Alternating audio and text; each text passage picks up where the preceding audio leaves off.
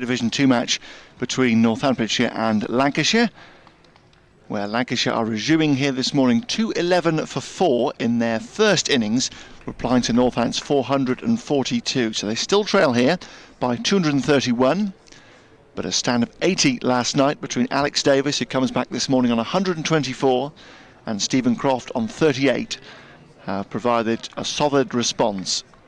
And Northants, who struggled a bit yesterday evening with the ball, need a response this morning. Ben Sanderson to open up from the 1-2 road end, goes into Davis with 2 slips and he lets it go just outside the off stump, and it's through to Adam Rossington. So Northants 4-4-2 in the first session yesterday. Needed a bit of extra time in the morning session to get the innings done with. Northants ground out 129.2 overs. It was the most impressive effort by Northamptonshire with the bat, having slipped to 3-5-2 for 8 at one stage to post 4-4-2. It's a commanding total, but Lancashire have battled back as Sanderson goes in again past the umpire, and a little play and a miss this time by Davis. One just gently goes away from the right-hander and through to Rossington.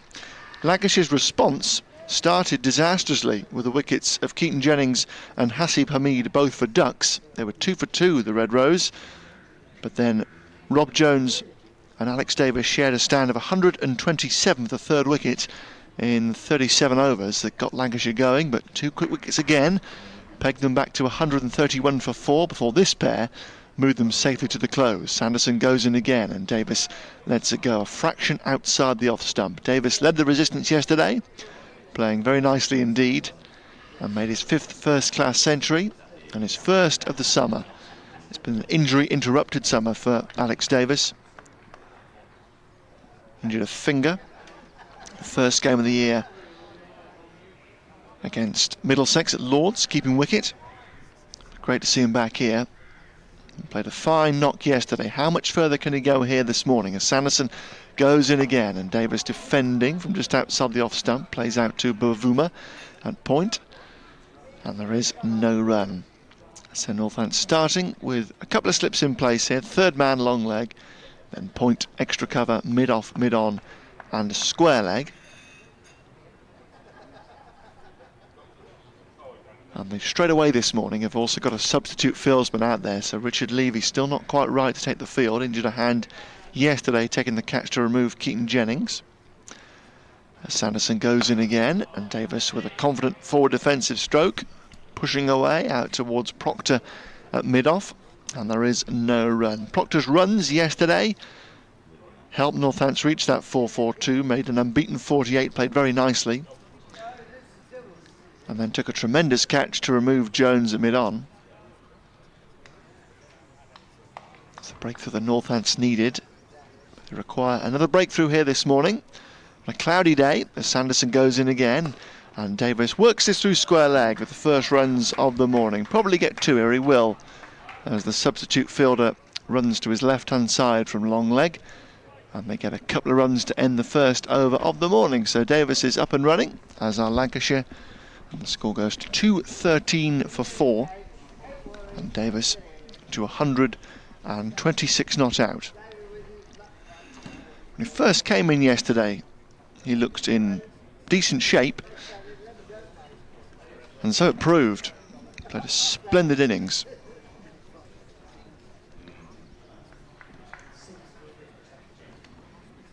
How much further can he go this morning? Northants set batsman yesterday morning.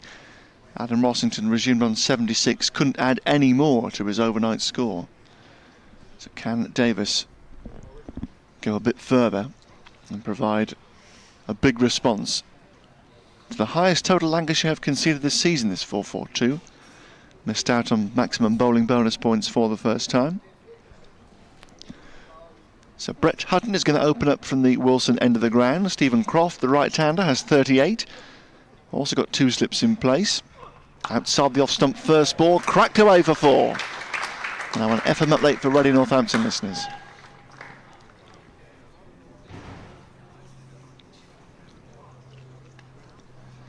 Yes, Northamptonshire returned this morning still with a big lead. It began at 231, but they would have been disappointed last night not to have taken more than 4 wickets, because they reduced Lancashire to 131 for 4 just after tea, before Alex Davis, who made his 5th first-class century, and the very experienced Stephen Croft took Lancashire to the close in decent shape. And Croft has just struck his first boundary of the morning as Lancashire continue to try and eat into this deficit. 293 is the follow-on mark. Shouldn't be an issue from here, you wouldn't think, but Northants do have a second new ball around the corner. But Lancashire for the moment 217 for 4, replying to Northants 442. Back with you online and on 855 medium wave as well on BBC Radio Lancashire in the northwest of England. Very good morning to listeners up there in the northwest. Hope the weather is okay, because have heard reports that there's some rain around up in the northwest that could potentially interrupt the World Cup semi-final today between India and India at Old Trafford. New Zealand batting first there, as Hutton turns and makes his way in past umpire Milnes, and just outside the off stump, cut away again. It's a good save at backward point. I think that's Emilio Gay there, the substitute fielder here today. So Ben Curran on a substitute for a large part of the day yesterday.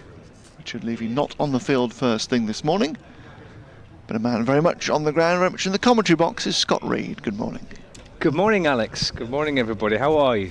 Very well, thank you. Excellent. Yes. Excellent. How can one not be well the morning of a day of championship cricket? Absolutely, yeah. Hutton comes in past the stumps and just outside the off stump. Croft lets it go through. A little bit of shape away there from the right hander, and there was a little bit of movement on offer throughout the day yesterday, really. It's been a bit of movement on offer throughout the game so far. I just don't quite think that either side have bowled as well as they could have done, really.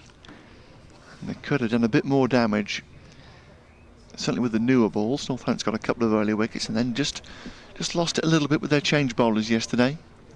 Can they provide a response this morning as Hutton comes in again, outside the off stump once more, and Croft trying to chop it away, plays to Bavuma an extra cover, who was moving in, underarmed at the stumps, and Nathan Buck wasn't quite ready for that throw out mid-on, and he had to go scrambling around to his right-hand side to ensure there were no overthrows. But 217 for 4. A cloudy morning, a uniform layer of cloud here today. Quite humid though, isn't it? It is, yeah. Yeah, quite warm.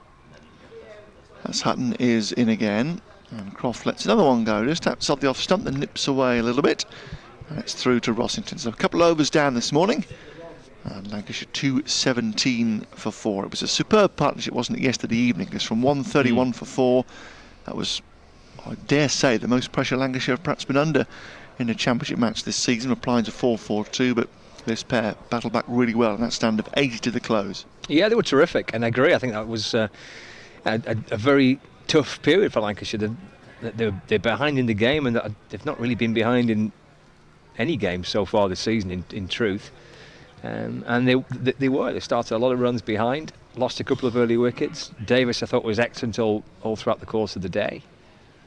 And Sanderson is in to Davis here, and he's forward, pushing in towards point. Across comes Bavuma to make the save, and there's no run. I thought Rob Jones was excellent. He provided terrific support for Davis, and then Croft as well towards the end yesterday, just kind of calming things down after Jones fell, Bohannon went quickly after him. Again, Northants got the tails back up again there, but Croft showed some of his experience, and he was quite calm as he always is. And yeah, it was a good partnership towards the close of play yesterday, but still a lot of work to do today. Sanderson right arm over, wider on the bowling crease. Fuller and Davis driving, squirts it away to the right hand side of Keogh at mid-on, and they go through for a single. So Davis goes to 127, 218 for 4. Spoke to Alex Davis last night, and he was obviously trying to be, as most players are, trying to be as positive as he can, and he's talking about getting up to and beyond that 4-4-2, but which is understandable. You know, he's going to come out and say that, but the first priority is going to be to get to 293, avoid the follow on, because if they don't, then that is a lot of batting to try and save a game today and tomorrow, and the bulk of yesterday. That's a lot of time out in the middle to try and bat and save a game. So I think it doesn't necessarily make the game safe moving to getting to 293, but it goes a long way. just taking that option or the follow-on out of the equation. So that's going to be a first priority for Lancashire this morning. Third slippers in here for Croft, another right-hander, and Croft struck on the pad here to one that just nips back a bit.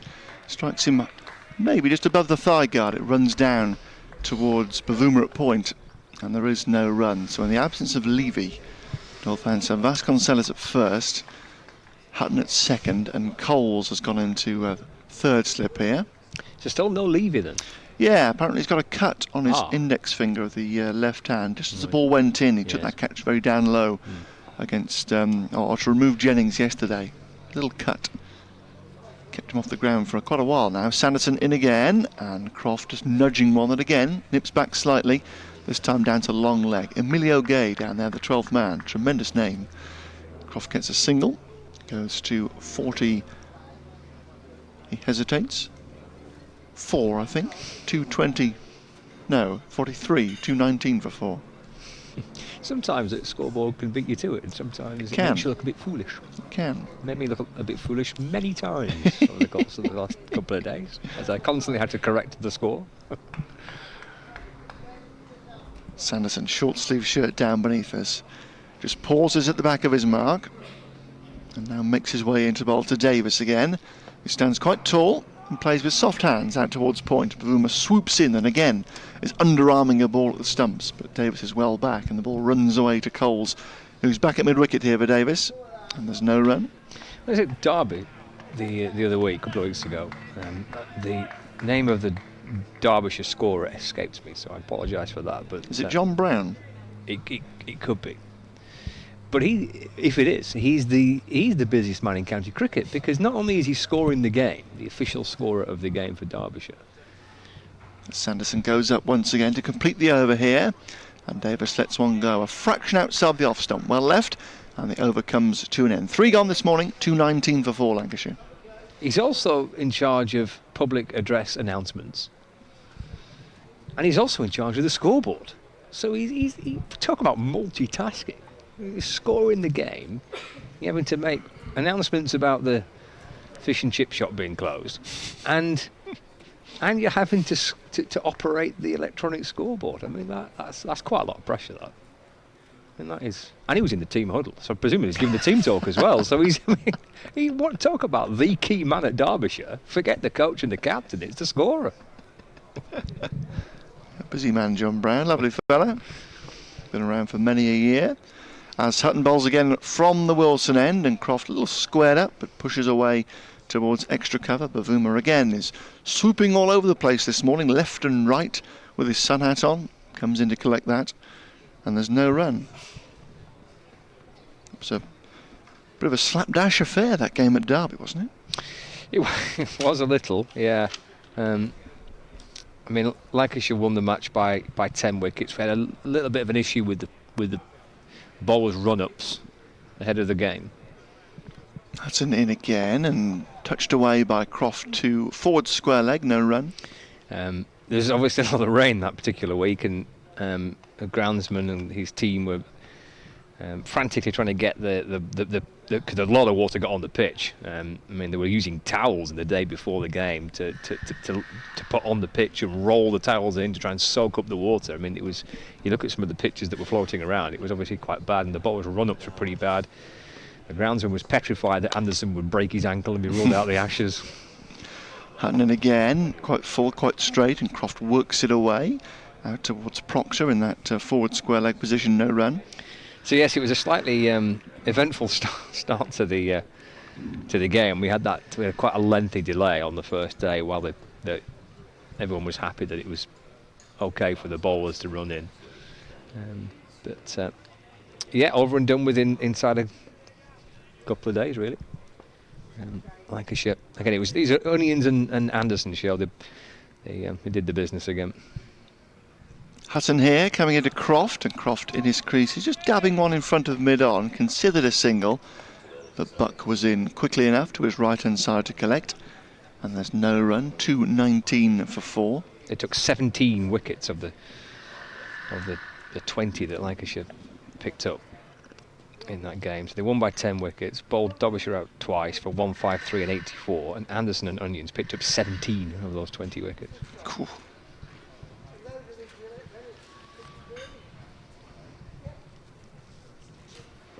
tight start at Old Trafford, isn't it, in the semi-final of the World Cup.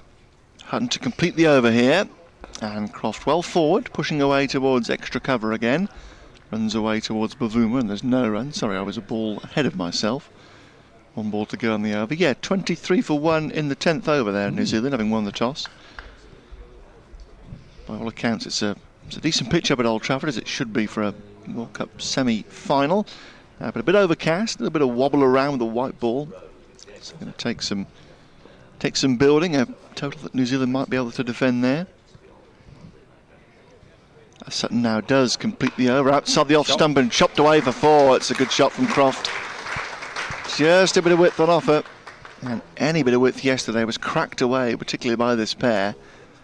And Hutton already this morning going for a couple of boundaries with balls a fraction wide of the off stump. So Croft quickly up to 47 here this morning, with Davis on 127. And Lancashire 2-2-3 for 4, replying to Northants 4-4-2. So they still trail by a long chalk, and it is going to be a long time until they can get themselves on terms. But if they do so, maybe sometime after tea today, perhaps if they play well, could yet be a chance to put Northants under some pressure in the 3rd innings. But a long way before we can talk about that. Yeah, that's what Alex Davis was referring to last night when I spoke to him. And most players kind of come out with that kind of positive intent, don't they? But he's a lot of overs and a lot of runs away before Lancashire can start to possibly even think about that, really.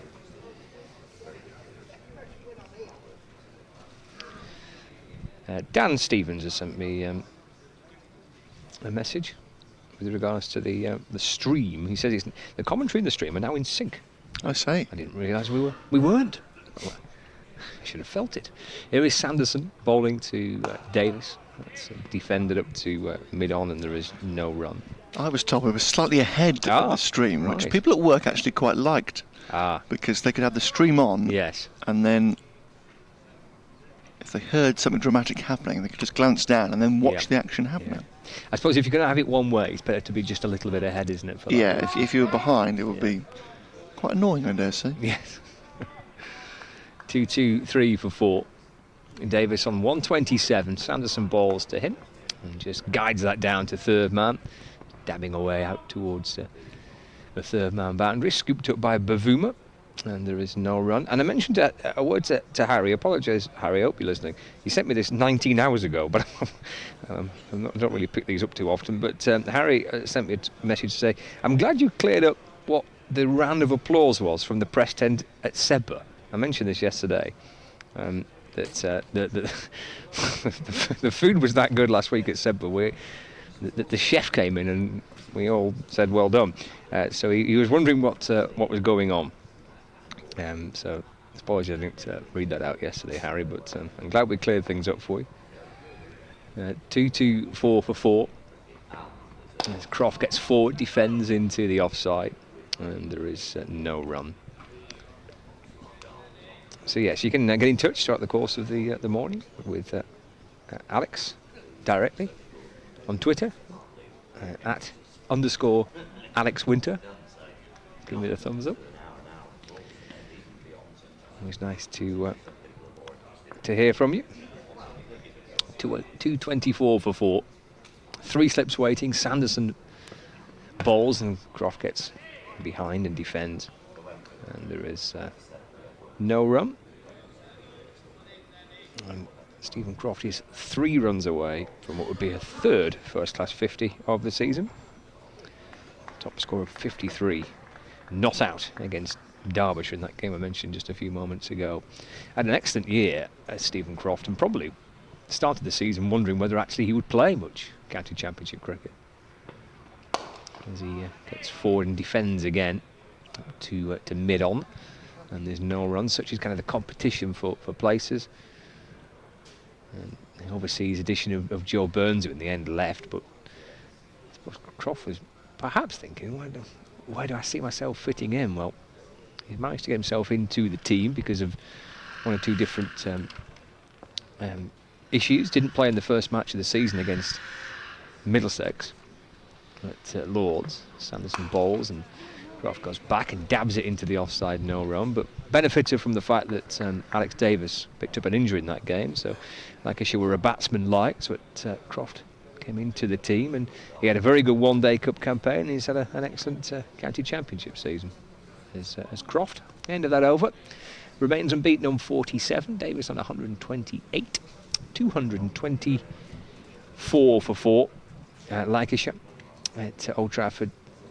10 overs gone, so the first power play has been done, and it's been won emphatically, really, by India. New Zealand are restricted to 27 for 1 from the first 10 overs. So Williamson's on 14 and Nicholas on 10. This after New Zealand won the toss and opted to have a bat up in Manchester. Yeah, obviously batting first has been the way to go recently in those World Cup matches. With the clouds around and nerves for semi-final. Just think maybe New Zealand, Trent Boult, etc. might have had a bowl. Davis just steering this next delivery from Hutton, just wide of second slip, and gets through for a single. 129 not out now, 226 for 4. It's Croft back on strike. We mentioned it's quite a cloudy day, but I think actually it's quite bright. I'm struggling a little bit. It is, yeah. There, yeah, I've got the shades on. Well, you've had the shades on for the previous 2 days, haven't you? Well, this is true. It has been sunny, though, the previous 2 days. But, yeah, sometimes I feel a bit subconscious with shades on with no sunshine. But I'm not just posing. Well, of course you are.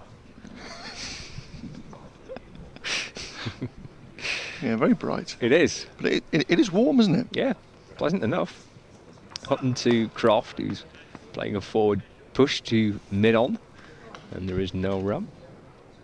Yeah, quite a nice warm. I described it this morning when I welcomed our medium wave listeners as a sticky day. Yeah. A warm, sticky day. And it feels pretty humid. It's very still. There's not much wind around.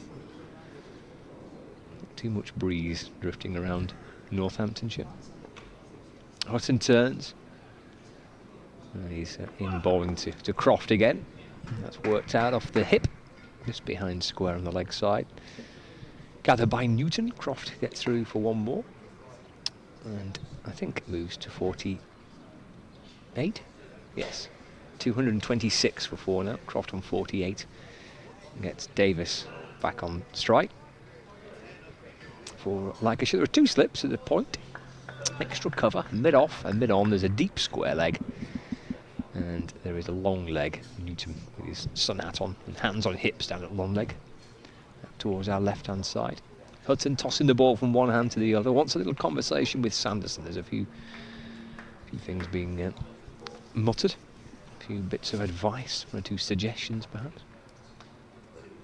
Vasconcelos is wafting his arms around at first slip, waiting. Come on, lad, get on with it. And now he's crouching down.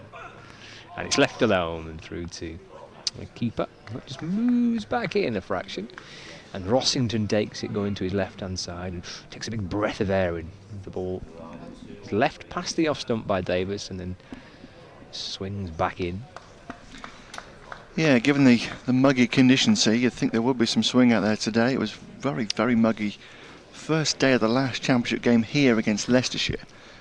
And there was a lot of swing available all day, almost too much swing. It has swung all game, hasn't it? Yeah, there's been a bit in it, hasn't there? Hopping over the wicket balls.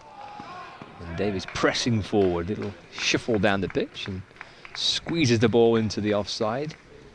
And it's picked up by Bavuma. Had extra cover, no run. Yeah, there just hasn't been enough of that consistently from Northants throughout the innings so far. And they've been good in patches, but in terms of a collective effort with the ball, just haven't quite probed enough. And Adam Rossington admitting last night there were too many release balls, really. They were just a little bit off yesterday, particularly the change bowlers. Hutton back in to Davis, who's whipping this next delivery off his pads, but not beyond Book, who's at mid-on. That's the end of the over. Well, Hutton bowled very nicely, and Sanderson bowled very well up top first thing yesterday, and picked up the 2 wickets. Sanderson dismissing Jennings for naught, and then Hamid for naught. Lancashire 2 for 2. Really good, intense start by Hutton and Sanderson, but it just ebbed away a little bit as the day progressed. managed to get Jones and then Bohannon quickly, and again you feel as though Northants have an opportunity, but it's a partnership managing just to settle things down again for Lancashire. Yeah, and the figures bear that out, don't they? The change bowlers. Buck yesterday, 8 overs, 1 maiden, 0 for 44. Coles 5 overs, no maiden, 0 for 32. Nathan Buck. Proctor did a very good job, 12 overs, 5 maidens, 0 for 26. And then Keogh, it might be 0 for 20 actually, that from Proctor. And then Keogh, 8 overs, 2 maidens, 2 for 30 was, I think, okay. But Buck was poor yesterday. I don't think that's been too unkind on him. But here he is again. Yeah, can he come back? New day, start again. He's bowling to Croft. The ball just comes back in a fraction, and Croft goes back into his crease, slicing it out towards the point, out towards the fielder at point, and there's no run. The public address announcer there, his voice was booming around the ground. It was a rather formidable introduction of Nathan Buck, bellowing out from the speakers around the ground. Chops and changes quite a lot, the PA announcer here at Northampton. Is it a new one today? Yeah. Right. Yeah. Well, you got to mix it up, haven't you? It's a long season. Buck over the wicket, angling towards the pads of Croft. He's forward, defending, just jabbing it down into the offside. Newton is at extra cover. He picks up the ball, and there is no run. 226 for 4. Buck had a good day with the bat yesterday. If he struggled a little bit with the ball, he enjoyed himself with the bat when he came out. Made 39. Cracked a couple of blusty blows off the bowling of Gleeson. A good partnership with Proctor as well. Croft can clip this one down towards the fine leg boundary for a single. Moves to 49 not out, 227 for 4. Yeah, a little stint from the Lynn Wilson end, and then he came and had a little go from this end as well towards the end of play yesterday, but it didn't quite work for him. But new day, come back refreshed, looking to do well against his former side. One slip in place with Davis back on strike. There's a deep square leg and there's a long leg and there's third man. And Buck, a little shuffle, and then comes in and bowling to Davis, able to steer that down to the man at third man for a single, and takes him to 130 not out. Score moves on to 228 for 4. Gets Croft back on strike. Talked about this before, haven't we? But when Buck went to Lancashire, what are we talking now? Many 6 years ago, was it? It was a while back, wasn't it? Went up to Old Trafford. He was one of the hottest properties in the country, wasn't he? England Lions bowler. Comes in his right arm over the wicket and bowling to Croft. That's played beautifully off the pads for 4. What a lovely way to reach a third half century of the season. Little tuck off the pads, just a fraction in front of square on the leg side. Glorious looking shot by Croft to reach a half century. 53 to him now, 232 for 4. Yeah, very nicely turned away with good timing. And a polite raise of the bat to the Lancashire dressing room away to our left-hand side. Looked in pretty good order last night. Croft shared a fabulous partnership, and with that boundary raises the 100 stand for the 5th wicket here. So a couple of century partnerships here for Lancashire. Moved them into a pretty good spot at 232 for 4. And Buck again leaking runs, start of a spell here on day 3.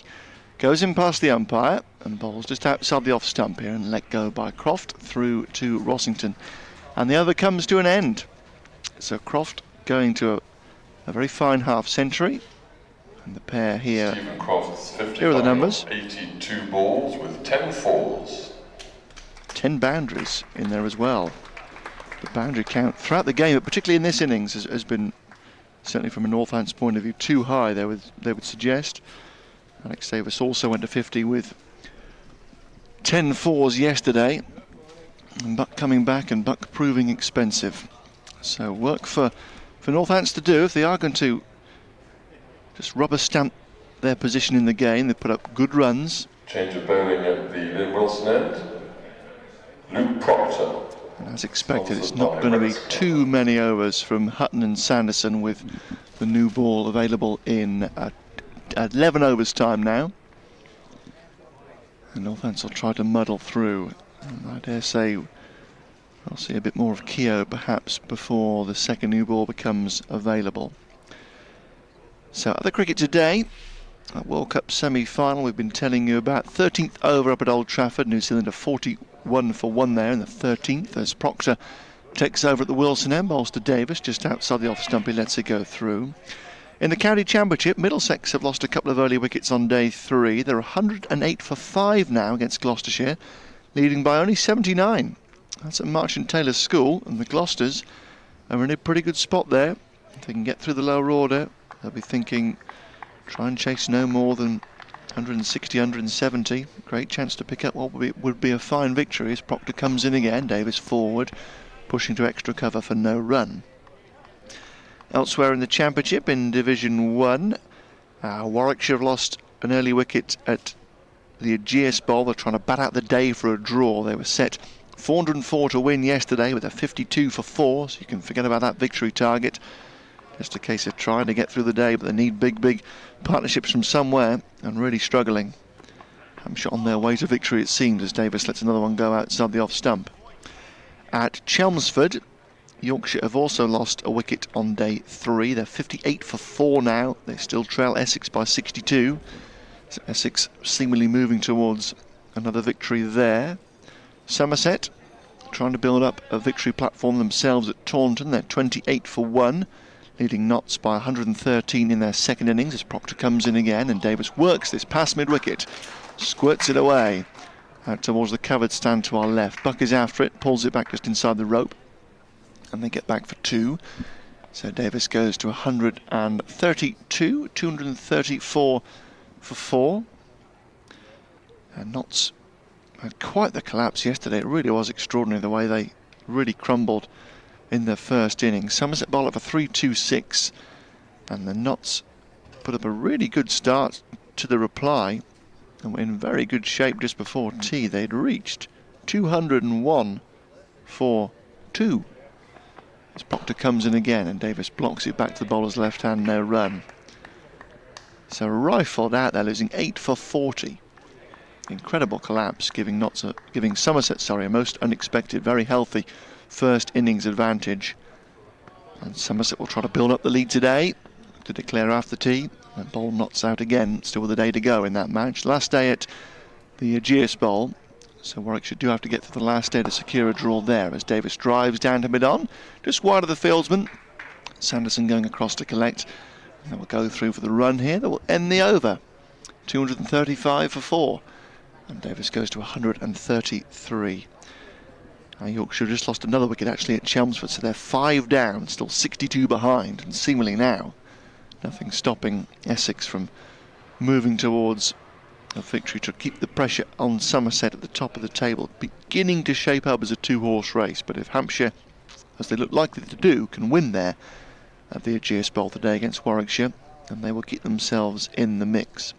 Also in Division 1 at the Oval, Kent are playing Surrey, and Kent are trying to build their lead. They're 301 for 6, leading Surrey by 30, so they've lost a wicket this morning, but we'll be hopeful of a good first innings advantage there. 3 batting points in the bag. It's been a decent return to Division 1 so far for Kent. They did just stall a few matches ago, but they bounced back nicely.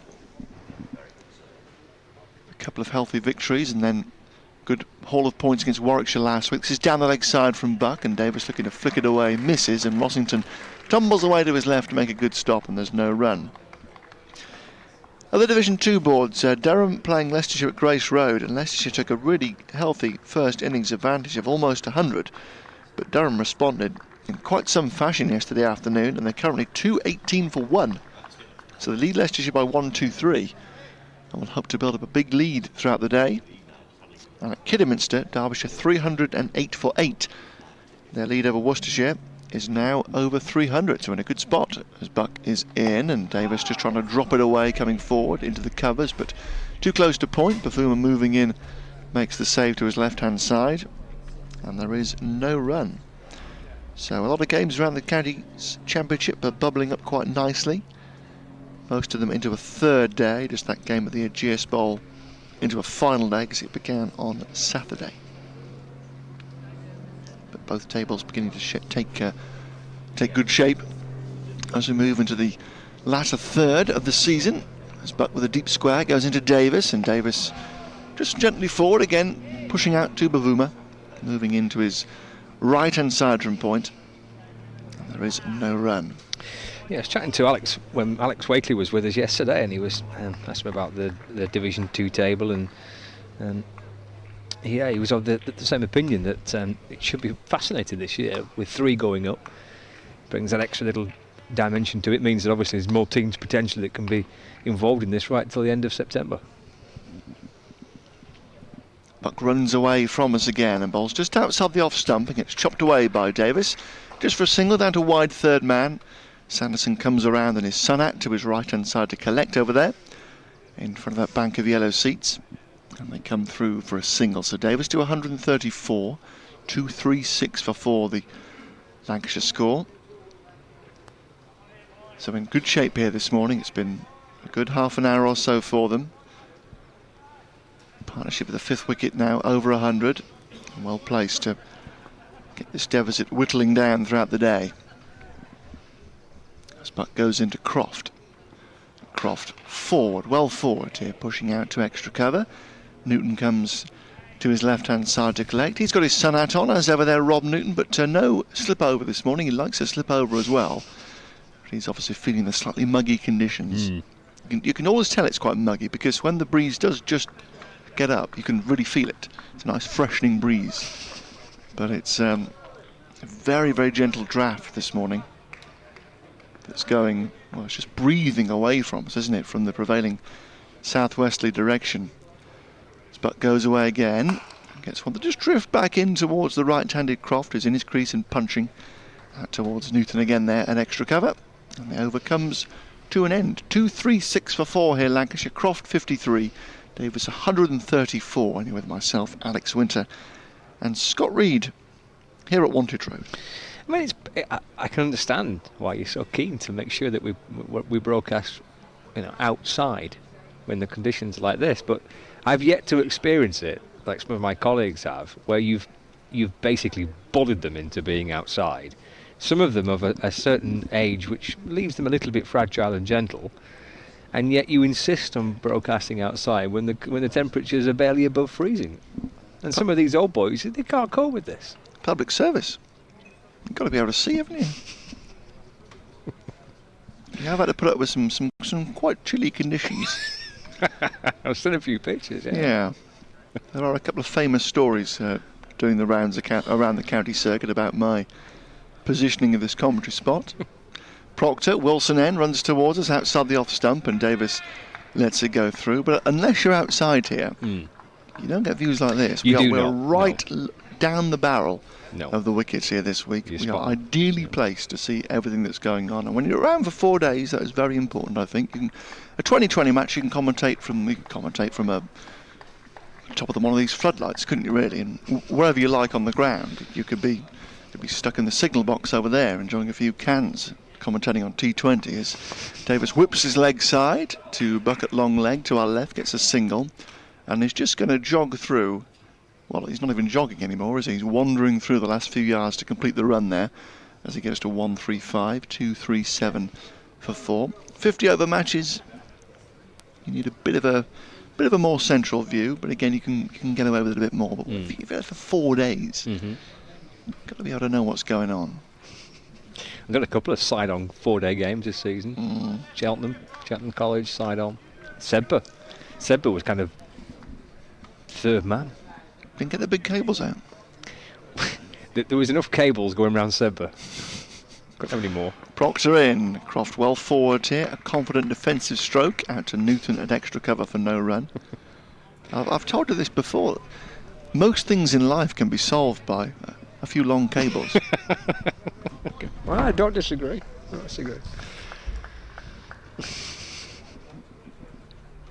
Got a couple of 30-yarders out here to rig up this position. You are the cable man. Cable guy, isn't that a film? That's a film. Proctor passed the stumps wide of the off stump, and Croft was certainly tempted to thrash it away through the covers because he was down on one knee there, attempting to slash it away, but thought better of it at the last moment and withdrew the hands and allowed it to pass through to Rossington behind the stumps. It doesn't sound like the liveliest film. Cable Man. I'm sure I might have made it up. Cable Man or Cable Guy or something. I think it's about some kind of serial killer. Proctor once more, and Croft on the back foot here, not totally on top of the ball. Pushes down towards Emilio Gaze, the 12th man at point. And there's no run, 2-3-7 for 4. I've certainly never heard of it. It doesn't sound like my type of genre, if I'm honest. Jim Carrey. Oh, I see. He's in it. It's an oddball cable installer, played by Jim Carrey. Proctor once again, full at the pads here of Croft, and Croft trying to whip it away, misses, gets struck low down on the front pad, but it would have gone way down legs. There was barely a hint of an appeal, and there is no run to end the over. So Proctor, decent stuff from him again, doing a good holding job, has got through 14 overs here for Northants, 0 for 30, and Lancashire replying to 4-4-2 or 2-3-7 for 4. So Jim Carrey's character, the cable installer, attempts to get a friendship with a customer played by Matthew Broderick by offering him some premium channels at no extra cost. When Matthew Broderick's character says I don't want it, Jim Carrey goes a bit What's the film? Classic. Right. 1996 thriller. It's a drama thriller from 1996. A drama thriller. That's what it's described as being. Goodness me. Away goes Buck. 11th over of the morning. Past umpire Watts, and Davis is forward, pushing down towards Hutton, who's out at mid-on now. And there's no run, just the one slip in place, but a short mid-wicket has gone in.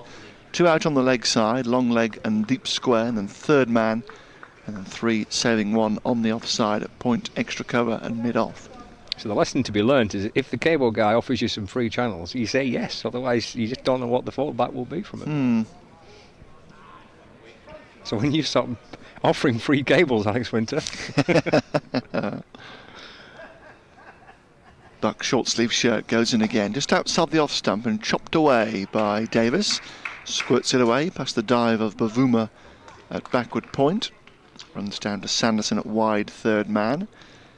And they get a run. So Davis to 136, 238 for 4. I'd like to think I'm sound enough of mind to take that rejection if long cables are turned down.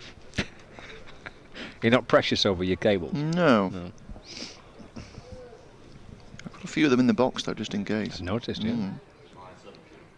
Buck to Croft, and Croft outside the off stump was having another slash, this time definitely played and missed. They're trying to chop it down almost there. Wasn't quite a stand and deliver cut stroke. Just tried to get quite low with the bend of the knee again to chop it away, and he missed. And it was through to Rossington for no run. We've one more outground to go to this season. I say we, Lancashire, which is at Colwyn Bay. Oh, beautiful. But they've got a good little setup there. And that they've got a little broadcast tent which is right behind the bowler's arm, just on a little elevated kind of hill at one end of the ground. Buck with a watch on his left hand goes in, and Croft, I beg your pardon, third time lucky, pushes down towards mid-on for no run. And the last time I was there for a game was 2015, and I presume the setup's still the same. So it's like there's a slope at one end of the ground, and the pitcher tent, so to speak, there, and put us in there. And the power comes from this old dear's house behind the back. So they rig it up over a backyard or a back fence through a garden into a kitchen, just next to the microwave. That's where the power comes from.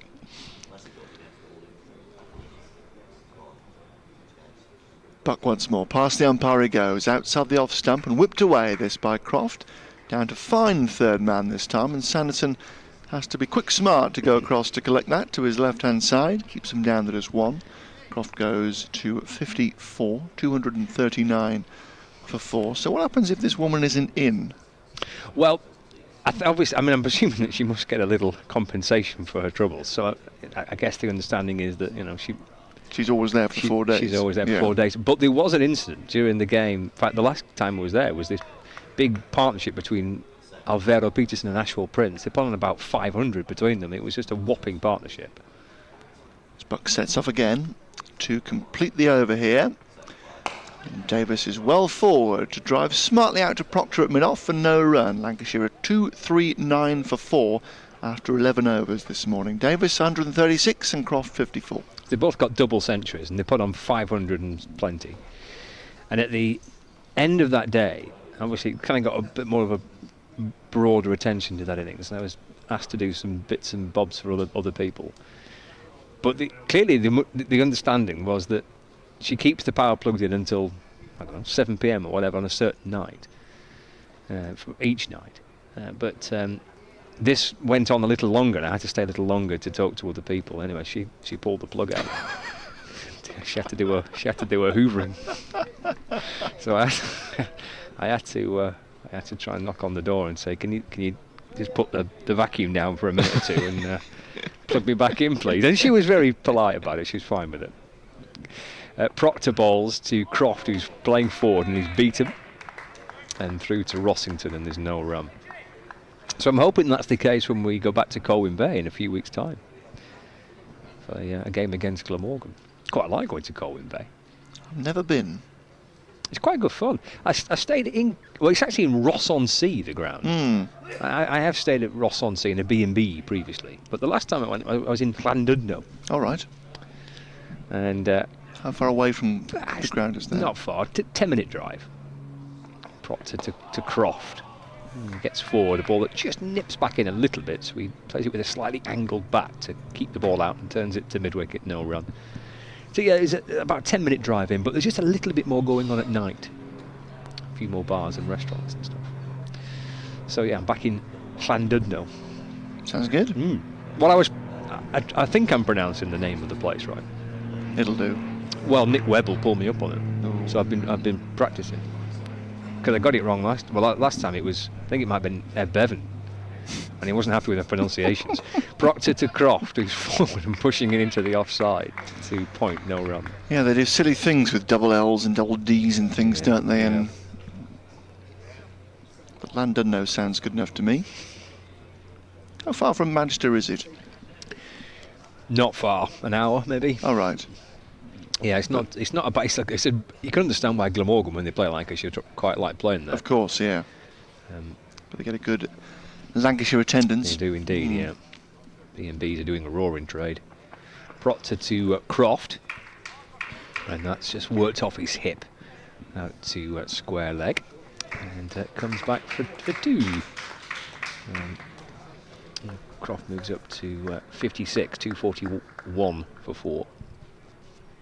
Yes, it's always quite well populated. It's a very nice ground, right by the sea. A little walk every morning along the front. It's wonderful, isn't it? Cricket by the sea. It's fantastic. First trip to Hove for a championship match for 5 years last week, and it was magical. Nice, yeah, nice. This is Kutch. That's a terrific shot. Just rocking back into the crease, cutting the ball in front of square on the offside. And it rattles its way towards the boundary. Croft gets 4 more and moves up to 60, 245 for 4. Yeah, a little surprised that Northants haven't gone with the offside sweeper. Plenty of boundaries, certainly yesterday evening, but a few more this morning. Just that bit of extra protection, just to put a lid on this scoring rate.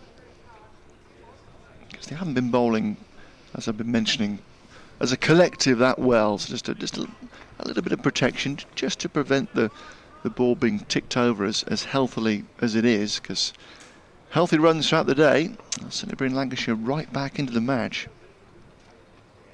Proctor bowls and Croft defends. Just up onto the toes and popping it back down the pitch, and gathered by Proctor off his own bowling, and that completes the over. 245 for 4. There's a helmet being brought out here. Will we see a little bit of Keogh perhaps coming into the attack? 34 runs this morning in 12 overs. So a steady start of the day, a good start of the day for Lancashire. 50 minutes or so gone now, just what they would have wanted, extending this partnership. 6 overs into the second new ball is due here, or available, and Northants have really got to hope it can work to just try to get back to a dominant position they were in yesterday afternoon. 131 for 4. It was a great spot in the game, but this partnership has really repelled them. And great work again first thing here on day 3. It will be Matt Coles to come into the attack, but he's not wearing his shirt. I'll tell you more in a minute. In comes Coles and balls to Davis. He's steering that down to third man for a single. 137 to him now to 4-6 for 4. Yeah, they haven't actually printed to Coles a shirt in his loan spell. In a previous match, he was wearing a shirt with Cotton on the back. Right. Ben Cotton played a few games for Northants back in the last year and actually had signed a contract, but didn't get going this year. And so they'd taken the C and the O and just put a plaster over the rest of the word. Coles balls. It's a wide ball left by Croft through to the keeper, no run. And just penned in on this plaster LES. So you had CO actually printed on the shirt and then LES. You are joking. Stuck on this plaster. No. Outstanding. Absolutely outstanding. Well, they've not bothered with that now, have they? He's got Adam Rossington's shirt on here. He's got his captain's shirt on instead, yeah.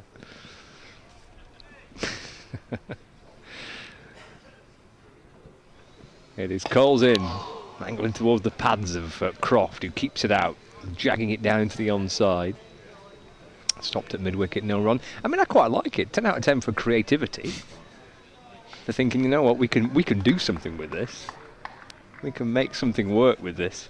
With a little bit of tape and a marker pen.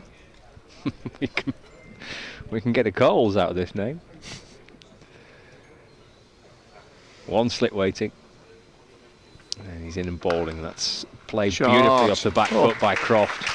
4 more runs out towards the point boundary.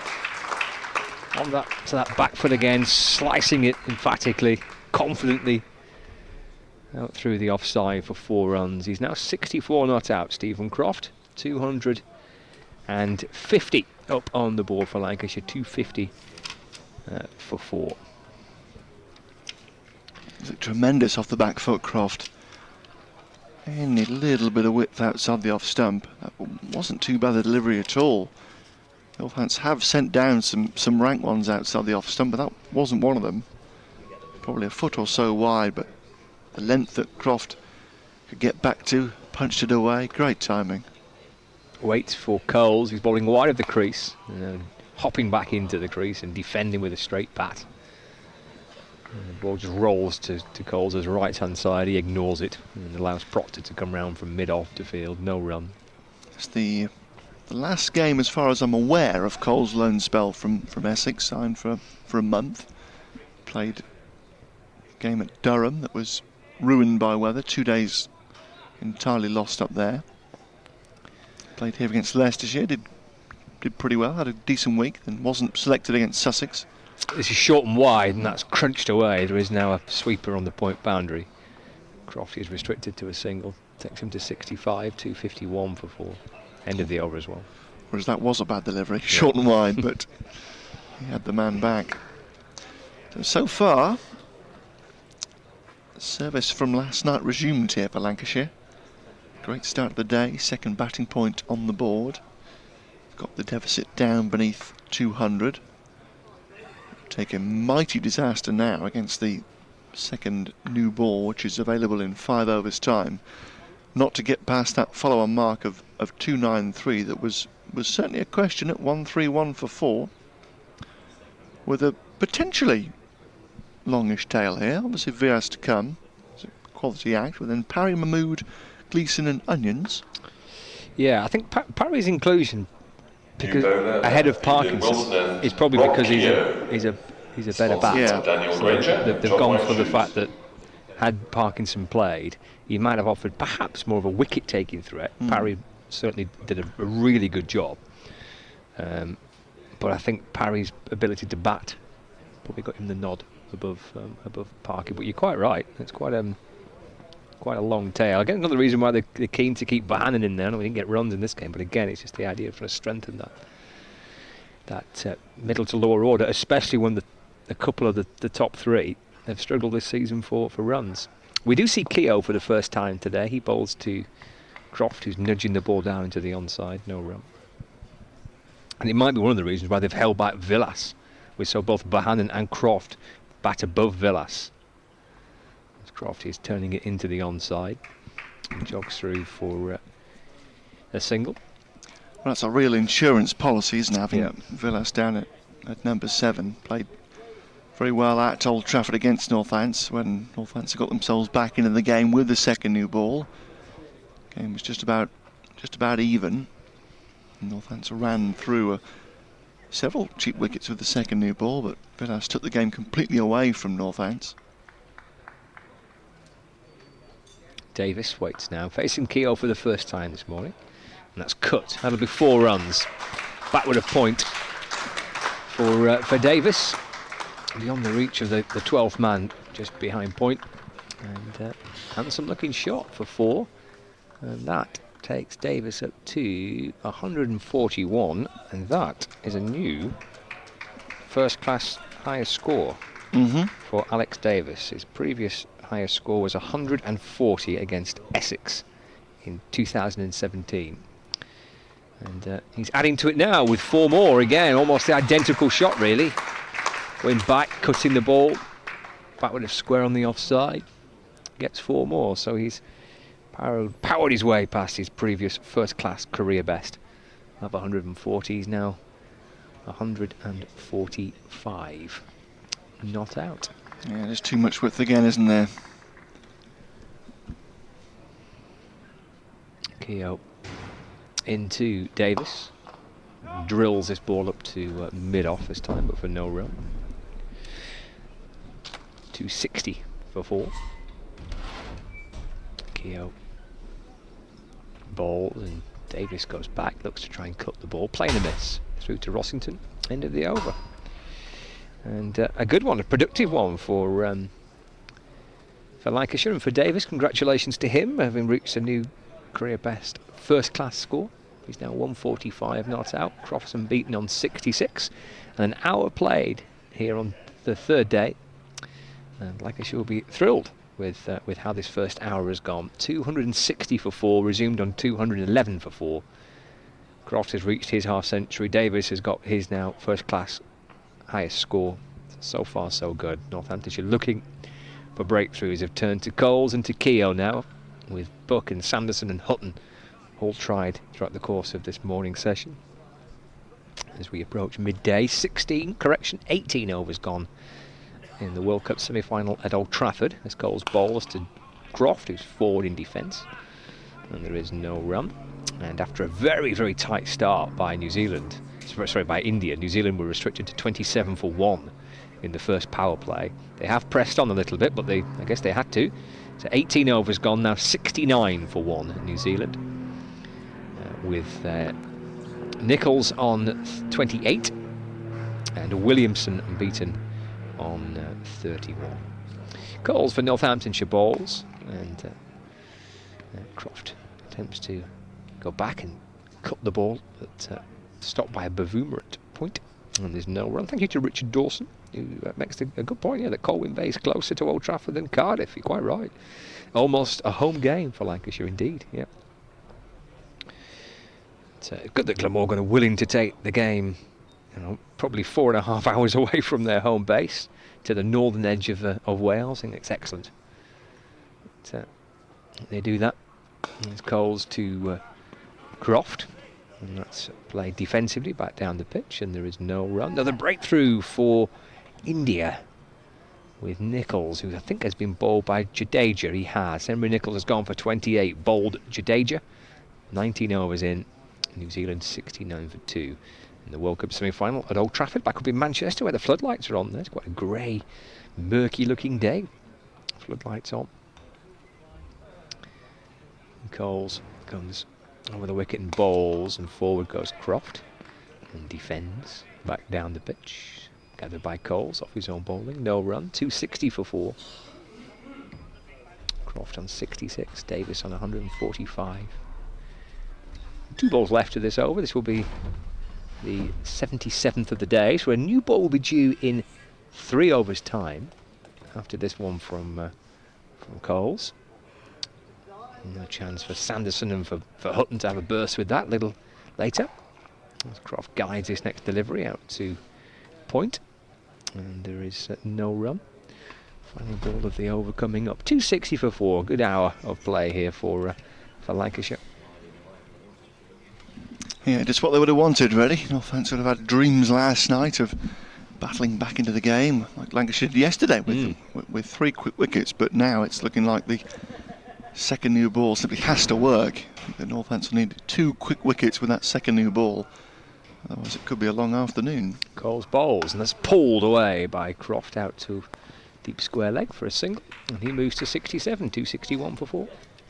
Thank you very much, Scott Reed, alongside myself, Alex Winter here at Wantage Road. Cloudy day, but still fairly warm. And still quite bright as well. We've got a layer of alto stratus above us again today. The sun is just trying to squeeze through directly above our heads. 261 for 4. Lancashire trailing still by 181.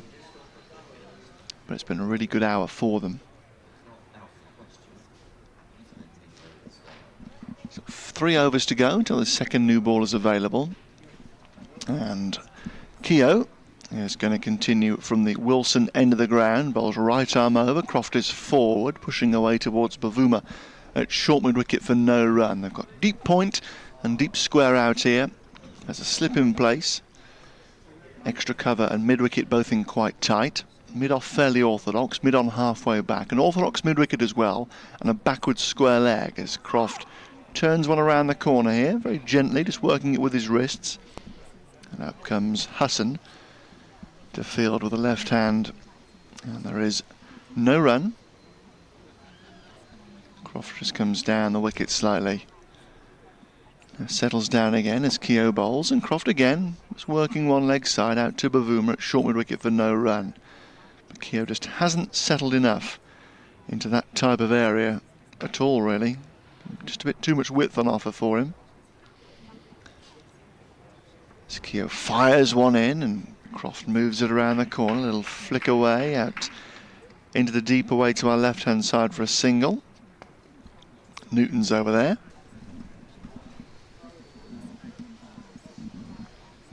.262 for 4. Croft has 68 here. And it's his highest score of the season now, his third 50 of the campaign.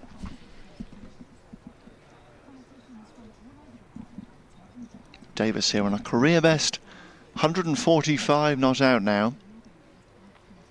Looks at the leg side field, the stead exactly the same here for Davis, who's initially trying to go back and just defends in the end in front of the off stump, dabbing it down out towards extra cover. And there's no run.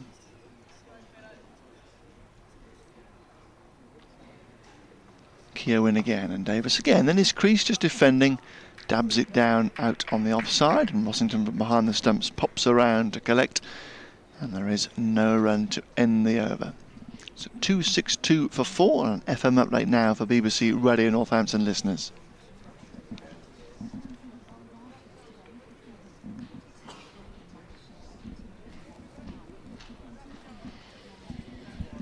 And in reply, Lancashire continued to go very well. 262 for 4 they are, so they still trail Northants by 180, but this fine partnership between Stephen Croft and Alex Davis continues here today. Yesterday afternoon, Northants reduced Lancashire to 131 for 4 and a long way behind. At that stage, the follow-on mark of 293 was certainly a consideration, but not so now, with Davis having gone through this morning to a career best 145 not out, and Stephen Croft a season's best 68. 262 for 4 Lancashire. They still trail by 180, and Northants with a second new ball due in 2 overs time will need to make some inroads in the next hour of play in order to just assert their dominance on the game once again.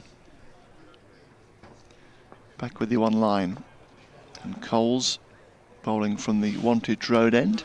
First ball of the over blocked by Croft.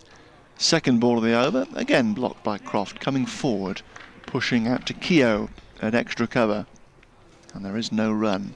Just the one slip here. No short mid-wicket anymore. 4 men on the boundaries at third man, long leg, deep square, deep point.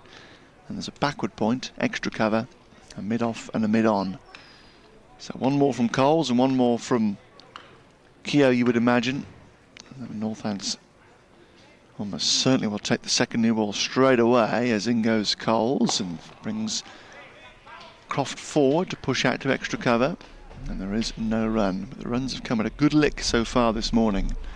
Northants not able to exert any control after the change bowlers, when the change bowlers have been introduced.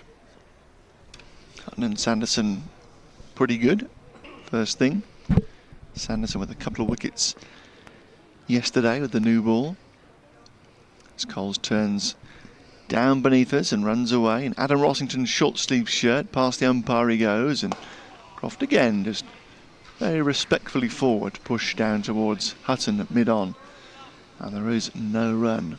Jack White down beneath us, who's been around for the summer here at Northants, a Minor Counties fast bowler, given an opportunity here with Northampton. They've given an opportunity to several players who perhaps haven't quite come through the academy systems.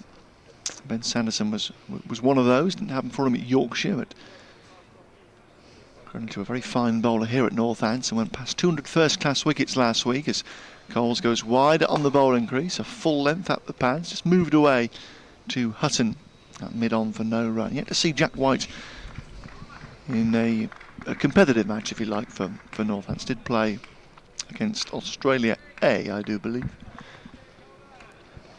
He's been around the squad, waiting for his chance, really, but Northants, with their limited resources, forced to scout around for some players that might have slipped through the net. As Coles sets off again, past umpire Watt he goes, and it's quite full again, but a little straighter and worked away by Croft for a gentle single. Out to the 12th man, Gay, away to our right-hand side at deep square. So a single to Croft to end the over. We'll keep the bowling on 69. And Lancashire 263 for 4. Trail Northants here by 179 runs. Davis at the other end on 145. Scores elsewhere. Middlesex are now 7 down at March and Taylor's School. They're 1-2-4 for 7. Right. Lead the Gloucesters by 95. So Gloucestershire just beginning to whiff victory down there. Will push them back up the Division 2 table and keep them very much in touch with the promotion spots. Good start of the day for them there as Keogh bowls potentially the last over with the old ball here from the far end, and Croft works it to square leg for a single. 2-6-4 for 4 here. At the Ageas Bowl, Warwickshire are 5 down and seemingly slipping to defeat. Looking to bat out the day for a draw. They need a nominal 3-3-2 more to win there. And Yorkshire also slipping to defeat at Chelmsford on the third day of that game, 76 for 5. They still trail Essex by 44. As Keogh steps into bowl to Davis. Davis is in his crease, just blocking to short mid-wicket for no run. At Taunton, Somerset trying to build their lead over Notts. They're 56 for 2, but a good lead of 141. Kent have got a good lead on Surrey at the Oval. They're 3-2-5 for 6, leading by 54 as Keogh floats one up and Davis is back, pushing again to short mid-wicket for no run. So Kent in a decent spot in that game all of a sudden. If they can increase the lead up into 3 figures, can put some pressure on Surrey on the third afternoon there. Durham are 2-5-8 for 2 at Grace Road, so they have lost a second wicket, but they've got a good lead there of 163 over Leicestershire at Grace Road as Keogh bowls just outside the off stump. It's nicely late cut here by Davis. Runs towards third man. Vasconcelos is after it, slides and hauls the ball back 10 yards from the rope, and they get 2. So Davis to 147, 266 for 4. And at Kidderminster, Derbyshire really increasing their lead there, 351 for 8. Lead Worcestershire by 346, quite the turnaround in that match there, but Derbyshire with big runs to play within the 4th innings as Davis props forward and defends back up towards the bowler for no run. And at the World Cup, New Zealand 74 for 2 in the 22nd over against India for a place in Sunday's Lord's final. Keogh steps in again. Davis back to Paul. Oh, he's gone! Goodness me! He's hit it straight to short mid-wicket, and Bavuma has taken the catch, and Al Davis is gone for 147 with 2 balls to go before the second new ball is due. And having played so well, that's a bit of a calamity for Davis and Lancashire. Just gifting a wicket to Northamptonshire. Keogh with the breakthrough, his 3rd wicket, 266 for 5, Scott Reed. Yeah, I'm not sure that Alex Davis can believe he's done that. I mean, he's just hit it straight to the man, hasn't he, at mid-wicket, as you mentioned it. A final ball before a new ball is due. But he has batted superbly and richly deserves the round of applause that he's getting for his new first-class best score. But he's peeling himself off the ground here. He is, walking off the ground ever so slowly, forlornly really, raising his bat to take the applause. As you say, he can't quite believe what he's done. He has played really well and put his side in a more comfortable position, but I'm afraid Alex Davis is finally out for 147 caught Bavuma bowled Keogh, 223 balls with 23 fours. A good idea to compete with the PA here in this Ken Turner stand, but he has, as I say, followed the example of the Northants batsman on day 1 and just given it away a bit there and just opened an end up before the second new ball is due. It's exactly what Northants would have wanted, a new man in with a new ball due. And they'll be looking for one more wicket now with the second new ball, get this potentially fragile lower order in, and Northants again will be sniffing a sizable first innings advantage. But a fine knock from Davis, a career best 147 to his name. Indeed, yes, the new ball taken absolutely straight away. That's been signalled by umpire Chris Watts. So Sanderson will take the new ball. And Dane Villas joins Stephen Croft. Absolute bonus for the pavilion end with the new ball, Ben Sanderson. For Northamptonshire to have got that wicket out. I was in the process of preparing myself to say, it's important that these two got through this first hour because then they're there to face a new ball and not open that up for a new batsman. But that is not to be the case. Whoever the 12th man is for Northants, an outstanding effort to come back with carrying 2 drinks carriers and balancing a helmet on his top of his head. It was fine work there. It looked like Richard Levy. Outstanding. Who's in okay shape to carry the drinks, but not so to field here this morning. So, a new ball here for Northants, and Sanderson runs away to bowl to Croft on 70. 3 slips have gone in. It's down the leg side. They're first up. A bit of movement there, straight away, nipping down the leg side. Rossington goes to his left-hand side to take it. So what a bonus for Northamptonshire. You still have a very healthy advantage here. Shouldn't be too much bother to knock off the remaining 27 runs here to avoid the follow-on. But the advantage is still significant here on first innings for Northamptonshire, 176. Sanderson in, right arm over. And Croft gets it off the thigh guard here, runs away to Gay. He's the 12th man on the ground here at square leg, and there's no run. So 3rd man has come up here for the new ball. 3 slips point, extra cover, then mid-on, short mid-wicket, square leg and long leg. Vital here that Northants just put a bit of a squeeze on as well. Likely to do so, having broken the partnership. It'll take a bit of rebuilding, you would think, for Lancashire as Sanderson goes in again, just outside the off stump, pushed at hard by Croft and squirts it away past backward point of a thick outside edge for a couple of runs. And they scamper back nicely for that second, which takes Croft extending his season's best here to 72, 268 for 5. A championship best anyway for Croft. He may have had a better tally in a university match.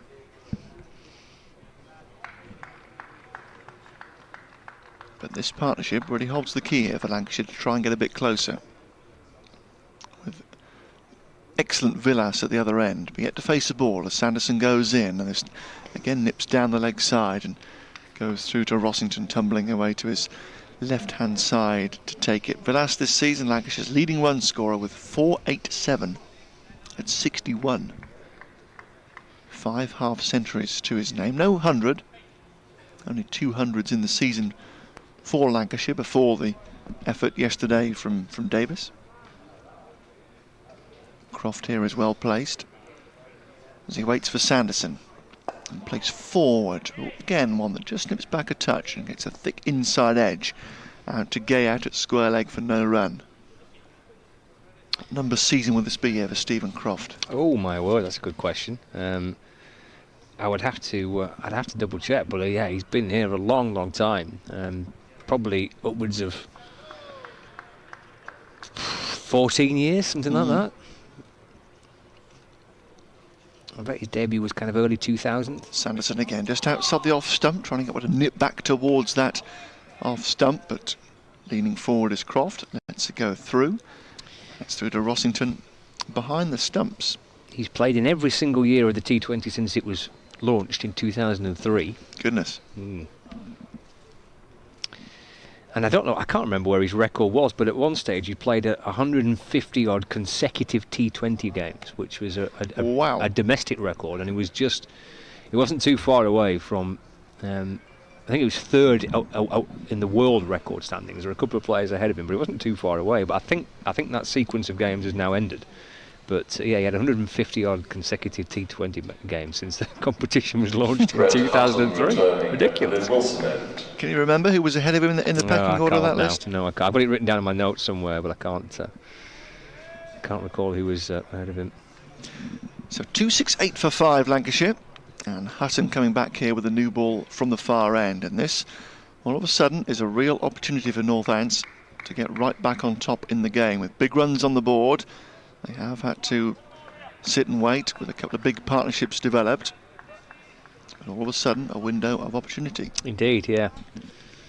And Villas, as you teed up before, Alex, has been the man in form with the bat for Lancashire this season. And he's off the mark straight away with a punch down the ground. And one for Bavuma to chase after towards the wide long off boundary. He will get to it, and Villas has actually run 3. So he's up and running straight away, the Lancashire captain, off the mark with that. He moves to 3, and Lancashire to 271 for 5. But yes, he's been a fantastic stalwart of the club in the last decade or two, Stephen Croft. Had his a testimonial year last year, so it was a big year for him with various functions and dinners and events taking place. But yeah, wonderful, loyal player for Lancashire since his debut. So he's just tickling this one off the pads now down towards the fine leg boundary, and played it very nicely indeed. Lovely little shot. There's a fielder at fine leg, but unable to get around and cut that ball off. Just a little tickle off the pads down towards the boundary for 4 more. Croft moves to 76, not out. Lancashire 275 for 5. Yeah, they've got to make sure that they're right on it here, Northants. Just got a bit of pressure all of a sudden. There was a release of pressure yesterday afternoon, and Lancashire slipped to 131 for 4. And waits as Croft as Hutton bowls. He's forward and defending into the offside. No run. Blackpool lad? Aye, he's most certainly Crofty? is. Yeah, he is. Blackpool supporter. Is he really? He is, yeah. Now the old Oystons have gone. He might. Yes. I think he was one of the venture back to Bloomfield Road. Yeah. I think he'd given it up as a bad job when the Oystons were larking about. But yeah, most of them had. Yes, but they've disappeared. So it might bring a few back. Hutton bowls to Croft and plays nicely forward in defence. And there is no run. Did an FA Cup second round tie there 2 years ago now, I think. Brackley Town got there. Oh, yeah, I remember that. Yeah. I think Brackley had more supporters in the ground. I'm not Took surprised. a host of buses up the M6.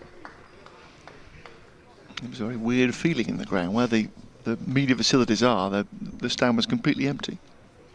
Hutton to Croft. Leaves the ball, moves a little away, and gathered by Rossington in front of first slip. And there's no run. Yes, it was all rather grim at Bloomfield Road. And it was such a shame as well when Jimmy Armfield died. That was a year and a half ago now, wasn't it? Obviously, absolute legend of that part of the world, legend of English football, of course. But the fact that there weren't too many in the ground when all the tributes were being paid. Hutton to Croft, left again. The ball pitches, moves away. Gathered by a keeper and captain Adam Rossington. That's the end of the over. 275 for 5. Croft on 76. Villas unbeaten on 3. With new ball, 2 overs old. The Huttons had 1 go with it. Sanderson's had 1 go with it. Croft and Villas in conversation. Now, a few times this season, Northants have been in good spots in matches, and they haven't been able to nail the opposition when they've just been on top. Did so against Sussex last week. This is the chance, isn't it? Still good 160 odd runs ahead. New ball in hand, new man at the crease. Can they get through? Yeah, terrific opportunity to secure a very, very big first innings lead. That's driven off the bat really firmly by Croft. And a good stop by Bavuma at cover point. And there is no run. Now Parry's padded up on the Lancashire balcony out to our left-hand side, so he'll be due in next. Stephen Parry. And he'll be hoping that's not for a little while yet. Hoping that Croft and Villas can get Lancashire at least to lunch. For an inside edge this time, as Villas shuffles half down the pitch and the ball squirts out to Proctor, who's at mid-on. And there's no run. 275 for 5. The wicket of Alex Davis on just on the stroke of the new ball being taken out for a career highest score of 147 in first-class cricket, that is. Bavuma with the catch, Keogh with the dismissal. And a slow trudge off the ground by Davis. Oi! Sanderson bowled left by Villas. Oohs and ahs, not just from the keeper and the slips, but from Alex Winter as that ball nips back in and just goes past and perhaps even just a fraction over the top of off stump and through to the keeper, and there's no run. Yeah, trusting the bounce there. Didn't it back from Sanderson. He often has a short leg in, and we saw that a bit in the first innings as well, didn't we? Had the man at Boot Hill, just for that ball that nips back and could potentially come off a streaky inside edge. There's a short mid-wicket in place. Charge. Driven beautifully for 4 runs. Crunched its way through the covers. And the ball thuds into the advertising board. Glorious looking shot by Villas. A shot of a man that comes into bat with a lot of runs behind him this season. He moves to 7, 279 for 5. Now, we talked about Bavuma on the first evening, didn't we? Hitting those 6s over extra cover off onions to perfectly respectable balls, and that was very similar, wasn't it? Ever so slightly full of a good length, ever so slightly wide, stand, cracking shot. Was. Waits for Sanderson. That's worked into the onside. That'll be 4 more to the right of mid-on. Proctor will chase after it, but he'll just watch that ball beat him and tear away towards the boundary at wide long on for 4 runs. I think I know who that is. Oh, really? That's Dave from Blackpool, a Lancashire supporter, who's up there signalling 4 runs. He was up out of his chair straight away, signalling the boundary. Oh, Dave. He's been pretty quick on the old merchandise as well, because he appears to have a brand new England World Cup shirt on as well. Oh, he's right across that, yeah. He likes to have all the latest gear on. 283 for 5. That's now up to 11. Beautiful on drive, a crunching cover drive. 2 beautiful shots. He wants more runs here, but he's hitting this one down into the ground and stops at short extra cover. And here the sound coming off the bat, just how cleanly and sweetly he's connecting with these, Dame Villas. End of the over. 11 to him, 283 for 5, so 10 runs away. Lancashire from taking the option of a follow-on out of the equation and making Northamptonshire bat again, but Northants still very much on top. Lancashire a long way behind, replying to that 4-4-2 at 283 for 5, so a very good opportunity here. If they can get one of these out, they're into the bowlers of trying to secure a very, very healthy lead on first innings. About 35 minutes until lunch on the third day. Hutton bowling to Croft. He just nudges the ball into the onside, but to mid-wicket, and there's no run. Yeah, and it's going back to that dismissal of Davis. It was completely inexplicable, wasn't it? Because he played so securely, had not looked like getting out at all. Provided that very stiff chance on 70 back to Proctor yesterday afternoon, but apart from that, may have been 3 plays and misses. Hutton to Croft, and that's beautifully timed as well through the onside. Proctor will probably just about get to it out and towards a square leg boundary, but again, just a little roll of the wrist up onto his toes and working the ball across his pads. Timed nicely, but just didn't have enough on it to reach the boundary. Croft adds 2 to his total. He moves to 78, 285 for 5. He barely hit that, didn't he? Yeah. That was extraordinary. Just a little turn of the wrist. 2 slips in place. Hutton over the wicket bowling to Croft. Playing a forward defensive into the offside. No run. That's always where you get impression of how well the professional players use the pace. Because if I'd played that shot on a Saturday afternoon, it wouldn't have got off the square. I doubt it would have got off the cut strip. It would have dropped directly at my left boot. But that was just a gentle little, just a turn, wasn't it? Just a gentle turn of the wrist. It looks so easy. Croft up onto his toes this time and pushing it back from where it came. Hutton goes low down to his right to field the ball. Tosses it up towards Bafuma at mid-off, who gives it a bit of a polish. Croft has a wander down the pitch. Well, looks very neat and tidy, doesn't he, Croft, the way he plays, but actually just his appearance in general. His shirt tucked into his trousers and his whites are crisp and clean. It's a consummate pro. Absolutely, yeah. Hutton to Croft, who's back and jabbing it into the offside. And Bavuma is at mid-off to field, no run. And a bit of a rare species as well, as a really experienced senior pro in the dressing room, with the incentives now to select players, I think under 25. Incentive payments to get those players, English qualified young players, in your squad. So senior pros have just gone out of the game a little bit. Croft striding forward, shouldering arms. The ball into the gloves of Rossington. End of the over. 285 for 5. Croft 78. Villas unbeaten on 11. Scott Reed, alongside myself, Alex Winter, here at Wantage Road on a cloudy day. Uniform layer of alto stratus up there. It's a little grey all of a sudden directly above the ground, but I don't think any rain is forecast. There is, I think, a chance of a shower tomorrow, so I may have to get my personal cover out this evening just to cover our commentary position. Al fresco as ever here at Wantage Road.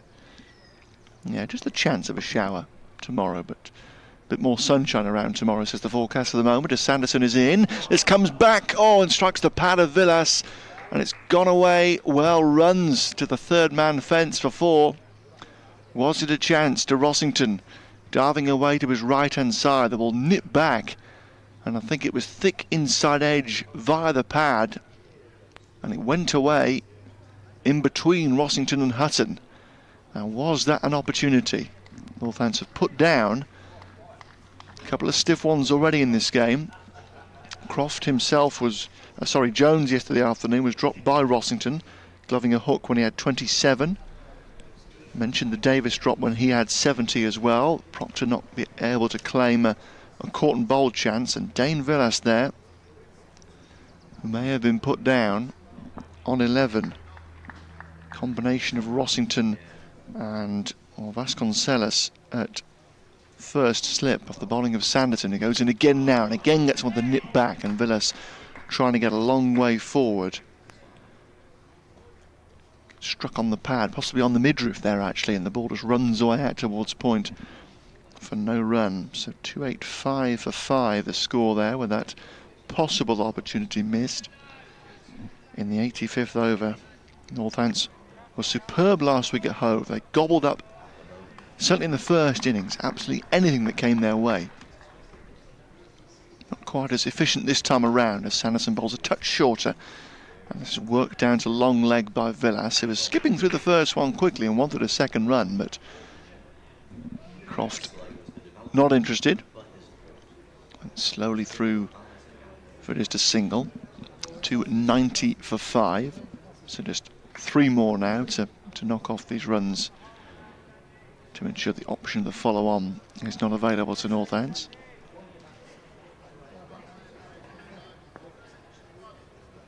Sanderson goes in to Croft. A pair of right-handers out there. Croft struck on the pad. Appeal for rugby 4 gone! Well, I don't think Croft can believe it. He turns round to the leg side, thinking he'd, well, struck quite high there perhaps. Maybe a bit leg side. Certainly from this distance, we've got a perfect view. I wasn't totally convinced. But umpire Chris Watts has sent Croft on his way, and he's gone for 78, and he's very disappointed as he walks off, but he did shuffle across. It was a nip backer from Sanderson, beaten on the inside edge, and Sanderson strikes with the second new ball, just what Northants would have wanted. And they've now got both set batsmen this morning gone, and the potential here to expose the lower order to the second new ball. But here's the applause for Croft, because he's played very well. She had that stand of 135 with Davis, but he's gone, and suddenly Northants back on top at 290 for 6, replying to 442. So this lower order, Parry, Mahmood, Gleeson and Onions, doesn't represent Stephen Parry, a lineup to be particularly feared. Obviously some ability, particularly with Parry here coming out at number 8. As Scott was explaining, preferred to Parkinson in the match probably because of his batting. But a job to do here against the second new ball. And what a chance now for Northants. Both set batsmen gone. It was a difficult hour for them. But now a couple of wickets. Davis and Croft back in the pavilion. Can they make it count? This was always going to be their opportunity for Northants. Get on top of the game with this second new ball. Sanderson finds another wicket. Croft's fine resistance comes to an end. And now Parry out at number 8. 3 slips go down. Sanderson goes in. Parry, oh, is beaten first delivery. One that just shapes away, and he did well to miss it.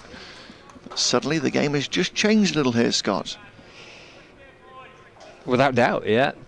Having got rid of Davis and Croft. Croft out for an excellent 78. But yeah, just the feel of it changes, isn't it, with those 2 quick wickets because of that amount of runs on the board first innings. Lancashire still a long way behind. Sanderson goes in again, and Parry forward, squirts it away out towards Bavuma at point. And there is no run, and there's applause for Ben Sanderson, because he's made an important breakthrough here with the second new ball. Nip backer to get Croft LBW. He was right back in his crease, and he did shuffle across the stumps. Looking at the replay, you can't see any of the stumps at all when it strikes him. He is struck above the knee roll, so as I mentioned at the time, height had to be a consideration, but because he is so far back, the ball there doesn't have too far to travel. So judging by that replay, certainly not a stinker from the umpire. There would have been some doubt about whether it was nipping down, and certainly height was a consideration, but I think on that evidence it's not a disaster decision. Umpire's call, isn't it, that? Yeah, probably. Be an umpire's call. Probably. I think it's just the fact that Lancashire had about 400 million appeals all turned down by that umpire. Hudson in outside the off stump of Villas, and he lets it go through. Yes, probably doesn't help there the way that the probably Croft is feeling. Yeah, indeed. If you watch it full speed, the replay, I think it probably looks more out than the still. It just goes across and just falls over to the offside, doesn't he? There's not. It's not a stinker at all. No, it's not a stinker. And there's not judging by that replay, there's not a tremendous amount of evidence in Croft's favour as Hutton comes in again from the far end, just outside the off stump, and Villas lets it go through. But as you say, all the tight ones, all the marginal ones went for Northamptonshire in that first innings of the game. And here, Sanderson gets a marginal one potentially, but you just look there when he walks away to the offside. He's not a tremendously tall man, is he, Stephen Croft? Just where that knee roll is, it's sort of level with the advertising on the stumps, about halfway up. He's hit above the knee roll as Hutton comes in again. Edged away, but in front of point by Villas. And he'll get 4 here, actually, towards the scoreboard, away to our right-hand side. But he's a bit squared up there. And a leading edge flew in the air for a while, but wide of Bavuma. And away for 4 runs to our right-hand side. So that's the follow-on done and dusted with. We can forget about that now.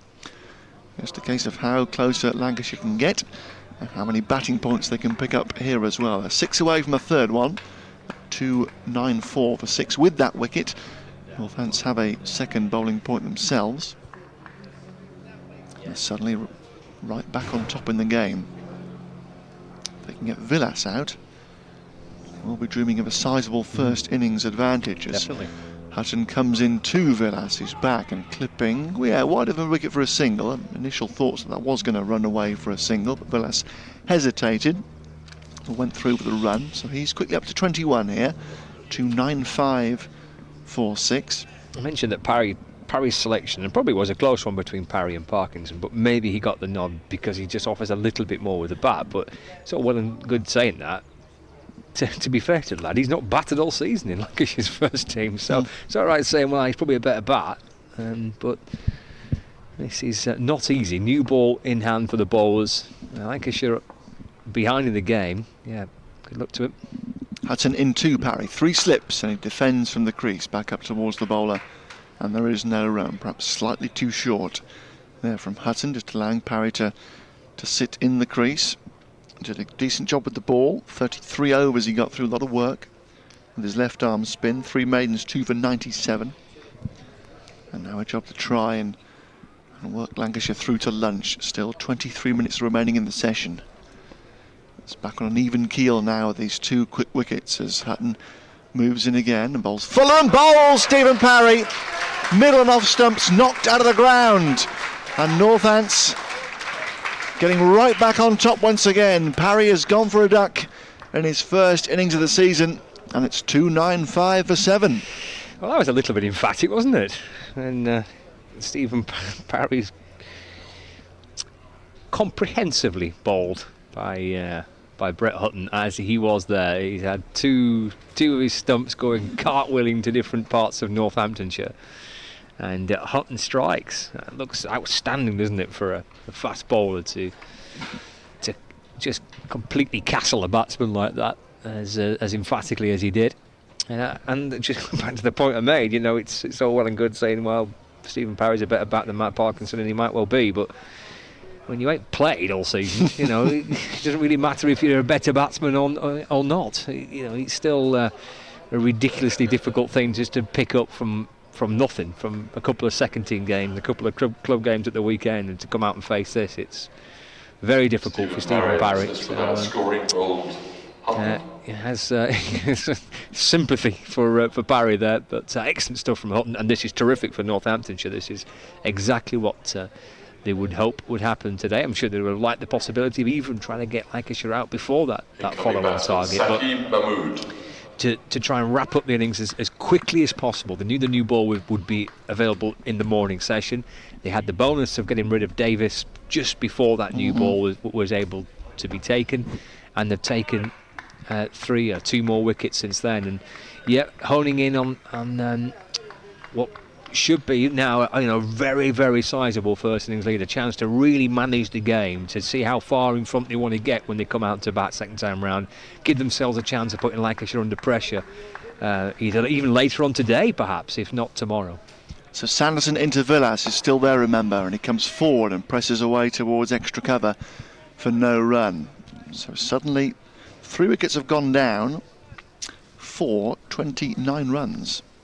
Either side of the second new ball, and it was the dismissal of Davis, that loose pull to the very last ball of the old ball.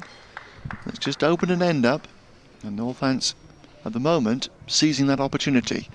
As Sanderson comes in, and forward is Villas with a big stride, playing out towards Bavuma at point, and there is no run. So still a long way ahead here, Northamptonshire.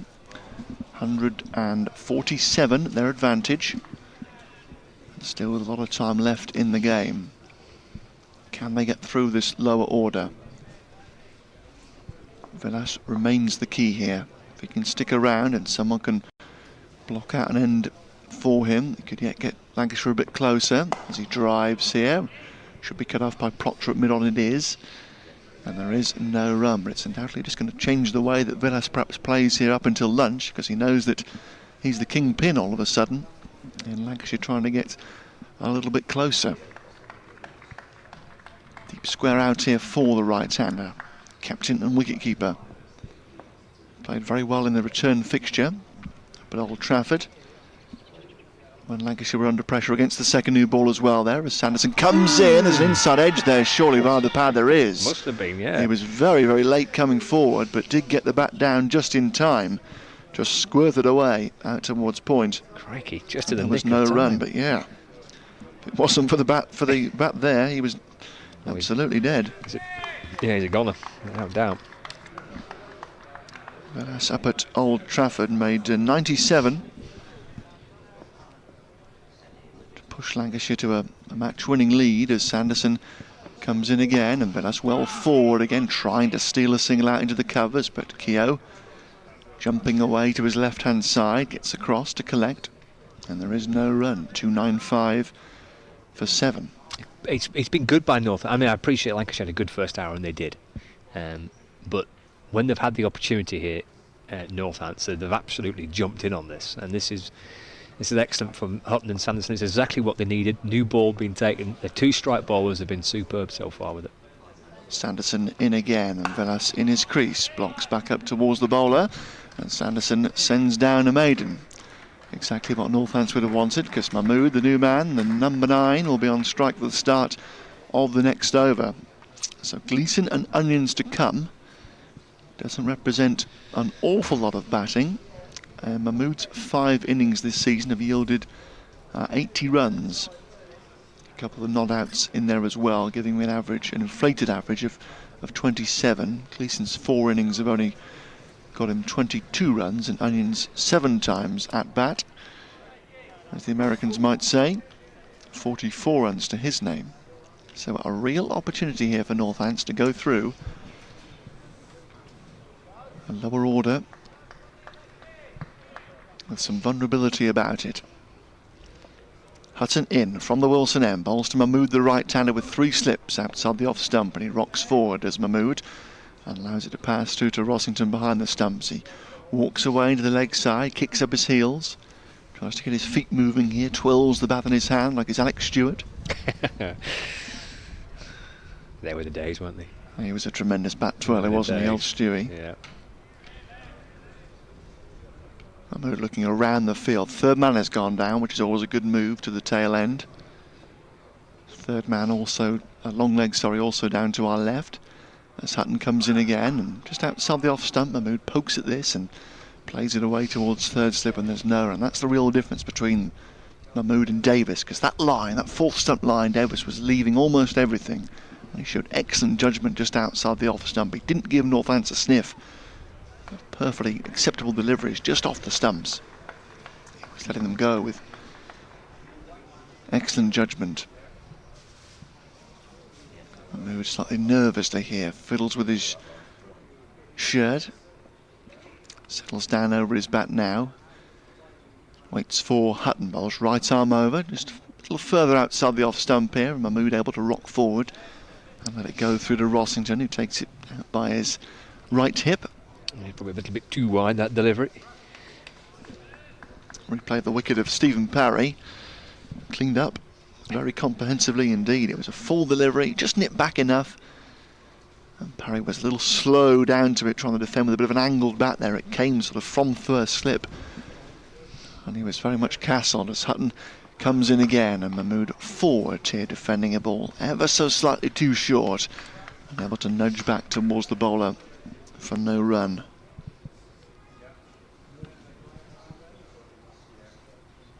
It's a 4-ball duck there for Parry.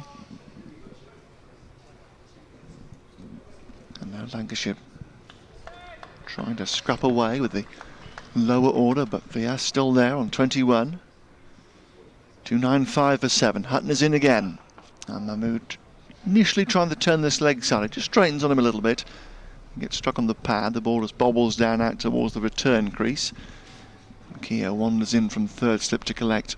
And there is no run. But if they can get through here, it's burst from Sanderson and Hutton until lunch. I probably will suggest that these two will keep going until the break. If they can get through the spell after lunch, then it'll be a case of can Northants backup bowlers come in and do a job that they couldn't do with the first new ball.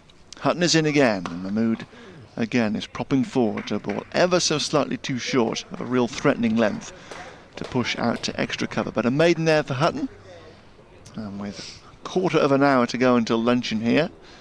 295 for 7. Lancashire still trail Northants by 147 runs. 50 partnership up between Kane Williamson and Ross Taylor at Old Trafford. So Williamson's 57 not out off 85 deliveries. Taylor's 22 not out. New Zealand 121 for 2 after 31 overs. And the game back up in Manchester. Here it will be Villas to wait patiently. And Sanderson bowls and Villas attempts to drive, playing a miss. Through to Rossington. And no run. But again, that shape that Sanderson's getting here, and indeed Hutton, but I think perhaps a little bit more from Sanderson, that shape which is inviting the batsman to try and drive. Just moving away from him. Playing and missing, the ball just whistling past the outside edge. 3 slips are all there waiting for that. As Villas gets right forward in defence this time. And plays ball up to mid-off, no run. 295 for 7. Lancashire have avoided the follow-on. But Northamptonshire eyeing up a commanding difference on first innings. A chance to keep Lancashire under the pump here, heading into the latter part of the third day and into tomorrow as well. Sanderson to Villas, strikes it firmly, trying to shape to play it through the onside. The ball comes off a thickish leading edge out towards extra cover, and there is no run. Scratching around in his crease, Dane Villas. Mahmood resting on his bat at the non-striker's end. Davis for 147, Croft for 78, Parry for 0, the 3 wickets that have gone today.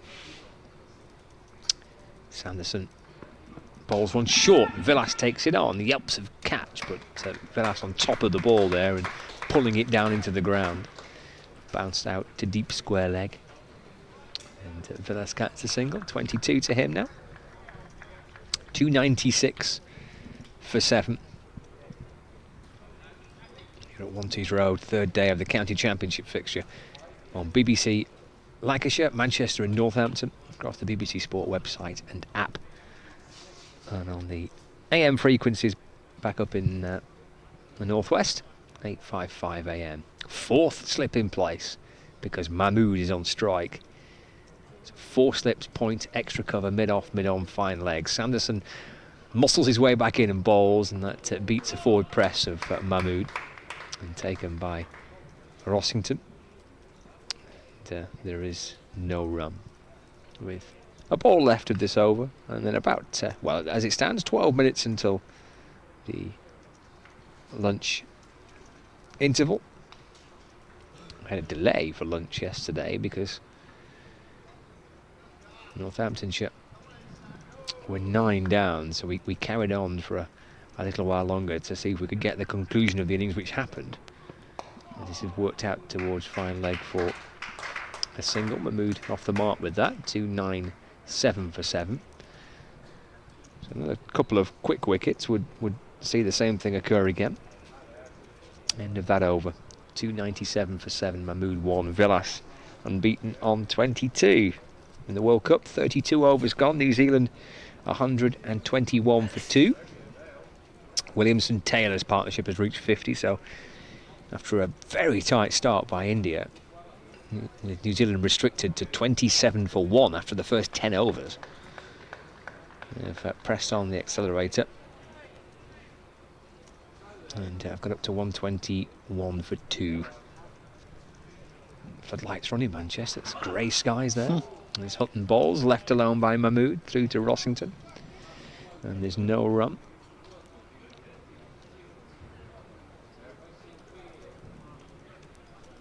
Score remains at 297 for 7. Look at some of the scores elsewhere in the county championship. I know there's been quite a lively start at Taunton, with Somerset 6 down, 102 for 6. That's Hutton balls, and that's edged and taken. Mahmood departs. Vasconcelos with the catch. Hutton with his second wicket. Lancashire 8 down. Mahmood squared up, and the ball comes off almost the shoulder of the bat. We're looking at the way it looped up into the hands of Vasconcelos, who took a very steady catch at first slip. He's embraced by his teammates. And Northants, again, another step towards getting this innings all wrapped up and then being in a really strong, commanding position to try and dictate the remainder of this game. 297 for 8, Lancashire, with Mahmood the latest to go. Second new ball doing its work into the 10th over with it here. Northants have picked up 4 wickets either side of this second new ball being taken. Good catch there by Vasconcelos. It was straight to him, but it was going quite quickly. Held on pretty well. So now Onions and Gleeson to knock over, and the lead still a very sizable 145. So what a chance here for Northants. Having looked like, well, in the first hour of play, we were considering whether Lancashire could perhaps get themselves on terms later today and put the pressure back on Northants in the third innings. But this little run in the last half an hour or so has really changed the complexion of this game once again. And it's been a really, really good championship contest so far, hasn't it? Northants slipped to 154 for 4 on the first afternoon before they got a partnership together. Then 3-5-2 for 8 yesterday. Looked as if they were going to be rolled over, but battled back to post a score to try and dictate the match from. And even though they've conceded the 2 century partnerships in this game so far, they've managed to, when they have made the breakthrough, they've managed to create clusters of wickets. What a chance here with Onions and Gleeson to knock over, and the lead, well, massive. Yep, huge lead. Big difference between the two sides at the moment. Onions the latest to come out and see if Lancashire can kind of limp up towards 300. There's Hutton over the wicket and balls to Onions, who clubs it down the ground. That'll get them over the 300 mark. That's 4 runs for Graham Onions. And Lancashire move to 301 for 8. Onions off the mark with that. Just looking at that game at Taunton, Somerset 103 for 6. So they've lost a few wickets there. Ravi Ashwin's picked up 4 wickets. Somerset lead by 188 with 4 wickets remaining. So it's been a busy old day at Taunton. Yorkshire are 110 for 7 in their second innings. And they trail Essex by 10 runs. So Essex in an excellent position at Chelmsford against Yorkshire. As Hutton bustles his way back in, balls to Onions, who's defending. And there is no run. The 2 other games in Division 2, Kent bowled out for 369 at the Oval against Surrey, so that's a lead of 98 on first innings for Kent. And Warwickshire doing their best to hang on against Hampshire. They're 106 for 6.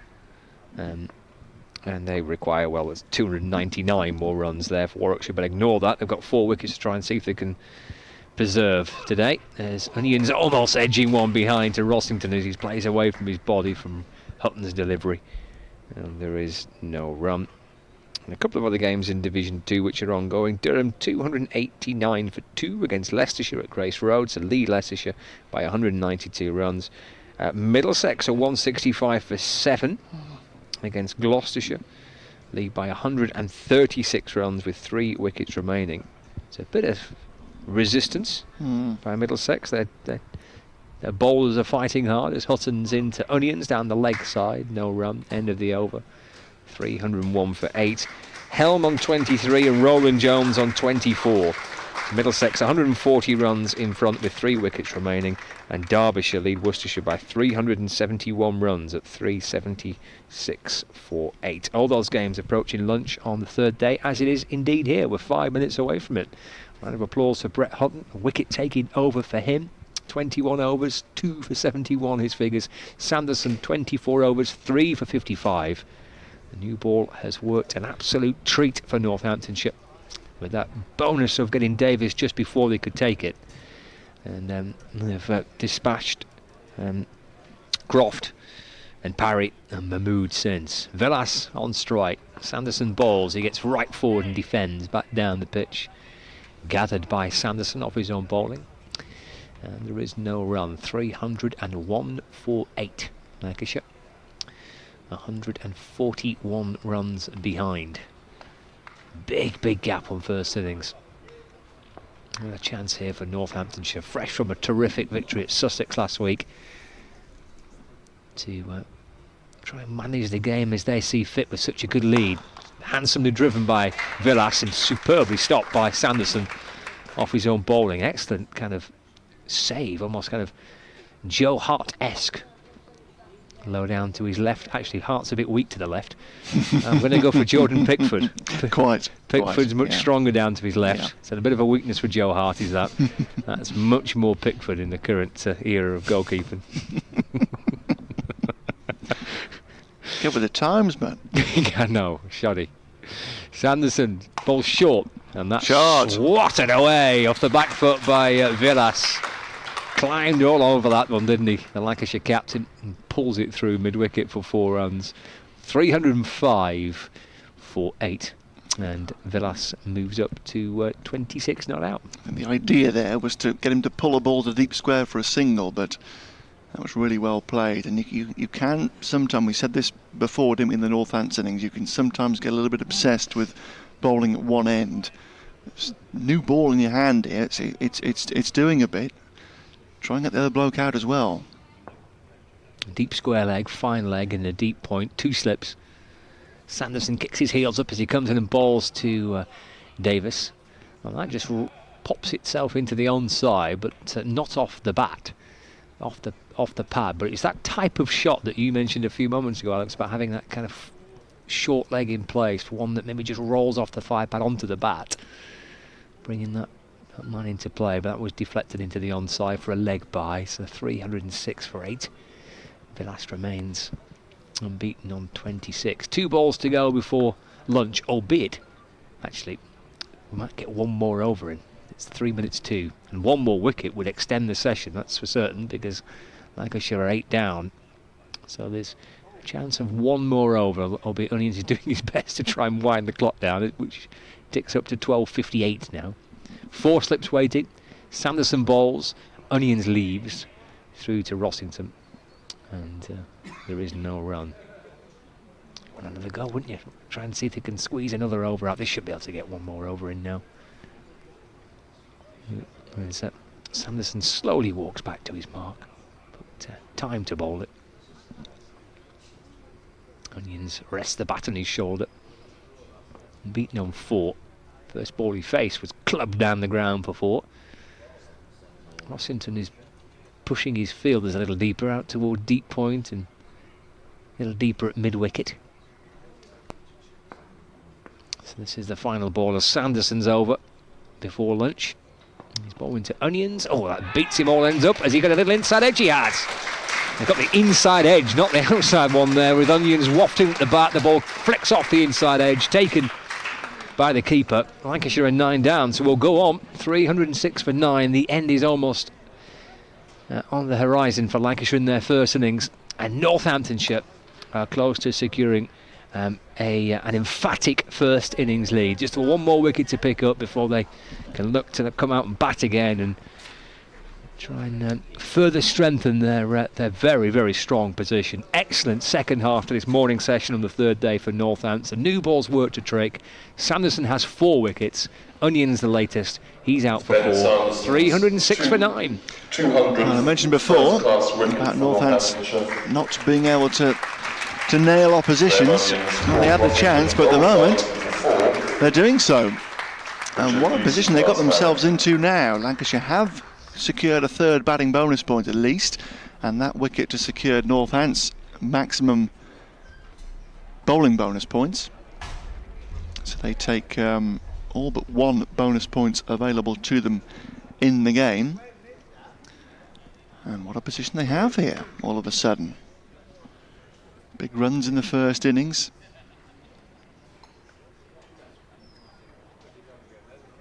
And now a chance to secure a really, really big lead on first innings. And as Scott's been saying, dictate terms of where this match goes from here. So we've reached 1 o'clock, but as we did yesterday, we'll go on until 1:30 to see if we can get this Lancashire first innings done and dusted with. And how will Dane Villas play now? He's got 26 to his name as Sanderson takes the applauses, makes his way down to his mark away to our left-hand side. He's got 4 for 59 now, Sanderson.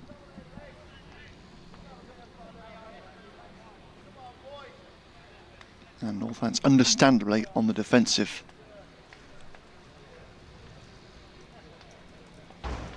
Third man, deep cover, deep square, long leg all out as Hutton bowls from the far end, and Villas is working one wide of mid-on. I think this will just be a single. It will. Perfect start of the over for Northants, getting Richard Gleeson, the number 11, on strike. I've seen Gleeson score, maybe it was only 1 innings of substance for Northants. It was down at Canterbury, the back end of the 2017 season, I think. Or it might have actually been last August. I think it was last August, actually, thinking about it. Last August, start of September. But he's on strike here with 3 slips. Hutton comes in and Gleeson forward, runs one in front of point. Villas understandably keen to try and dash through for a single if at all possible here, but not able to do so there because Bavuma is coming to his right-hand side.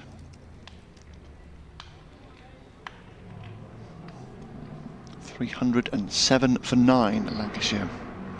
It was a very good first hour for them. Second hour and now the session belonging to Northants. As Hutton comes in past the umpire and Gleeson plays and misses to one that swings away. Hutton and Sanderson excellent here with the second new ball. Just a replay of the wicket of Onions just from the crease, trying to poke at one that nipped back from a decent length. Good catch from Rossington. Didn't quite appreciate how good a catch it was first time around, but it was a bit awkward down to his left-hand side, but he's clung on well. As Hutton again from the far end is in, and Gleeson dabbing towards cover. It was just a touch short. Bavuma able to come across to his left-hand side to collect in there. And there's no run. 307 for 9.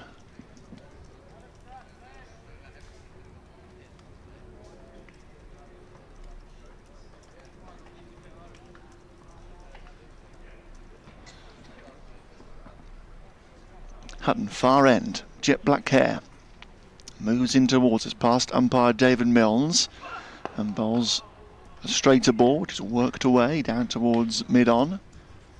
Buck is there and there is no run. So Davis and Croft this morning extending that 5th wicket alliance to 135, but it was the dismissal of Alex Davis, who miscued a pull of Keogh to short mid-wicket and opened an end up for Northamptonshire. Field now goes back for the last ball of the over. Hutton goes in. Forward comes Gleeson. Well, they're going to take the single here. It's his dab leg side through square leg. Runs it away to Proctor. Moving in off the boundary away to our left-hand side. And they do take the run. So Gleeson will keep the bowling. He's off the mark. And Lancashire 308 for 9. Still trail Northants here by 134. And for the first time this season, probably, really under the pump. Highest total they've conceded, this 4-4-2 that Northants put up in the first innings. And have they conceded any first innings advantage this season, Scott? No, I don't think so. No. Bear with me. So Sanderson to continue from the wanted road and 4 slips in place. Bowls to Gleeson. And Gleeson forward here, bat and pad together. Pushing out towards extra cover. Proctor is there. And there is no run. The old new ball pairing this. Gleeson and Sanderson for Northamptonshire. No first innings advantage this season. And Lancashire have conceded. So it's a brand new territory. As Sanderson turns in his short sleeve shirt. And runs away from us, past the stumps he goes. Down the leg side though, it was swinging back, but not far enough to threaten the leg stump. And Gleeson swings and misses, and Rossington takes it by his left hip.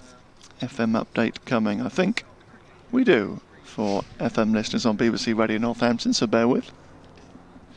They very much are, yes. It was a difficult first hour for them. Lancashire resumed on 211 for 4, trailing by 231. And Alex Davis and Stephen Croft made good inroads to that deficit in a stand of 135 at the 5th wicket. Davis going through to a first-class best 147 and Croft for a season's best 78. But at the very last ball, before the second new ball was available, Davis pulled the off-spin of Rob Keogh to short mid-wicket and departed for that 147 and has opened an end up, and Northants have come roaring through to take a 4 wickets for just 16 runs with the second new ball, and are now looking at a very healthy first innings advantage. And watching Ben Sanderson bowl into Richard Gleeson, who gets a single, 2 runs actually down to long leg to take the score of 3-10 for 9. But it's been quite the second hour of this second morning for Northamptonshire, who at one stage were not quite under a great deal of pressure, but certainly had plenty to think about with 2 century stands in the innings. But they've come back really well here this morning. White weren't quite on it with the ball yesterday, but this now is a cracking morning for them, and we're playing a bonus time here in the morning session to try and get this innings done and dusted. But at the moment, Northants heading towards a very significant first innings advantage. Meanwhile, at the Cricket World Cup, it's the first semi-final, India playing New Zealand up at Old Trafford. New Zealand won the toss and chose to bat first there, and New Zealand currently 134 for 3 in the 36th over. Back with you online and on 855 medium wave up in the northwest. Quite right. 3-10 for 9, deep square and deep point drop back. Sanderson goes into Gleeson with 4 slips, and Gleeson pokes at one, thick outside edge. It runs away past 4th slip. They take the single. Are they going to come back for 2 again? No. So again, Villas happy for Gleeson to have the bowling, it seems, because he's kept the bowling again. But he played that over quite well. He has 4. Villas is there on 27. 3-11 for 9. So the men out today, Davis for 147, Croft for 78, then Parry for a 4-ball duck, Mahmood for 1, and Onions for 4. Williamson's gone. Big wicket for India. Kane Williamson out for 67. New Zealand 134 for 3 in the 36. Did you just mention that in your bulletin? I don't know how new that wicket was for Williamson. Yeah, I said they were 3 down, but I didn't know which batsman had been dismissed. Okay, Mr. Williamson it is. So thank you. It's a pleasure. Hutton is in from the far end. To Gleeson, and he goes past the outside edge with a beauty. Propping forward, moved away, and beat the bat through to Rossington. Very nicely bowled. Yeah, they've been excellent. Again, Hutton and Sanderson bowled beautifully yesterday with the new ball. it just tailed off when the change bowlers came on and Lancashire were able to settle down. But as soon as these two have come together with that new ball this morning, they have absolutely got it right on the money. They've been terrific. Hutton comes in towards us again, and Gleeson is driving nicely out through the covers and should get 4 runs here. Bavuma is herring after it, but with 20 yards or so to go into the rope, he realises the game is up, and Gleeson strikes a boundary. Nicely played, goes to 8, 3:15 for 9. We got hit for a few, didn't he, Gleeson, when Buck was having a bat, so maybe he's keen to try and have a bit of fun himself here for Lancashire. It'd be interesting to see what Villas kind of thinks and says to Gleeson. He's just say, look, from this position, if he's there to hit, go for it. As he wanted Gleeson to try and be sensible and hang around and let Villas take most of the strike. 3 slips in place, Hutton comes in, and Gleeson is playing and missing just outside the off stump. I think he got a bit keen from the previous cover drive because he could have probably left that one. It was just outside the off stump and going away, and by no means up there for the drive. He played and missed. 1 for the bowler. But Gleeson survives. How much further can he survive here and just take Lancashire a little bit closer? Gleeson with the top score this year of just 11, only in 4 innings. He waits again for Hutton, and again bowls just outside the off stump, and this time Gleeson considered to play but withdrew the bat. And you can tell that Brett Hutton's got his tail up here because the grunt's back. The Hutton grunt. The Hutton Monica Sellers. I suppose we could upgrade that to a more modern tennis player, couldn't we? But yeah. I'm not aware of any, who's the biggest chief grunter. Yeah, who's the chief grunter of the modern era. I'm not sure. 3:15 for 9. Hutton again tries to bring this back to Gleeson, but again it starts just a touch too short, and Gleeson able to go across the off stump to force it away to Bavuma, an extra cover for no run. I've not yet really watched too much of Wimbledon. I mean, there's been too much cricket going on. I've not really seen a great deal of it yet. Because Johanna Conter's still going, isn't she? She is. Plays in the quarter-final this afternoon. Excellent. Oh, that would be good. Again, the field drops out for the last ball of the over. Hutton goes in, and a drive, and caught! Rossington with the catch, and Gleeson is gone, and Lancashire are bowled out for 315.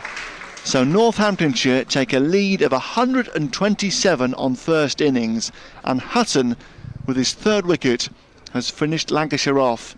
Gleeson just getting a bit too keen with that drive previously in the over, I think, and it was a full away swinger that is nicked to Rossington, a good catch to his right-hand side, and you can tell that Gleeson is annoyed with himself as he walks off to our left-hand side, because he's only managed to stick around for 17 deliveries there in support of Dane Villas, who's marooned on 27 not out, and what a job that is by Northamptonshire.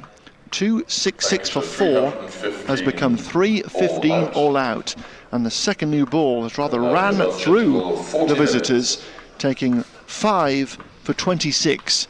A really, really excellent comeback by Northamptonshire with the second new ball. That's what they were hoping for, and that's exactly what they've got. And they've now got a first innings advantage of 127.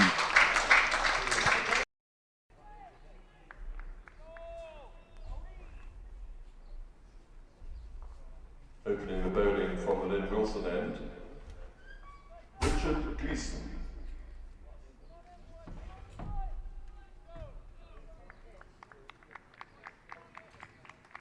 Hello again from myself, Alex Winter. Welcome back to Wantage Road, with the afternoon session about to get underway, with Northamptonshire in a great spot here against Lancashire. They lead by 127 runs on first innings, and we have 64 overs to come on this 3rd day, and a chance to build up the lead. But can they get through the new ball? Here's Gleeson with it from the Wilson end, ball into Vasconcelos, and he goes past the outside edge. First delivery. This is Lancashire's big chance, you feel, to get right back in the game, having been blown away this morning with the second new ball, losing 5 for 25 runs. Alex Davis fell just before the second new ball, and then when Northants got the new ball in their hands, they ran through the lower order in quick order to take a very, very healthy lead. Can they build on it? Gleeson in, 2 slips and a gully to Vasconcelos, who's in his crease and pushing away towards backward point. And there is no run. Northants took a really big first innings lead last week against Sussex as well. And it was in the first session of their second innings. They jumped all over Sussex really and ensured that their advantage wasn't surrendered. 167 the first innings lead last week, 127 the lead here. Gleeson, right arm over from the far end, goes past the umpire and bowls outside the off stump, and Vasconcelos rocking forward, allows it to go through to Villas behind the stumps. Villas, who was marooned in the end on 27. No one could stick around with him. That was always going to be the danger of pushing Villas a little lower in the order, that he could potentially run out of partners, and that proved the case as Parry went for a 4-ball duck. Mahmood for 1, Onions for 4, and Gleeson for 8 down the order. As Gleeson runs in again, past the stumps he goes, and Vasconcelos struck on the pad. A huge cry for LBW. Umpire says not out. He may have hit it.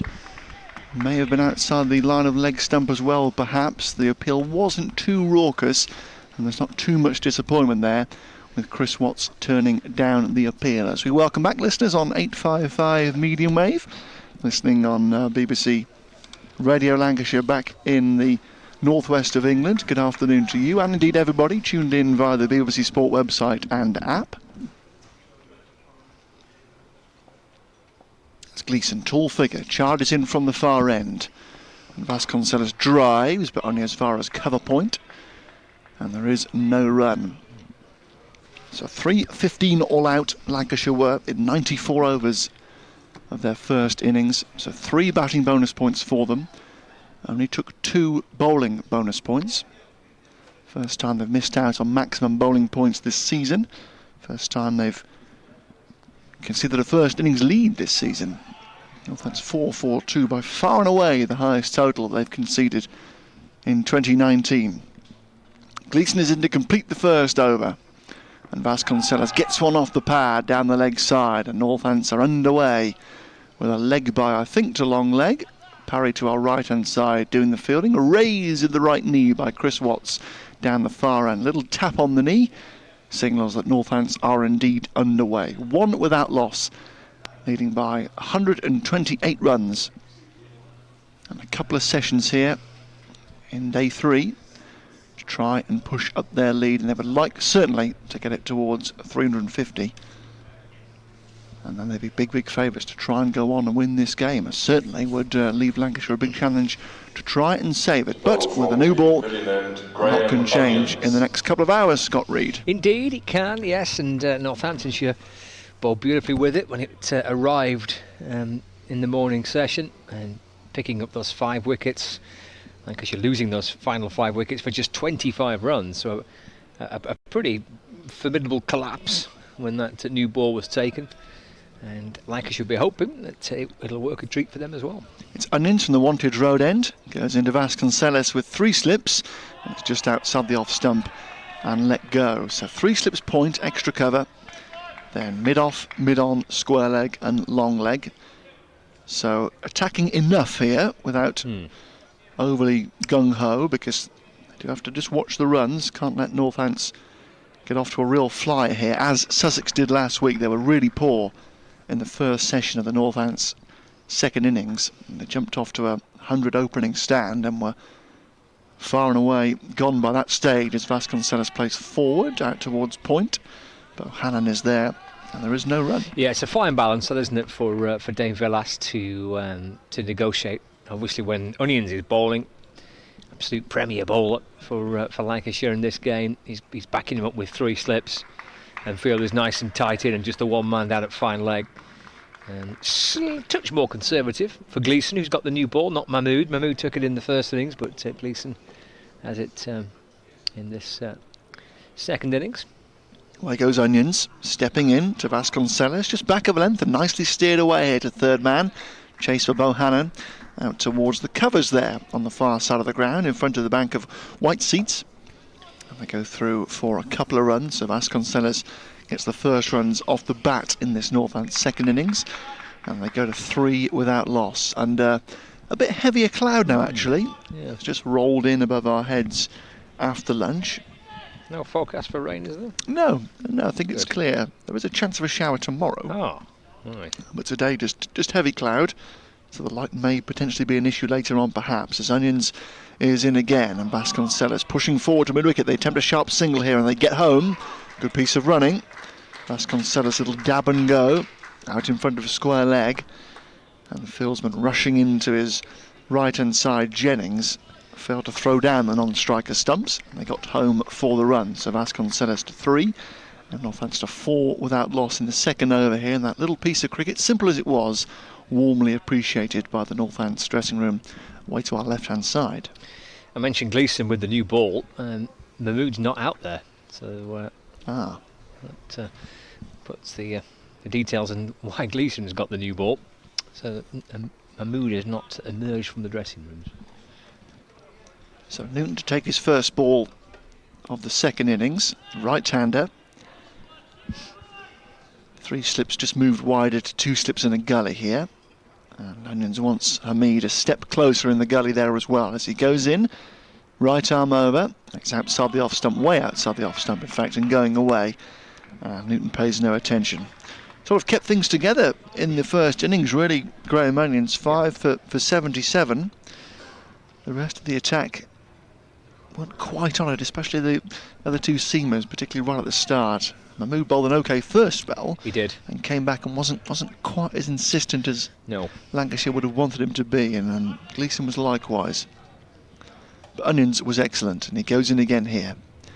Past the umpire, and Newton pushing at it quite keenly there. Cry of something from around the bat. I was trying to describe what the cry was there, Not but sure what it was. Couldn't find the words as the ball runs away to cover point for no run. So 2 overs in, and Northants 4 without loss here, hoping to build on a lead on first innings of 127. Yeah, a little bit of swing there for Onions, wasn't it? Just a bit of movement away from the batsman, bringing him forward. A punch into the offside, a few cries. Maybe Lancashire thought wasn't too far off, coming off maybe a leading edge and squirting out to point, but it was all safe and sound. But Lancashire have got to come out here with some good intent, haven't they? The body language has got to be good. They've got to back up the bowlers. Gleeson it is, into Vasconcelos, who's squared up a little bit, but defends from the crease, back up towards the bowler's left hand, and there is no run. Yeah, just 2 slips in the gully for Gleeson. A fine leg. And the offside is pretty well protected. Cover, extra cover mid off. Square leg mid on. Gleeson will need to be bowling a pretty disciplined line here. Moves in again from the far end. And Vasconcelos is trying to work this leg side. It's in the air for a little while, but well short of mid-on. Moving around to his left, parry in there. And they go through for a single, so Vasconcelos goes to 4. 5 without loss here, Northants, in the third over of their second innings. Hoping to build up a big lead by the close. And see what they can do with the ball tomorrow. But Northamptonshire in a great spot in the game. Can they kick on from here and take command of it? Managed to do so in the second hour, of the morning session, as Gleeson comes into Newton for the first time. Edged, it's in the gap between second slip and gully, and rushes to third man for 4. Well, it was a loose stroke from Newton. He was pushing at a wide length delivery. It was a poor shot, a genuine nick, went at catchable height and would have been gobbled up at third slip. But they've moved Hamid wider into the gully, and that's why Newton survived. And he gets off the mark in very streaky fashion indeed, with the boundary that whistles away towards the members, away to our right-hand side. It was a poor shot, and he almost paid the price. Just 11 for him in the first innings, Newton. Score goes to 9 without loss, as Gleeson comes in again from the far end and bowls full, and Newton flicks and doesn't get it past mid-on. It's a good save in there. Smart piece of fielding from Alex Davis, diving down to his right-hand side. It wasn't the best throw back to Villa, so has to dive down to his left to claim it. But prevented probably at least 3 runs there, Davis, with that to dive to his left-hand side.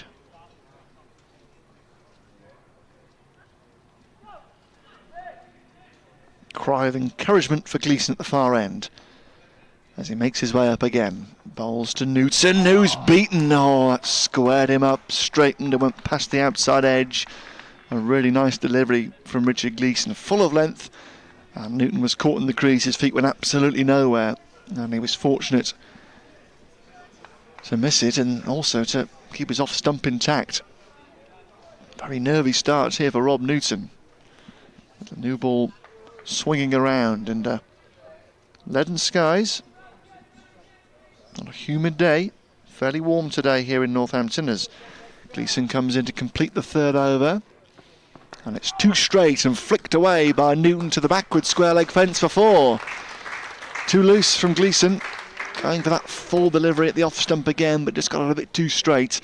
And that was nicely clipped by Newton out towards the signal box to our left hand side for a much more comfortable boundary as opposed to his first one that flashed away through the slips cordon. Newton is 8 then, Vasconcelos is 4, and after 3 overs Northants are 13 without loss, leading by 140. So plenty of time to go today if Northants bat properly, score at 3 and over, thereabouts. The lead will be up beyond 300 by tonight, and they can dictate terms tomorrow. Here is Onions to Vasconcelos, left-hander, who's in his crease and defending out towards cover. And the 12th man on there, because Mahmood not on the ground, is Chris Sanders moving to his left-hand side. Also 2 slips in the gully here for the left-handed Vasconcelos. FM update now for BBC Radio Northampton listeners, so bear with.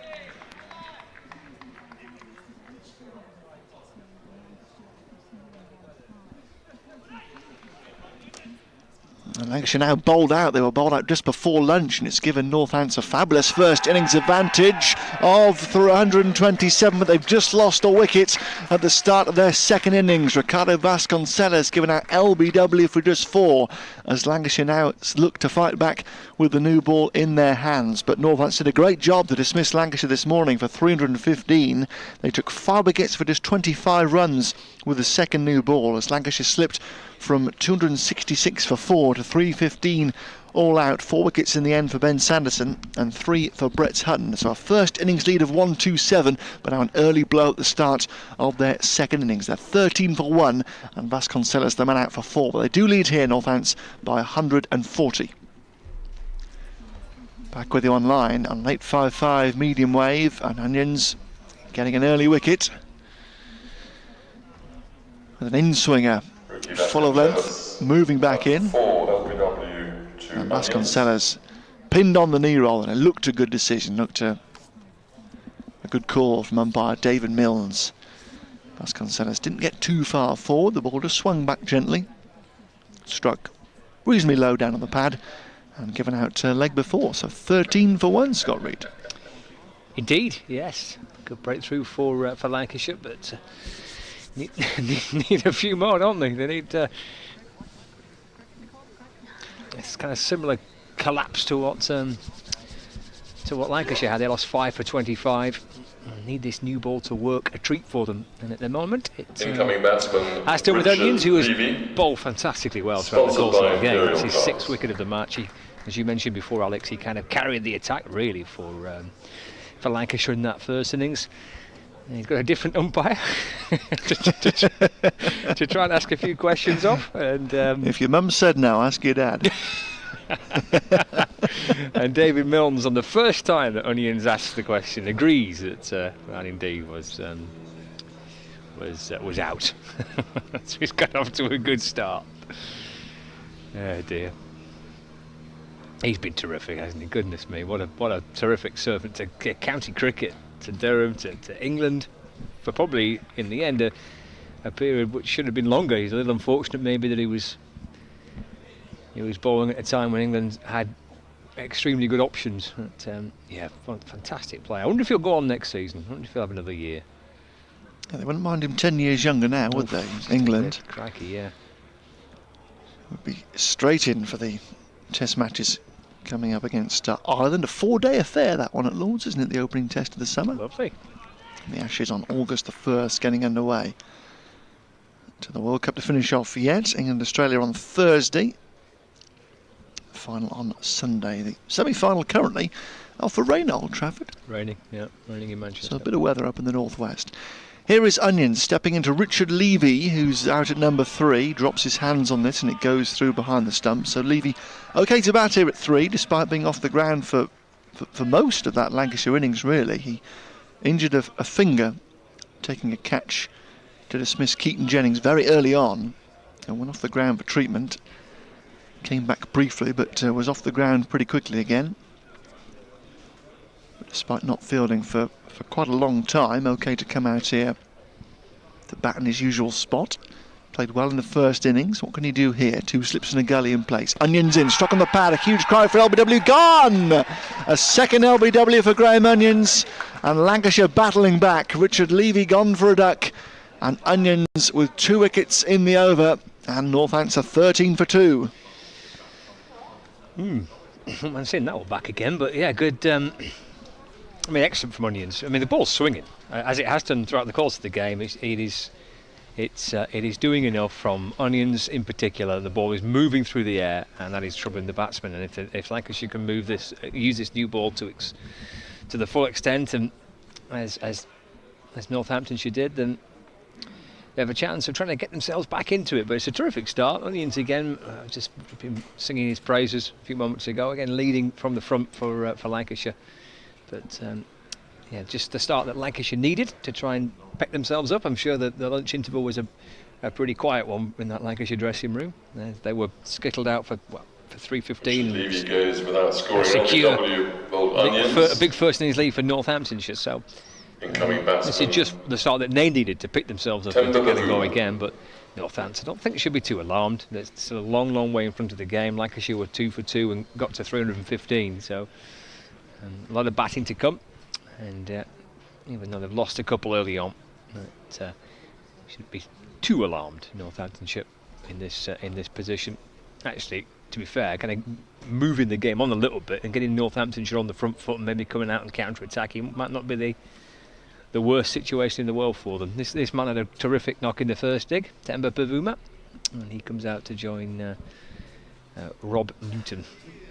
But this is a big breakthrough because Bavuma's batting in the first innings was showed together the test quality that he's got, the experience that he's got there, and he batted superbly for his 103. So it's an important wicket, this potentially for Lancashire, and Northampton should be hoping that Bavuma can repeat the exploits of the first innings. So the game afoot here. Northants 13 for 2, lead of 140. Not going to take too many to have a really significant target to bowl at in the 4th innings, but they do need to scrap their way up to a score. And a couple of big early blows, Levy lasting just 2 balls. And then Vasconcelos, who played very well in the first innings, gone for 77. So Bavuma the new man. 2 slips and a gully go down. Onions goes in past umpire Milne's ball. Full just outside the off stump, and Bavuma is away immediately with a press to the left of Davis amid off. And he goes to his left hand side, just fumbles briefly, but they go through for the run. So Bavuma is away, and now Northants need their overseas batsman, their test star here, to deliver again, to work their way up to a target to defend in the 4th innings.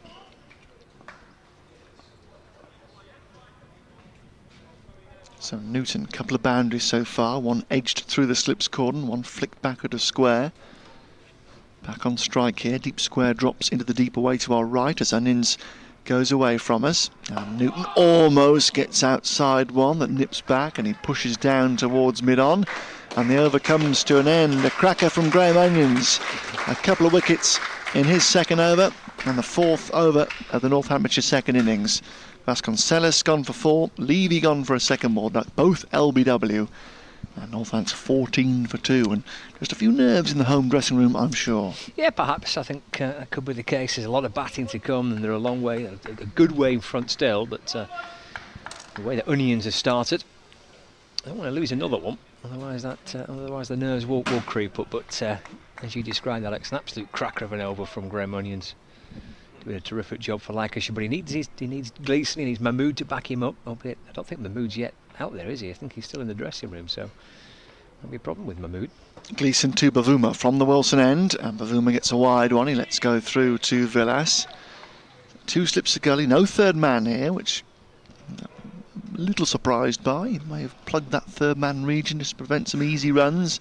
Often with the cakes in the third innings of matches that third man goes down straight away, but not for the moment. There's a point, extra cover, mid off, mid on, square leg and long leg. Yeah, the man out at extra cover here, Chris Sanders, the 12th man for Mahmood. As Gleeson turns and runs in towards us again, and Bavuma forward, late onto it, inner half of the bat, squirts away to Davis at mid on, and there's no run. The Mahmood factor is a significant one potentially, because the fact he's not out there, it will be of a significant concern to Dane Villas.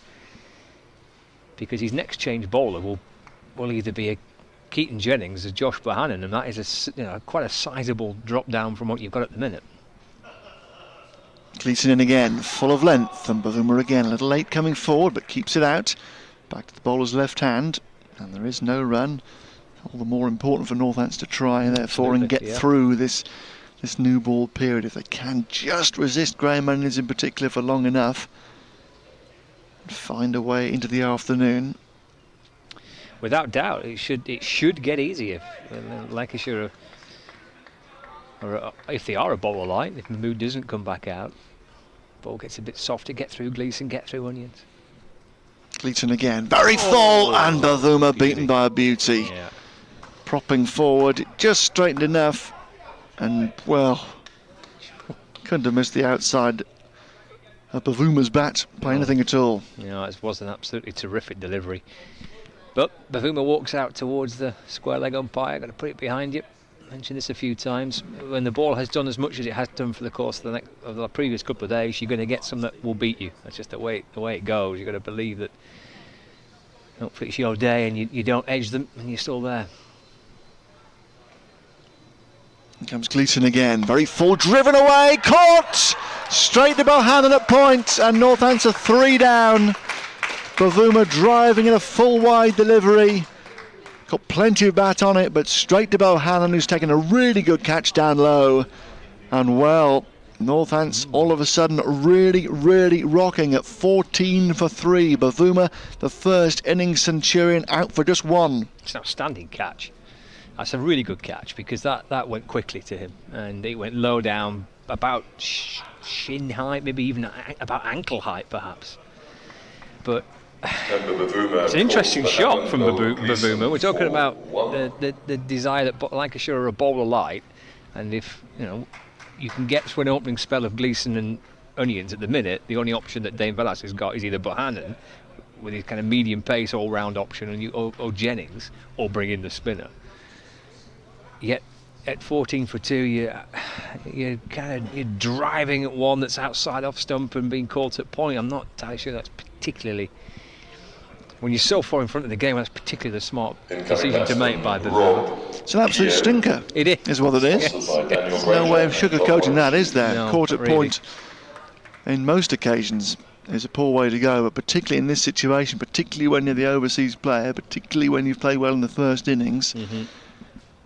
Particularly when you're right on top in the game. Exactly, with all those factors that we mentioned, and just getting through this period. It was, as we saw yesterday when Lancashire battered, got through Hutton and Sanderson, it got easier. Aside from Onions and an initial opening good spell from Mahmood, it got easier for Northants. Always does, doesn't it? That's just cricket. Just got to get through the new ball.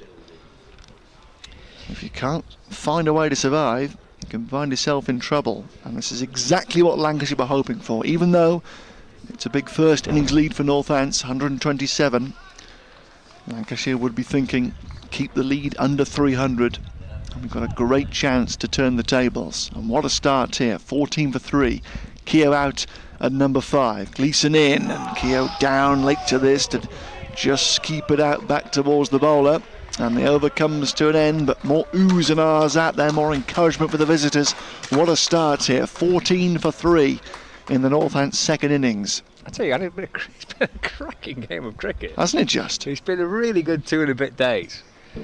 And it's been excellent to watch. Batsmen have got runs on the ball has moved through the air, perhaps more than off the pitch, really. I think the pitch looks like a pretty decent pitch to bat on. The trouble for the ball, I think, has been more through the air, really.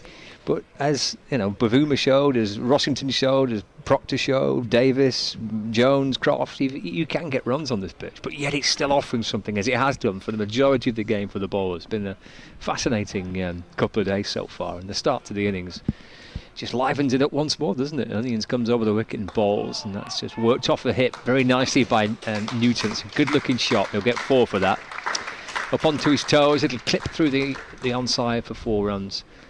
And he moves up to 12. And the score advances on to 18 for 3. Here at Wantage Road. Really fascinating game of cricket. Bubbling up. Lancashire will feel that they've got a sniff again with Northants 3 down. Still well in front, minute. Good first innings lead, but lost 3 early wickets. He's the man of the moment. Onions bowling once more, and that's clipped once again to backwards square leg. And a good tumbling stop by Stephen Parry. He did really well there. He's probably got 20 yards to get across the ground to put a dive in and stop that and save a couple of runs, which he did. Score moves on to 20 for 3. Newton up to 14 now. Still off for rain at Old Trafford in Manchester. So the covers are on, the floodlights are on. It looks a little bit gloomy in Manchester. So a bit of rain around affecting that semi-final, first semi-final of the Cricket World Cup, with England in action on Thursday against Australia, and the final on the Sunday at Lord's. Onions moves in, bowls, and that's played with a slightly angled bat into the onside. Fielded by Keaton Jennings at mid-wicket, no run if you just rejoined us after lunch. Northamptonshire have lost the wickets of Ricardo Vasconcelos for 4. LBW to Graham Onions. Richard Levy, LBW Onions for 0. And Temba Bafuma driving at a ball from Gleeson and caught by Bohannon at point. And he fell for just 1. So Newton and Keogh currently batting for Northants. Onions is bowling. It's cries of catch, but that's down the leg side. And the umpire already signalling there that it's deflected off his thigh pad and down towards the boundary for a couple of leg byes. And the score moves on to 22 for 3. So Newton remains unbeaten on 14. Lancashire lost 5 for 25 at the end of their innings. Davis out for 147. Croft for 78. Villas, the captain, unbeaten on 27, but didn't have anyone to bat with. Parry made 0, Mahmood 1, Onions 4 and Gleeson 8. Onions bowls, and it's defended by Newton into the onside, and there is no run. 58 overs remaining in the day's play today. We're into the afternoon session on the 3rd day. There's a little bit of the breeze picks up. It's quite refreshing, that breeze. There's nothing wrong with that, because it's quite a sticky, humid day. So when that breeze does whip up, it's quite nice and refreshing up here on the gantry. We're perched above the sight screen, looking over the top of the umpire's left shoulder. We can see Onions now moving in, and balls fullish of length and squirted by Newton out to mid-on, where Gleeson fields. It's the end of the over, 22 for 3. That's a score from the World Cup with rain stopping play. They're in the 47th over of the New Zealand innings, and they've had a hard work of this of New Zealand. 211 for 5. 1 ball into the 47th over. They were 27 for 1 after the first power play. 10 overs in, 27 for 1. And they've made it hard going there, but from what I've seen and bits and pieces that I've read, it looks like a pretty slow pitch at Old Trafford, so they'll try and scramble about 225, 230. They could be in the game, you never know. Here is Gleeson in and bowls a ball that's wide of off stump, ignored by Keogh, gathered by Villas, and there is no run.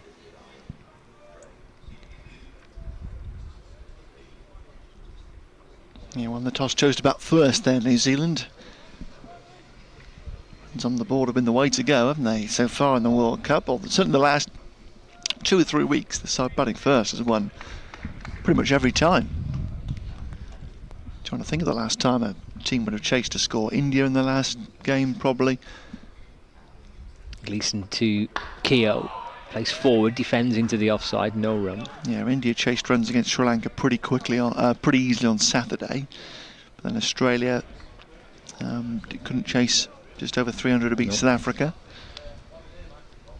England comfortably beating New Zealand in the last group game, batting first last Wednesday.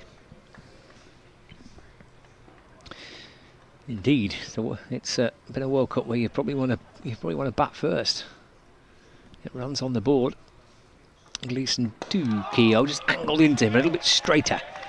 He turns it out to mid-on, and there's no run. Which has always been the way, isn't it? Bat first, get runs on the board, defend it. Yeah. Put a side under pressure. Baffled by teams suddenly discovered this new way of playing one-day cricket. Get a score and put the pressure on the second innings.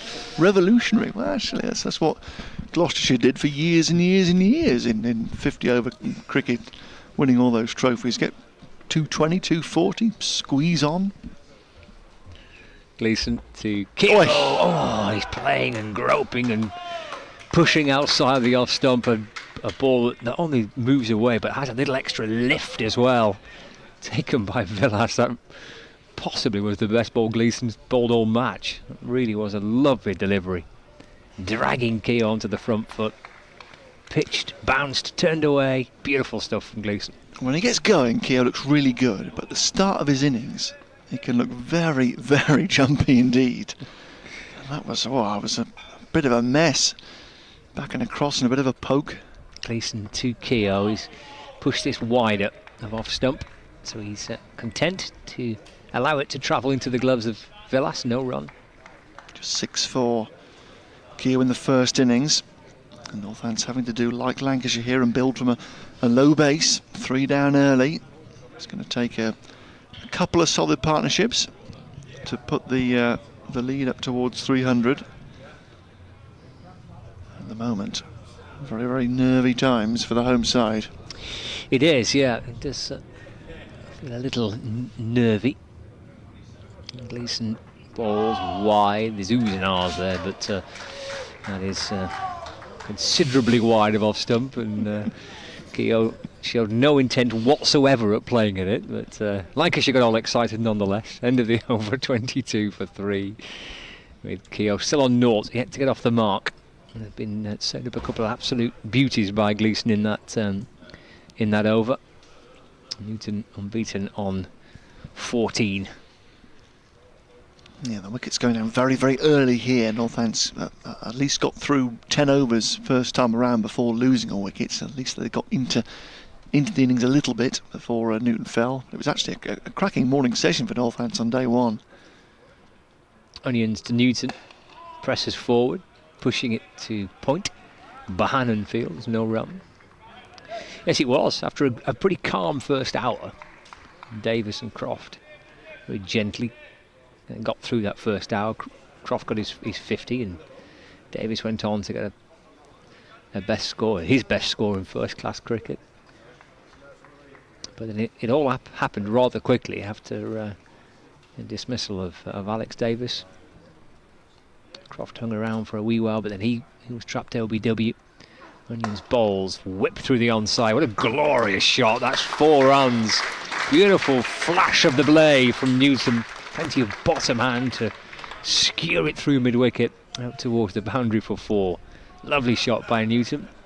And he moves up to 18. And Northamptonshire now 26 for 3. Nicely played. You can never criticise an opening bowler for being too full with a new ball in his hand, giving it every chance. Just got it slightly too straight. Good wrist there from Newton. Busy start for him. 2 slips in the gully behind him. Onions balls short this time. He pulls it down to the field of parry on the long leg boundary with a tractor, a green tractor behind him. Newton shuffles through for a single. Moves to 19 not out. 27-4-3. The cloud is just sat above us really, and it is a bit dull. Not the greatest of light at the moment. I mean, it's fine, but compared to what we've seen on days 1 and 2, we've had a lot of sunshine and plenty of blue sky. Just a little cloudy, a grey cloud has perched itself above us. Keogh, he's yet to get himself going in this innings, but does now. Guiding the ball down to wide third man for 4 runs, just pushing away from his body, and down towards the boundary for 4 runs. He's eventually up and running. There is Keogh, beaten by a couple of beautiful deliveries from Buck in the previous over, but he's going now. He's got himself 4 runs. He's off the mark, and Northants are 31-4-3. That's the first ball that's gone down there, is it? Maybe the second ball that's gone down there. Cheap runs for doing nothing to third man. You called for a third man, didn't you? But they do like a fine leg. The fine leg is the popular fielding position rather than the third man. If you're picking between the two, that's a little nibble by Newton, who's not edged it, gathered by Villas, who turns around and puts his back to the batsman, almost in disgust. "I can't believe you've not nicked that," says Dane Villas. He didn't. He's still there. 31-3. Glamorgan came out here in the 3rd innings of the game. I think it was the 3rd innings of the game, and had a third man straight away from ball 1. Admittedly, we were playing towards the eastern side of the square, and the boundary to our right was quite short, but straight away it was down there. It was a good move. Onions over the wicket, balls. Forward goes Keogh, and gathered by the keeper, Dane Villas, and there's no run. It then rehearses that little forward press as Keogh with his bat just took a fraction in behind the pad. End of the over. Onions 4th, 2 for 19 his figures, and Northamptonshire 31-3. Thank you, Scott Reed. Alongside myself, Alex Winter here at Wantage Row, with the game really bubbling up nicely now. 31-3, Northamptonshire trying to build on this first innings advantage of 1-2-7. Under real pressure to try and get going here second time around. Lancashire know they've got 2 high-class operators out there with the new ball, Gleeson and especially Onions. And they know they've got a potentially vulnerable batting lineup. OK, they put up 4-4-2 in the first innings, but it's been the exception, not the rule for Northants this year, as Gleeson comes in. And Newton inside edge by the pad, surely, yes. Appeal went up pretty quickly and then went down pretty quickly as well. And there was just a word of dissent, I think, from down to our right-hand side, from the Northants members, and forces one of the slips cordon to look around there and have a little word back. Rob Jones there, turning around over his left shoulder. You can understand that Lancashire going up for absolutely any little moment at the moment. As they sense away right back into the contest. 31-3 in the 9th over here. Northants as Gleeson comes in again. And Newton is driving and missing at one that moves away. It was another poor shot. Let's see what the situation does. Forces you into errors, as we saw with Temba Bavuma earlier. Drove a wide full delivery straight to point. Really, really poor way to go, especially for a man with so much experience as Bavuma has had, and especially having played so well in the first innings. Northants have got to find a way through here. Really tricky period just after lunch.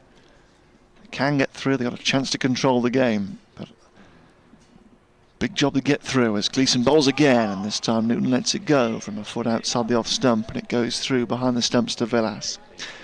Elsewhere, Warwickshire clinging on at the Aegeus Bowl, 161 for 6, and their nominal target is 404. Just looking out to bat out the final day there to secure the draw. At Chelmsford, Yorkshire have a little lead now, but they're 8 down, 182 for 8 against Essex, lead only by 62. So not going to be too many for Essex to knock off to claim victory there. As Gleeson moves in again down in front of us, and Newton, oh, is beaten by an absolute jaffer. That angled in, moved away, and somehow beat the bat. Gorgeous delivery from Richard Gleeson, high pace, zipping away from Newton's forward prod. Having made an error previously in the over, not a lot he could have done with that at all. Had to play on the off stump. And it really did zip away at high pace, cracking delivery. But past the outside edge, and Newton just walks away thinking, maybe it's my day. Got 19. As Gleeson comes in again and bowls way outside the off stump, and the umpire actually considers penalising the delivery, but it was just inside the guideline. Well, the return crease, I beg your pardon, not the guidelines for first class cricket. And Villas leans out to his right hand side to take it. So Essex moving towards victory, Hampshire pressing for victory, but still a bit of work to do to get past Warwickshire down at Southampton. At Taunton, Somerset 161 for 8. A good lead here over Notts, 460 advantage, given how Notts collapsed in the first innings as Gleeson comes in again and Newton is forward, touching this down towards mid-on. Davis is there and there is no run. A maiden for Richard Gleeson. 5 overs, 1 for 9 for him so far. 31 for 3 Northamptonshire. Their advantage is 158.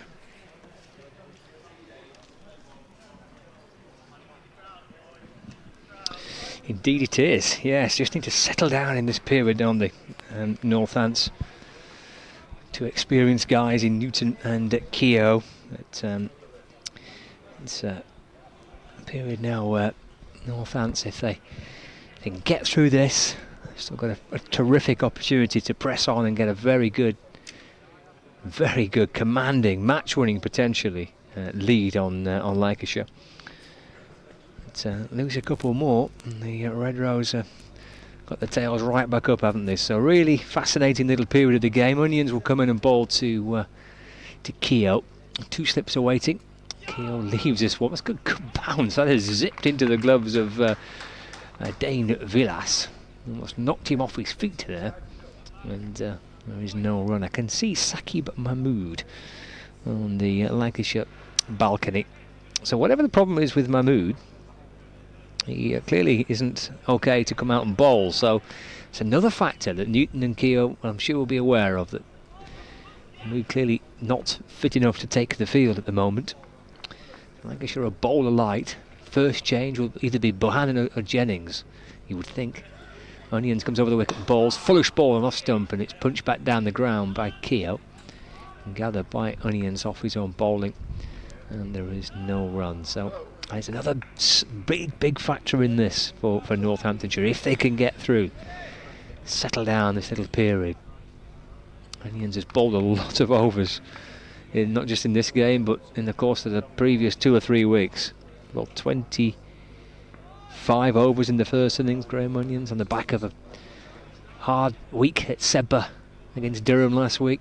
And he comes and bowls, targeting those pads again, isn't he, of Keogh's, bringing his bat down and pushing up to Gleeson, who's at mid-on, and there's no run. It gets the response from the 2 slip fielders, put their heads on the top of their heads, their hands on the top of their heads there to Croft and to Jones. Keogh got bat on ball, working it to mid-on, and there's no run. 31 for 3. Looks a little bit brighter now. I just disappeared to do an update on BBC Radio Lancashire, and it was a little darker, but just a bit of blue sky as Keogh gets forward right into it and pushing out into the offside. And there is no run. Just one little patch of blue sky above us now. That darker cloud seems to have drifted away, which is good. Forecast is clear for the afternoon. Maybe a shower or 2 around tomorrow. But we're all good in terms of potential interruptions for rain. Light might be an issue, but then again we do have the floodlights here. I presume we could use them, but we'll see. Onions bowling wide of the crease again, spearing one straight in towards the pads of Keogh, and he tickles that one through deep mid wicket. The 12th man, Chris Sanders, comes round to field. Keogh's come back for a second, so he moves up to 6. And the score to 33-3. Northamptonshire in their second innings. Keogh in the first, Igmed 6, and Newton made 11. Keogh level with his first innings total. Onions bowls, he's edging this one down into the ground to the right of second slip, down towards third man, where there is a third man in position. But Hamidi, was at gully, has been pushed back to third man. But that was too fine for him to cut off. It did come off a thickish edge, but down into the ground. It bounced to the right of second slip, Rob Jones there. He's not the tallest. He did his best to stretch low to his right to try and get a fingertip on that to stop the ball, but unable to do so. And that's 4 runs to end the over. That takes the score to 37-3. Takes Keogh into double figures as well. As now we do almost have full sunshine. See shadows being cast from the players because the sun just doing its best to try and peek its way through. See another over from Gleeson. So Onions has bowled 5, Gleeson's bowled 5, and here he comes over the wicket to Newton, and just turned out to square leg. And there is no run. Gathered by Keaton Jennings, a tall man at square leg, just alongside umpire David Milnes. Ooh, they're deep in conversation. Got mid on with Alex Davis and mid off of Stephen Parry. 12th man Sanders at extra cover. Bahanan, who took a smart catch to dismiss Bavuma, is at point. 2 slips in the gully. Gleeson bowls and dabbed defensively back down the pitch by Newton off his own bowling. And there is no run, 37-3. My apologies if we just slipped off the BBC Sport website and app. Did we slip off? I think we did slip dear. off, yes. Yeah, but I've made a couple of phone calls. And we've slipped back on. We should be back on now, yes. We're slipping back on, in the process of slipping back on. Somebody at Radio Northampton decided to press the wrong button. These things happen. Which is handy. Gleeson to Newton, who plays forward. And there's no run. These buttons can be a tricky thing, though. There's plenty of buttons in these radio stations, aren't there? But what I always do is make sure that the buttons are low enough on the normal screen, because the chap who sits in the centre studio in Radio Northampton will have his screen with all sorts of different phone lines and ISDN lines up on their screen, and I make sure that the ones I dial into are low enough on the screen that you should pay no attention to them throughout the day whatsoever. You don't have to worry. Gleeson running in towards its balls to Newton, who's right in behind. There's no run. For those listening via medium wave or watching the stream and listening to us via the Northants stream, haven't missed a beat. Haven't missed a beat. No, you've been right across it, but we slipped away momentarily on the BBC Sport website and app, which is a fine source of information for not just the county championship, but for cricket and indeed sport in general, on the BBC Sport website and app. Gleeson to Newton, forward in defence, just defending that the top of his off stump there, pushing it up to mid off, no run. But plenty of ways to keep across the Specsavers County Championship and all the international games this summer. Reports from all around the grounds, different pictures and colour from different venues. Occasionally you see Adrian Harms sending a picture of a cake and things like that. He does like to tweet a picture of a cake, does our colleague from Sussex. Look forward to seeing Adrian in a week or two's time. Actually, it's next week, isn't it? Crikey. Gleeson balls wide and ignored by Newton and taken by Villas. And there's no run. End of the over. 37-3. A maiden for Richard Gleeson. He enjoys a cake picture. Loves it. Alrighty, from Radio Sussex, had the pleasure of his company last week. Yeah, loves it. No, but he's not been to Manchester for a while. Well, no, he was debating with me last week about travel and accommodation options, and I suggested he follow my lead, really, and get the train up and stay in that splendid hotel right on the ground. because that was a cracking week. Really enjoyed my week up in Manchester back in May. Had a great time. Onions with Keogh waiting, 2 slips behind. Balls, forward in defence, no run. Yes, we enjoyed a lovely night on your balcony, didn't we? You, me and Charlie Taylor. You got a couple of little light cold refreshments in for us at the close of play. Because Alex, when he checked into his hotel, didn't quite have a pitch facing view. No, I didn't know. I was the disappointment on my face. If you'd have seen me at that moment, when I walked down the corridor and realised that my hotel room was the wrong side of the corridor and a nice view of the car park instead. Didn't last on that though, did it? He soon got on top of that. Onions to Keogh, defending again, no run. You somehow charmed your way into a room, didn't you? Well, exactly. If you don't ask, you don't get. Indeed. And the very kind girl behind the desk eventually able to switch me over to a pitch view room and all. Gorgeous, absolutely beautiful. Waking up, drawing the curtains and seeing what's now a fantastic venue up at Old Trafford. They've proven quite popular during the course of the World Cup. Yeah, I saw plenty of Indian fans on there today. Onions over the wicket, balls fullish and off stump, driven to mid-off, no run. I come in a bit of a premium there, wasn't it, for a World Cup fixture? I mean, I've no idea how much it would cost to get yourself a hotel room facing the pitch for a World Cup semi-final. I suspect you went to dig out the credit card for that one, maybe. Yeah, I was thinking about this as well. You'd have to book 2 nights, wouldn't you, to get the whole game in? That's true. Yeah, if you could only check in from 3 o'clock, you could pay for an upgrade maybe and check in at midday. Onions drifts in, balls down the leg side though, gathered by Villas, no run.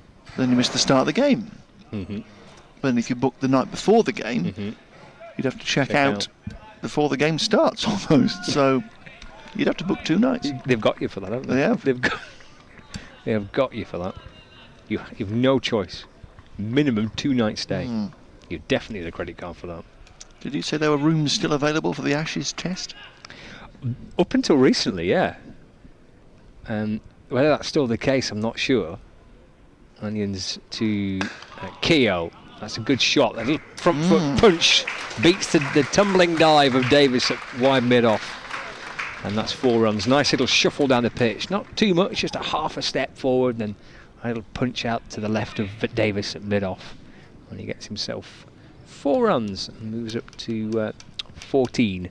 Score to 41 for 3. I suppose for a test match, you could get away with the early check-in. Yeah. Get in there for 12, you just missed the first hour. And the following morning you could get away with watching the warm-ups for a bit before you had to check out, but you'd want to be there first thing in the morning, wouldn't you? Absolutely would. Pull open the curtains and watch the nets going on and the warm-ups and the crowd milling in with a couple of coffees in hand. And well, I think you'd order breakfast in the room that day, wouldn't you? It's Onions to Keogh, defending to mid-off, no run. I quite fancy the idea of that. A little bit of breakfast on the balcony. Oh, I say. Can you bring me some fresh orange juice to the room, please? Bring me poachers in, please. Very nice indeed. That sounds lovely, doesn't it? Yeah. Cracking stuff.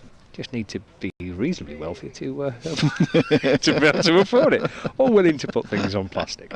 41 for 3, Newton 19, and Keogh unbeaten on 14. Yeah, 2 words. Minimum payment. Interest free for 12 months. Oh dear.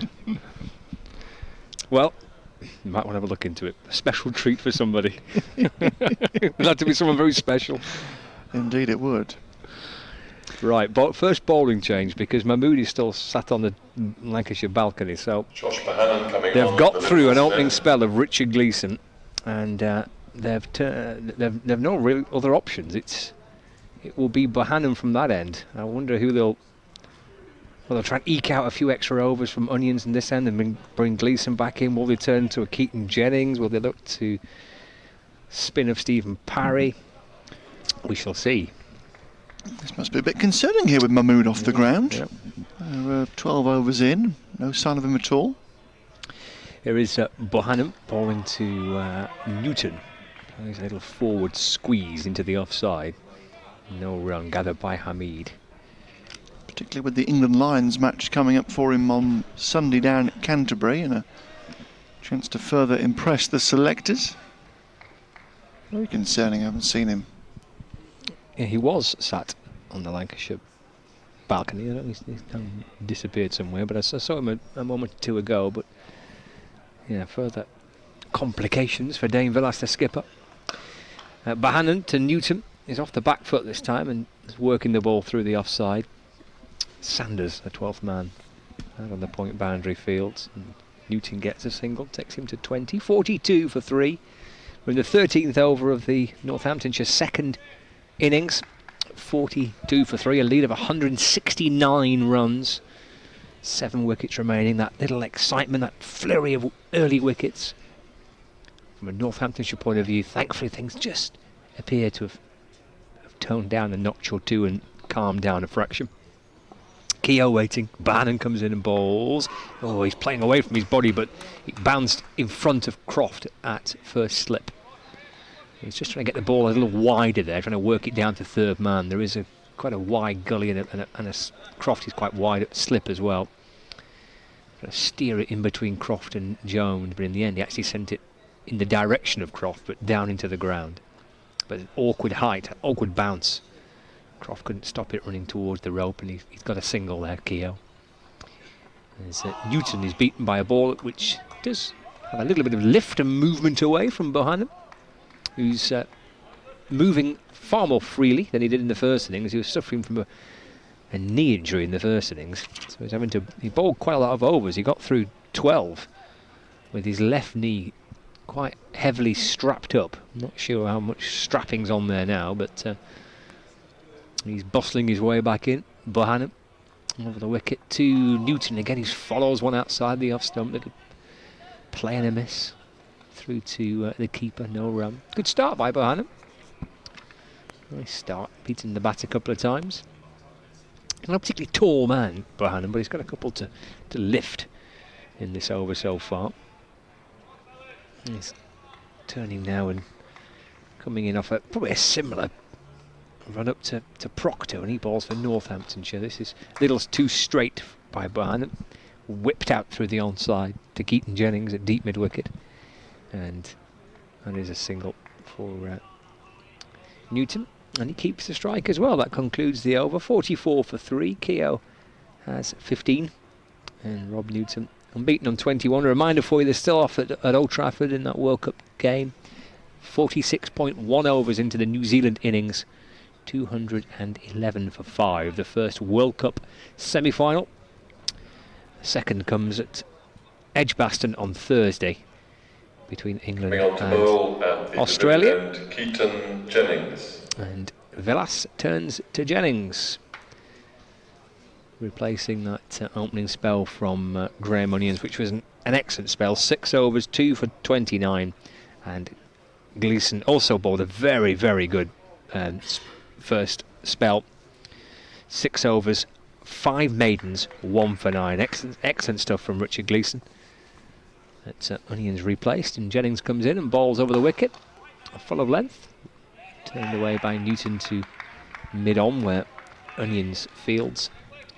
And there is no run. A couple of games elsewhere have moved on. Somerset bowled out down at Taunton, so Notts are going to need 255 to win there, and that is going to be a very stiff ask. Jennings bowls and play back down the pitch, and there's no run. And at Chelmsford, Yorkshire, they're 193 for 9. They lead by only 73. Oh. But they would have been all done and dusted already without Keshav Maharaj, who has struck 5 sixes in an innings of 85 from 71 balls. Jennings bowling over the wicket, driven by Newton towards the point boundary for a single. Newton to 22, 45 for 3. Yeah, Maharaj, he was on loan at Lancashire last season. Yeah, Peter Sill with 4 wickets there. Still hot on the heels of Somerset, aren't they, Essex? They are. Definitely would not rule out a an Essex surge towards the title. Yeah, I mean, if Notts can get up there, I think it's going to be very, very stiff. Somerset bowled out second time around for 169, so suggests that scores are on the way down in that game. A 2-5-5 is going to be a mighty chase against Jack Leach and Dom Bess. Indeed. Jennings bowling full of length, and Keogh clips the ball through the onside for 1 run. Warwickshire are still clinging on into the second part of the afternoon at the Aegeus Bowl. They've only got 4 wickets in hand though, but they are still resisting. He'll be taking in exactly 49 minutes time there, and then see what they can do to get out of jail in the evening session. But if Hampshire could win that, I think they took maximum batting points, they'd be right back up there as well. Jennings for Lancashire bowling and turned into the onside by Newton, gathered by Gleeson at mid-wicket, no run. Elsewhere, Surrey 59 for 1, trying to battle back against Kent, who bowled it for 369 earlier, so Surrey still trail there by 39. Durham still pile on in that second innings at Leicester, 367 for 5, a lead of 272. Turn that one around. Keaton Jennings bowls and played safely out into the offside by Rob Newton, but for no run. That completes the first over for Keaton Jennings, a couple off it. 46 for 3, Newton 22 and Keogh unbeaten on 16. Middlesex have also battled back pretty well, but March and Taylor's school, a record 8th wicket stand there for Middlesex against Gloucestershire, has taken them from a very precarious position a short while ago, where they had slipped to 124 for 7 to 225 for 8 now. So the lead is about to touch 200, and maybe Middlesex back into favouritism there. But at Kidderminster, Derbyshire are well on their way to victory over Worcestershire. As in comes Bohannon from the far end. Bowls to Keogh, who's in his crease, defending to extra cover for no run. Derbyshire made 377 in their second innings. Set Worcestershire 3-7-3 to win, and they've got the home side 34 for 3. So Derbyshire could be on their way to what will be a fine victory. Would be a 3rd win of the season for them. So just above Northants in the table currently. In 4th place, as Bohannon is in, and Keogh works this away out towards Hamid at deep square away to our left hand side. And they get a single more, 47 for 3 Northants here. So the games around the country bubbling up very nicely, all of them. Intriguing contests it seems. Good round of matches. As in comes Bohannon again with just the one slip in place. It's outside the off stump and chopped away by Newton to deep point. Away to our right hand side, that's Chris Sanders there, the 12th man away to our right hand side. Collecting down to his right. 48 for 3, and Newton goes to 23. It's been a really enjoyable month and a bit, hasn't it, with these all these championship matches. Weather's been largely has been good. It's been nice to see so many games played in June and July. Bohannon again, full delivery, driven away, steered away past extra cover and weaved between mid-off as well. So they get a couple of runs, maybe 3 if Keogh wants it here. No, he turns the 3rd run down because Gleeson, he was on the scene, he was a long way away from the non-striker's end, but Keogh errs on the side of caution and brings the 50 up for Northamptonshire. Just being acknowledged by the crowd around us as the scoreboard ticks over. A very nervy start here for Northants. Are they just beginning to settle? 50 for 3, Keogh goes to 19. Bohannon comes in again, bowls back of the length, and Keogh is across his stumps to dab it down out towards short mid-wicket. And there is no run. I quite like the way the schedule has actually been this year. With the One Day Cup, obviously it had to be early because of the World Cup, but the One Day Cup done in a nice tidy block at the start of the season. We got fortunate that not too many games were affected by the weather. Certainly Lancashire didn't have many. Then this kind of 2 blocks of championship cricket. Bohannon again, back of a length, and Keogh seemingly with plenty of time here. They just dab that away, but only finds backward point, and there is no run to end the over. So 15 overs gone in the Northants' second innings, and it's been a lively one so far. Vasconcelos out for 4, Levy for a second ball duck, and Bavuma for just 1. 14 for 3 at that stage. But this pair have taken Northants past a half century, 50 for 3. So that lead is 177 for the moment. Keogh 19 and Newton on 23. I think if anything, I'd have got rid of those first 2 rounds of championship matches. Yeah. Just started with a one-day. Started with a one-dayers, yeah. Because Northants were okay, I think, to a degree, because they played 2 games and they could get stuck into it a little bit. But some teams only played 1 match. Yeah, Lancashire only played once. Yeah, 1 match and then straight into 50 overs. So it seemed a bit of a waste. So away goes Jennings, short sleeve shirt, full delivery, floated up outside the off stump, driven away by Newton, bouncing ball out towards Davis, who gets down to his right hand side to collect it. And there's no run. Be intriguing to see what it looks like in 12 months' time. Because obviously the 50 over will not be. Well, we don't actually know what state the 50 over competition will be in next year. Jennings again, off stump. Newton back, playing again to Davis at mid-off, no run. But we know it will be played along the same time as the 100. We just don't quite know really. I mean, it's thought about it being a development competition, whether it'll have List A status or not, and there's different reports about that. So that is to be confirmed. Jennings in again, angles one in, and Newton was coming forward to a ball that almost got past his inside edge. He popped it back in the air for a little while, but it runs safely down to mid-on for no run.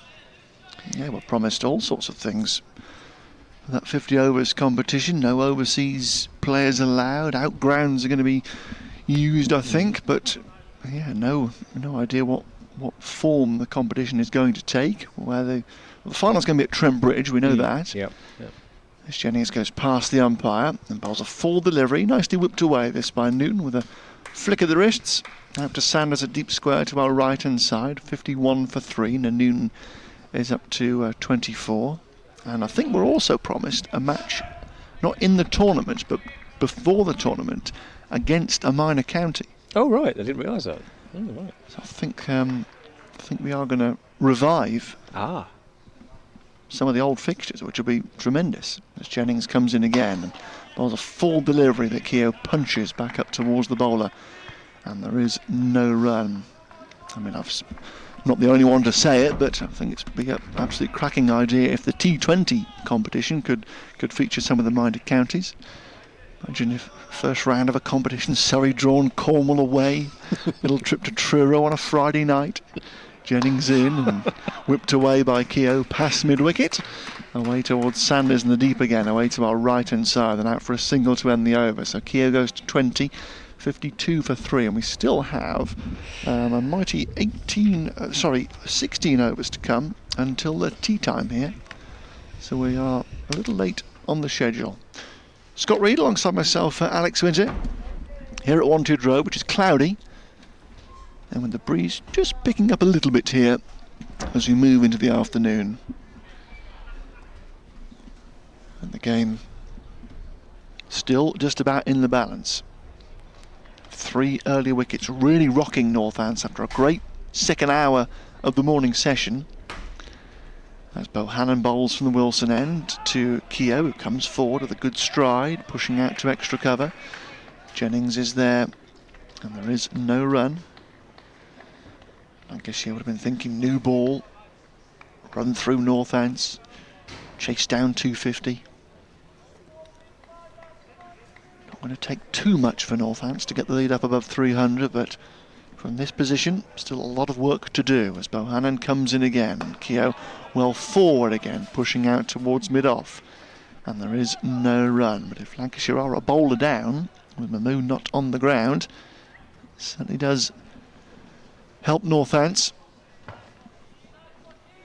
Mahmood not seen so far in this third innings of the match.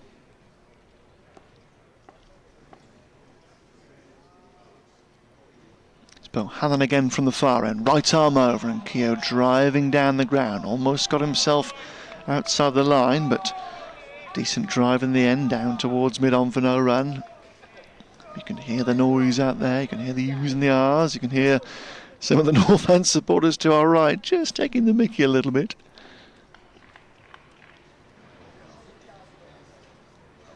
key moment in the game as Bohannon moves in again, and Keogh just pushing a little away from his body off a full length, steers it out into the deep across the square. Away to Sanders, away to our right hand side towards the big screen over there. And they take a single. Keogh to 21, 53 for 3.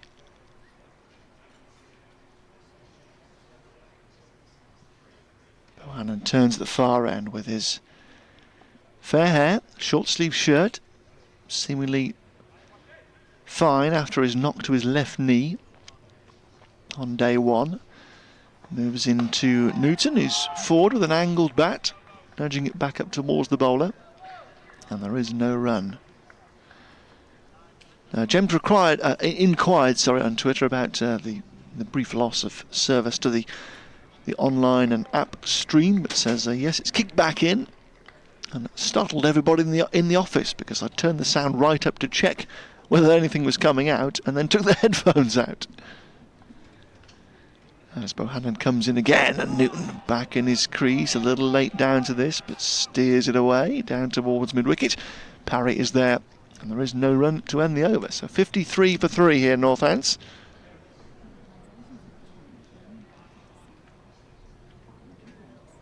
Pleased there, James, that the entire office is getting the cricket coverage here this afternoon.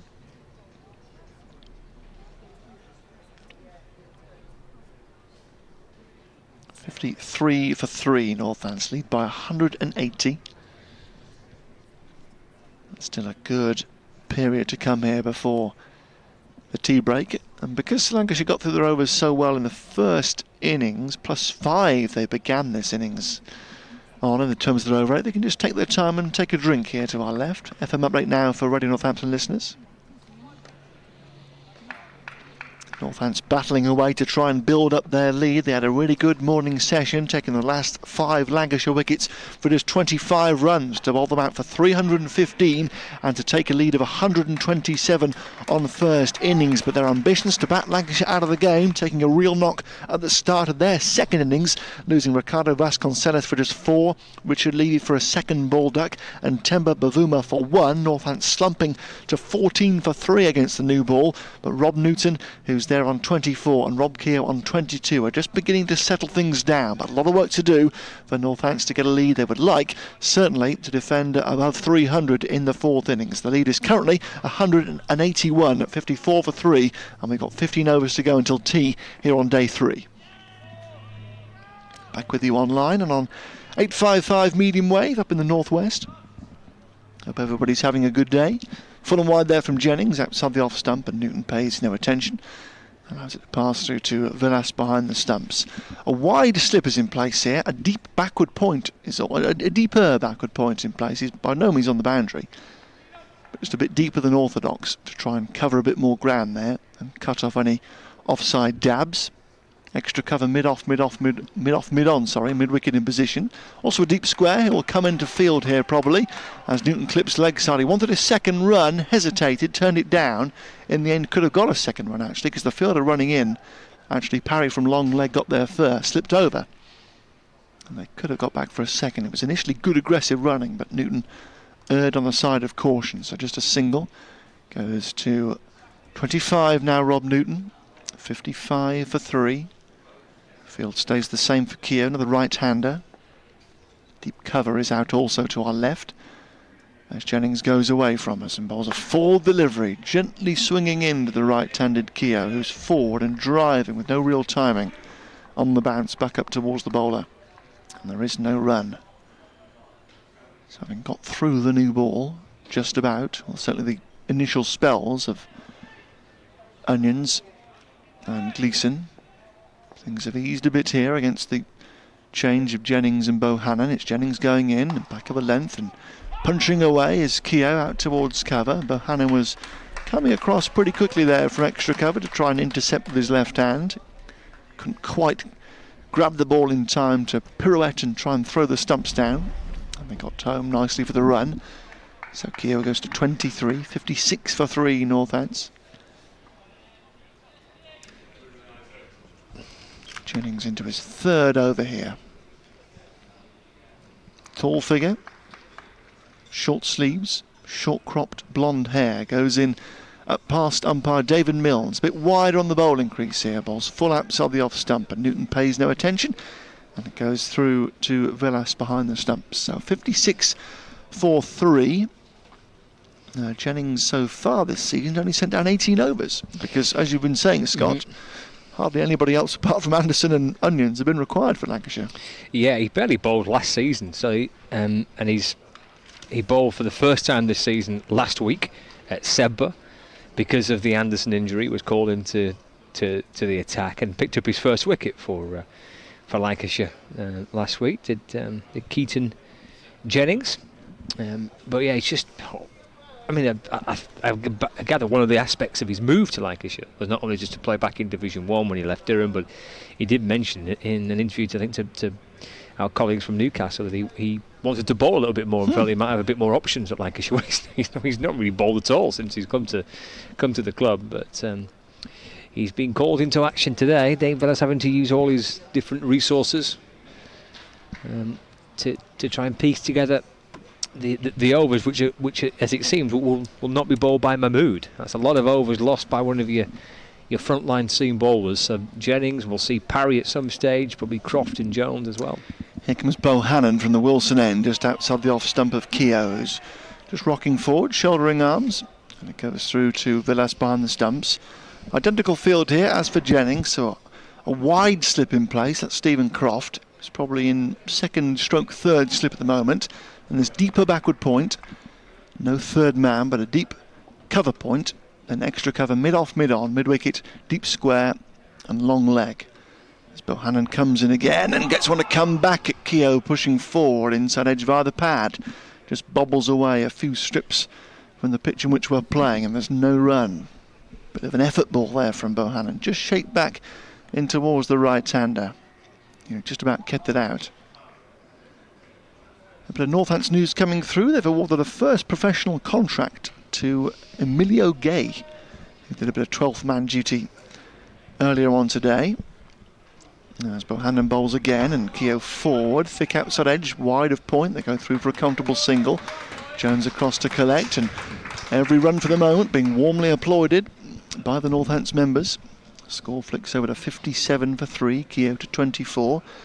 Gay is a 19-year-old left-hander who's been in the academy for a few years now and has been in great form for the second 11 this season. He scored 457 runs in 4 second 11 county championship matches. As Bohannon moves in again, this is outside the off stump, back of a length, and Keogh, Newton, I beg your pardon, is cutting, but only finding Jennings without real timing, added extra cover, and there is no run. It's a Bedford schoolboy, former Bedford schoolboy. It's been around, as I say, since the under-15s age group. He was the Academy Player of the Year last year, awarded his first professional terms. Bohannon in, full of length, and forward is Newton playing to Jennings again, an extra cover for no run. So pondering about the Northants players coming through, under 17s winning the national title on Sunday. So one or two talented lads potentially in there, but Gay seems to be the coming man for the moment, as Bohannon is in and Newton is driving once again. This time just opens the blade a little bit to get a single across the square to Sanders in the deep away to our right hand side, and the over comes to an end. So Bohannon plugging away okay so far, 4 overs 0 for 10, and Northants 58 for 3, and we have 13 overs to go until tea time. Well, congratulations to him on his professional contract. Good to see, isn't it? Sides always keen to develop and produce your own, better than going out and spending money and signing players. Try and get some of your own guys through the different age groups and academy levels, which is good to see. You want these people to have a good chance, don't you, as well? Like this year, giving Rob Jones and Josh Bohannon a really good crack at it. Here comes Jennings, 1-2 to road end, just outside the off stump of Newton. Ball just swings away a little bit as Newton lets it go through to Villas behind the stumps. Yeah, some particular counties in the last year or two have been heavily criticised for signing up players from other clubs. Yes. Well, there's nothing wrong with that, but it's got to be a balance, hasn't it? Yeah. Between producing your own and strengthening from elsewhere. Jennings in again and just gets one to drift back into the right-handed Newton from a straighter line this time when he's forward, pushing out to Bohannon at extra cover. And there is no run. So this Lancashire side here, own products, Davis, Hamid, Jones, Bohannon, Croft, Yep. Parry, Yep. Mahmood, Yep. Onions. Not onions, but... Oh, sorry, not onions. What did I say onions for? Full of length and clipped away past mid-wicket, and they take a sharp single and they get home comfortably. Gleeson in there to his right-hand side. I was considering saying Gleeson, but even though he is a Lancastrian by birth, and it would be tenuous, wouldn't it? Yeah, I mean, he was involved briefly, wasn't he? I think briefly he was... As a youngster with Lancashire. I don't think he was there for too long. Yeah, but they didn't turn him into a first-class cricketer. So 7 of the 11 is a very, very good record, isn't it? I think if all counties could get to 7 or 8, we'd be in a good place around the country as Jennings goes away from us. And bowls a full length to Keogh on the off stump, and he blocks it back towards the bowler. And there is no run. And Paul Allott himself came out and was very critical, wasn't he, a few years ago when he was about to take on the role at Lancashire about the makeups of a few squads around the country.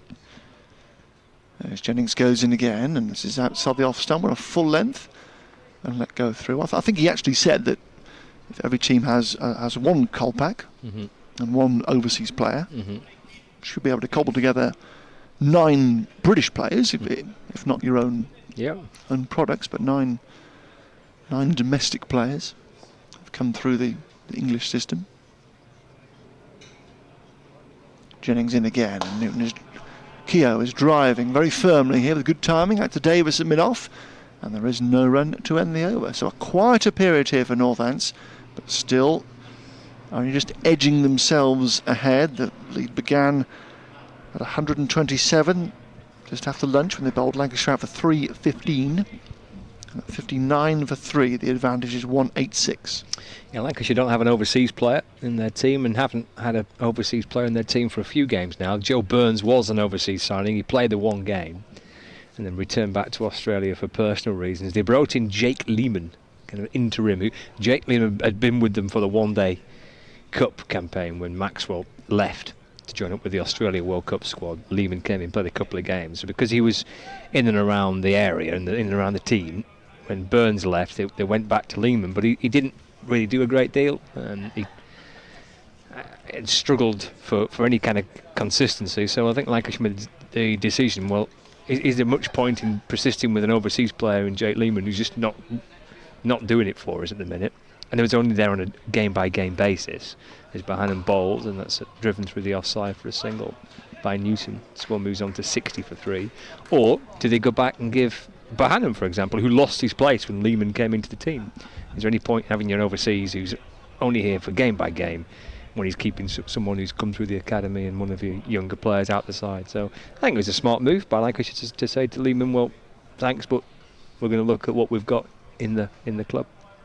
So yeah, they've not got an overseas player in their team at the moment. There's Bohannon, shuffles his way back in. Keogh on strike. Oh, that's come off a leading edge, and that falls safe. Keogh trying to work it through the onside. Thick leading edge. It loops right in between Hamid at extra cover and Jones at point. And Keogh gets a single for it. Takes him to 25. The score moves on to 61 for 3. Yeah, just straightened a little, didn't it? Keogh got a bit keen. Still got to recognise that this match is still precariously placed here. A lot of work to do for Northants to push the lead up towards and beyond 300. Bohannon bowls, and that's cut by Newton. The sweeper's the 12th man. Can he get there? He can't. That's nicely played. Pierce that gap again between Hamid and Jones. And even with the protection on that boundary, on the point boundary, couldn't sweep round the rope there, Sanders, and cut that ball off. And Newton gets 4 more runs, and he moves to 32. Score advances on to 65 for 3. And the lead pushes on a little bit more as well. The scenes in Manchester are about the same as what they were the last time we mentioned it. Not good. No, it looks a bit grim. I mean, there's somewhere in there's 25,000 people, but they're not sat in the seats. They're taking shelter. This is just hooked away through the onside off by Newton. Out towards deep square leg for one more run. 66 for 3. Newton moves to 33. So yeah, it's a cloud cover, rain, floodlights. It looks a little bit more like November than it does the middle of summer in Manchester. So they're still off there for rain in that World Cup semi-final between New Zealand and India, with New Zealand 211. I think for 5. I think score's just gone off the screen. But here is Bohannon. Keogh waits. Bohannon bowls. It's left and gathered by Villas, and there is no run. There's a real tempter, and you can see Keogh trying to lean into it, thinking, should I drive, but sensibly left it alone. He did. Wasn't teased at all at playing into that shot. Keogh 66 for 3. Keogh 25. Newton has 33. Here is Bohannon. And he'll score behind him. Comes over the wicket and bowls and goes up onto his toes. And Keogh plays that safely out into the offside. Hamid comes up from extra cover to field. That's the end of the over. Dane Velas is waving towards the Lancashire dressing room. He's telling the 12th man that I think he wants a helmet. I think he wants a bit of spin, perhaps replacing Bohannon, because Keaton Jennings will continue from the Wanties Road end. That signal's been made for a helmet to come out, and a little bit of Stephen Parrott perhaps for the first time in the afternoon. 43 overs remaining in the day, so we've got 11 until we get to tea.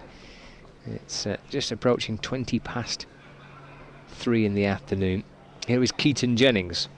Bowls again, full of length on off stump, and that's driven firmly along the ground to mid-on Onions Fields, and there's no run.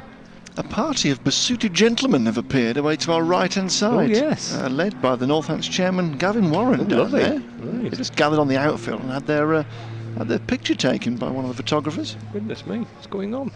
Jennings in, bowls, and worked down to fine leg for a single by Newton. He moves to 34, 67 for 3. Oh yes, they all look very fancy in their suits, don't they? A collection of 6 or 7 gentlemen wearing some very fancy suits. They stood in front of the groundsman little building. Some kind of little event taking place, special guests. Invitation only from the chairman. Come for a night of lunch, maybe. Keogh waiting and cutting, and well stopped by Jones. That point. Keaton Jennings appreciates the work of Jones. Going low down to his left-hand side, goalkeeper style. And saves some runs there for his team. If that kind of burst through his hands, that would have been 4. And probably Keogh was expecting it too before. But he has to remain unbeaten on 25, 67 for 3. Jennings in again. Keogh just shuffles back up onto his toes once more, clipping it behind square on the leg side, and jogging through for 1 run. Takes him to 26, not out. It moves Northants to 68 for 3. The scoreboard just ticks along to 68 for 3 out to our left-hand side. The scoreboard just tucked alongside that very small, cute-looking building.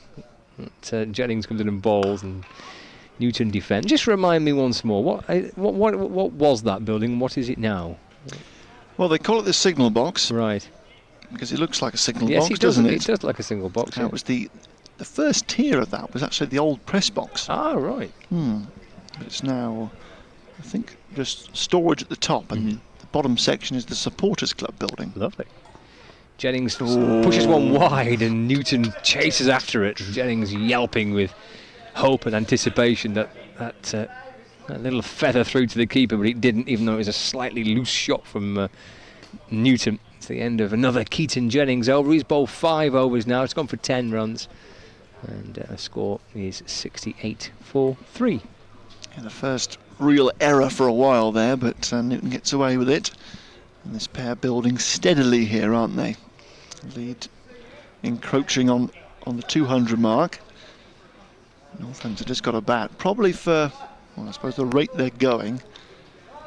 It's going to take until sort of before lunch tomorrow before they can declare with any confidence. Because they certainly like the lead up. Well, 350 would be ideal, wouldn't it, for them, I think. They'd like a 350 lead and then set about trying to bowl Lancashire out on the last afternoon. But a lot to do to get to that position from the difficult start they've had. And it's been a decent little repair job by this pair so far. 10 overs to go until tea, so something to get through and now a bit of spin to contend with. Yes, Parry, who bowled 33 overs, 2 for 97 in the first innings, is into the attack for the first time this afternoon. 68-3. He's got one slip if he's Rob Jones. He's a mid-wicket, mid-on, mid-off, short extra cover, backward point, deep extra cover, deep mid-wicket and a backward square leg. Parry bowling, forward goes Keogh, driving, one bounce into the ground and to the hands of Parry, and just settling in, blowing a bit of air into his fingers and spins the ball from one hand to the other, comes in, left arm, round the wicket. Keogh goes right back into his crease, driving up to mid-off where Davis fields, and there's no run. Squad number 4, Stephen Parry. Not seen that in a white shirt for some time, not since the end of last season, in fact. If he bowls just a little bit short, Keogh can punch through the covers. Gets a run, moves to 27, 69 for 3. They get the first game of last season. Lancashire went down to Essex, and Stephen Parry played in that game. It's the first time he played a first-class fixture for donkeys. He'd not played much at all white ball cricket for a number of years, just the odd game here and there. Started the first match of the season, and I spoke to him, and he bowled well, he got wickets, and I spoke to him after the day's play as he comes into Newton. Ooh, big appeal there by Parry. He's hopping about up and down, but not out, as the Northamptonshire supporters emphatically remind the Lancashire captain and bowler. Did he just get outside the line? It's hard to tell, isn't it, actually, but from that Villas, he's blocking our view. Big shout, though. It was. Parry skips back in, bowls again to Newton. Plays forward, no run. So I said to Parry, is it nice to see you with your whites on and well bowled? He went, yeah. I said, I was a little bit concerned if I put these whites on, I might have an allergic reaction. I thought it was quite a nice little remark to make. Parry into Newton, who's forward and defending back down the ground, gathered by Parry off his own bowling. No run, it's the end of his first over. 69 for 3, Keogh 27, Newton 34. He was a little bit unlucky actually, because when Gary Keady was bowling for Lancashire and bowling magnificently, and he was obviously the frontline spinner for years and years and years, he suffered a shoulder injury in pre-season, and Lancashire had the choice of really going to either Parry or Kerrigan, and Kerrigan they went with the Kerrigan option, and Kerrigan took to it like a duck to water. He was fantastic for 2 or 3 years, and that just blocked Parry's route to regular first-class cricket. He had Keady to get past, and he had Kerrigan to try and get past, and he was restricted to white ball cricket. Jennings into Keogh, smothering the ball into the offside, and there is no run. Yes, sort of choose my words wisely, but Simon Kerrigan hasn't had the best of times, has he, the last couple of years or so? No. Oh, he's left Lancashire. His contract came to an end, and he's playing a bit of club cricket back up in Lancashire. There's Jennings in, full of length, driven him to the onside by Keogh, straight to Onions, no run. Back end of would have been the 2017 season. He spent a bit on time on loan actually here at Northants. Yeah, he went away, didn't he, try and get a bit of regular cricket. He was fantastic, Kerrigan, when he was at the kind of top of his game. He was genuine match winner for Lancashire. Jennings bowls and Villas takes a catch down the leg side, but I love the enthusiasm, Keaton, but I mean that's just come off his hip, hasn't it? 70 yards away. There's no bat on that, but anyway. Yeah, some of the members to our right hand side taking great delight in just having a little subtle dig at some of these appeals. I should count the number of appeals. There's Jennings bowling, and that's punched into the offside by Keogh for a single. Decks him to 28. 70 for 3 now, Northamptonshire. There's a few run chases underway around the country. Essex have begun their pursuit just 92 to beat Yorkshire at Chelmsford. They're 19 without loss there. Notts are pursuing 255 for what appears an unlikely win at Taunton, and they're already 25 for 2. Jack Leach has opened the bowling and taken 2 wickets down there. Jennings to Newton, and that's steered back down the ground, but for no run. But Notts have played around with their batting order again. They've sent Tom Moores up to number 3 and Ravi Ashwin to number 4. Selecting the team via a dartboard or something. What's going on? So they've pushed Chris Nash and Ben Duckett down the order, but that'll take a lot of chasing that 255. Gloucestershire also underway in their run chase at Marchant Taylors. They're pursuing 216 to beat Middlesex. They're 10 for 1. Jennings bowls, and that's flicked out to backward square leg for a single, and takes Newton up to 35, and the score moves on to 71 for 3 at the end of that over. Thank you very much, Scott Reed. And we've got 8 overs to go until tea, and for 10 minutes or so here, I mentioned Emilio Gay had signed the new contract, signed his first professional contract for Northamptonshire. He's going to come and join us here for 10 minutes, which is great news. Up here in the front of the Ken Turner stand on this cloudy day. Clamber up the ladder behind us and make his way in to the seat alongside me.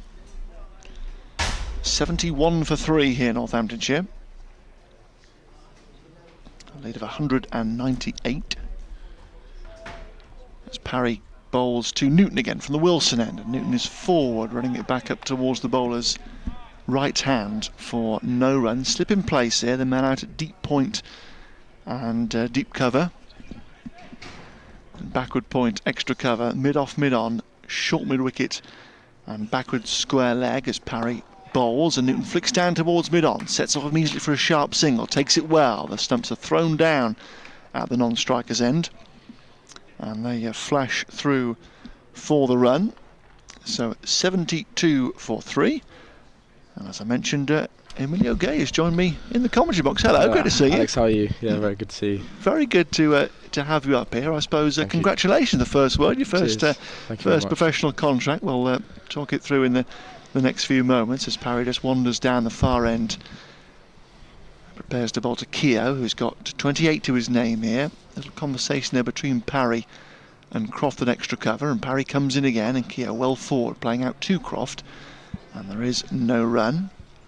So signed on the dotted line today, was it? Yes, yeah, it was today. Rips had a chat with me a few weeks ago after a couple of scores and told me to just keep on the low, and so I've just been waiting to sign it, and thankfully signed it today, and the news came out earlier, so great stuff. Feeling, yeah. Great stuff, yeah. Keogh pushing away here to Jennings here, just shuffling to his left hand side from short mid wicket, and there's no run. 72 for 3 as Parry steps in again past umpire Watts, and Keogh well forward, pushing out to the bowler's left hand, and there is no run because you managed to get yourself a few scores in the second 11 so far this season. I've been hearing a bit about him. Yeah, it's been good experience. Obviously, nice to play with some big names as well. First team players. It's just a good learning curve for me. Obviously. So Parry steps in again round the wicket, gives us a bit more air, and Keogh is forward, playing out to extra cover, and there is no run to end the over. 7 to go until tea time. 72 for 3, Northamptonshire. They lead here by 199. So you're a Bedford schoolboy, which has been a good route into the Northants side in recent years. Historically, it's been good. Obviously, a few players coming through the ranks. So good to keep that trend up. At Bedford School, is there a shine to Alex Wakely or so, or anything like that? Yeah, obviously. Obviously he's quite a big name back at Bedford School. Obviously here as well. Obviously he had Kettleborough, and and a few others have played second team cricket. Charlie Thurston as well. Yes. So yeah, it's been quite a popular, quite a popular school for Northants cricket in particular. Yeah. It's been a good route to the Northants Yeah. first team in recent years. A change of bowling here because Graham Onions is going to come back from the Wantage Road end. And for a little burst here before tea, because Lancashire could do with a breakthrough. This pair have made good progress. Lancashire had Northants 14 for 3, but now 72 for 3. The pressure just easing a little bit. And as you mentioned, that second 11 cricket can be a bit unusual, can't it? Because it's a mix of young guys like yourself trying to make your way in the game, few older guys still kicking around, and a few names, perhaps players playing club cricket trying to get a chance as well. Yeah, 100%. It's a bit of a mix, really.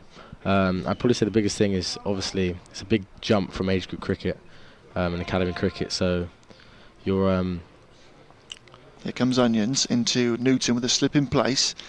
And Newton gets a full delivery up the pads first ball. He whips it away through wicket. They're going to come back for 2 here, with Keaton Jennings running to his left-hand side from deep square, and the lead goes past 200, 74 for 3. Yeah, but as I was saying, it's just it's a big jump up, and as a youngster, obviously you're always just trying to wonder if you can make that step up. So it's obviously nice to get a few runs early on, but it's a bit of a mix, which is always good because you meet new people and just experience things differently to age group cricket, which is good. Yeah, earlier this summer for Somerset there was a 15-year-old left armour playing with Marcus Druskothic in the same side as Onions is in, and this is pushed away to extra cover. They considered a single that wasn't there, no run. Will Smead, I believe that was, yes. You don't see that every day, do you? So you've come across some established cricketers in second team cricket, have you? Yeah, I mean, it's just great to play against them. So a couple of months ago I was opening the batting against Richard Gleeson, who's playing here today, and it's quite a big jump up from playing school cricket, isn't it? Certainly, yeah. How'd you get on? Yeah, I did alright actually. Yeah, he didn't manage to get me out on that occasion, but no, it was just great. It's just a great experience. Even if you don't get runs, it's just a great learning curve, as I said, and you can improve so much just from playing against these guys, talking to them, picking their brains. So yeah, it's quite different to any other cricket. Deep cover now comes up, and there's a mid-wicket in for Onions, who goes in, and Newton is driving, gets it just past extra cover, but Davis will cut it off, coming to his left from mid-off, so they get a single, 75 for 3, and now a chance to get stuck in and be around the first team for a while as well. Yeah, 100%. Yeah, I think it's just a case of obviously there's a lot of cricket left to be played in the season, effectively halfway through, so just keeping the foot on the gas, and yeah, just trying to do the best you can, and hopefully first team call-up comes with a few more performances. That's the plan. So just the one slip in here for Onions. Third man, long leg and deep square are all out, and then a ringed field at point extra cover, mid-off, mid-on and mid-wicket as Onions steps in again past umpire Milnes and strikes the pad of Keogh, looking to flick leg side. It would have gone way down leg, and the ball runs through square leg for a leg by, 76 for 3.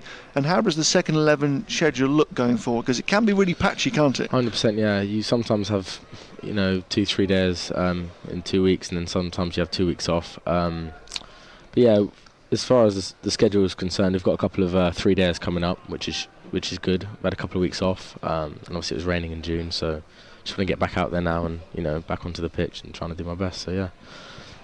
Away goes Onions to Rob Newton again, the right-hander, and Newton is in his crease, pushing a little awkwardly, but fends one back up towards the bowler, and there is no run. So you'll be in the gym a lot in the coming months, because that's what everybody says when they first enter sort of professional cricket. The fitness level really cranks up. Side. Yeah, 100%. I think that's a big thing, especially in the modern game. You don't get anyone like out of shape now, and fielding's so important. Intensity is just a lot higher now. So that's definitely a big thing, which is good to see. And to complete the first over back into the attack, and Newton defending from the off stump back up towards the bowler's left hand, and there is no run. 76 for 3 Northamptonshire, and the lead now up above 200, and they have 6 overs to go here at Wantage Road until tea time, where it's got a little darker actually all of a sudden. The light isn't great all of a sudden, but I'm sure we'll be okay for the rest of the day. So you're a top order batter primarily? Yeah, I've been opening in 2 stuff, which is great obviously to have that opportunity, but yeah, last year top 4, so yeah, primarily a batsman, and I have been bowling but got a bit of an injury at the moment, so I'm just focusing on my batting at the moment. So what do you send down? Medium fast, if I'm at my best, otherwise just medias at the moment. But hopefully, we'll go somewhere and turn into a bit of an all-rounder. But for now, it's just batting. Yeah. Always good to have a second string to your bow, isn't it? Yeah. Make yourself as useful as possible. As Parry continues from the Wilson end, bowling to Keogh, and Keogh is well forward here, running it back up towards the bowler's left hand. And there is no run. And you've been around the first team squad for a bit this summer already. I've seen you doing 12-man duties a bit. Yeah, it's nice to just being around the first team. Just get to know the lads. Because obviously, you'll be spending a lot of time with them. So it's just great to. Parry in with a slip in place, and Keogh pushing a little away from his body here. Notice one out towards extra cover, no run. Yeah, just great to know them really. Because obviously, they're your teammates, and you just want to bond well with them. So, it's just great an experience really. But yeah.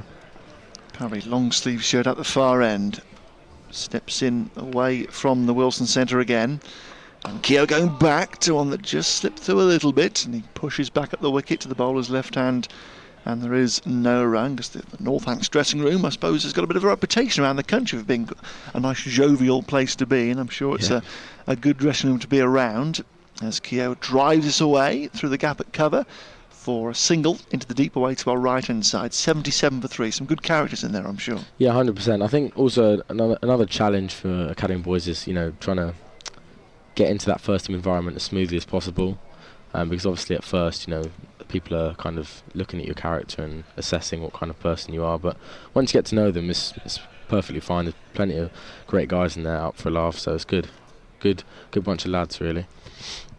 Parry just looks away to his right hand side, just checking where he wants his mid-wicket fieldsman. He's pretty orthodox for the moment, and Parry now is just pointing to his right hand side. Yeah, he wants a change here. He wants his man in the deep away to our left, going round to deep square, and he's going to bring the mid-wicket a bit tighter and a bit straighter, and Onions is coming across from backward square into a wide, well actually he's retreating now into a pretty orthodox mid-wicket position. So deep backward square, orthodox mid-wicket, short mid-wicket and a mid-on the onside. Slip backward point, deep cover, extra cover and mid-off as Parry bowls to Newton. And Newton goes back and cuts away quite firmly, gets it through point. It should be cut off on the boundary. A good sliding save there by Jennings, but they come dancing back for the second run. Good running. It was a good save by Jennings because it was well timed out to our right-hand side. And Newton now goes to 41, 79 for 3, and then obviously looking for a chance in the first team when it comes along.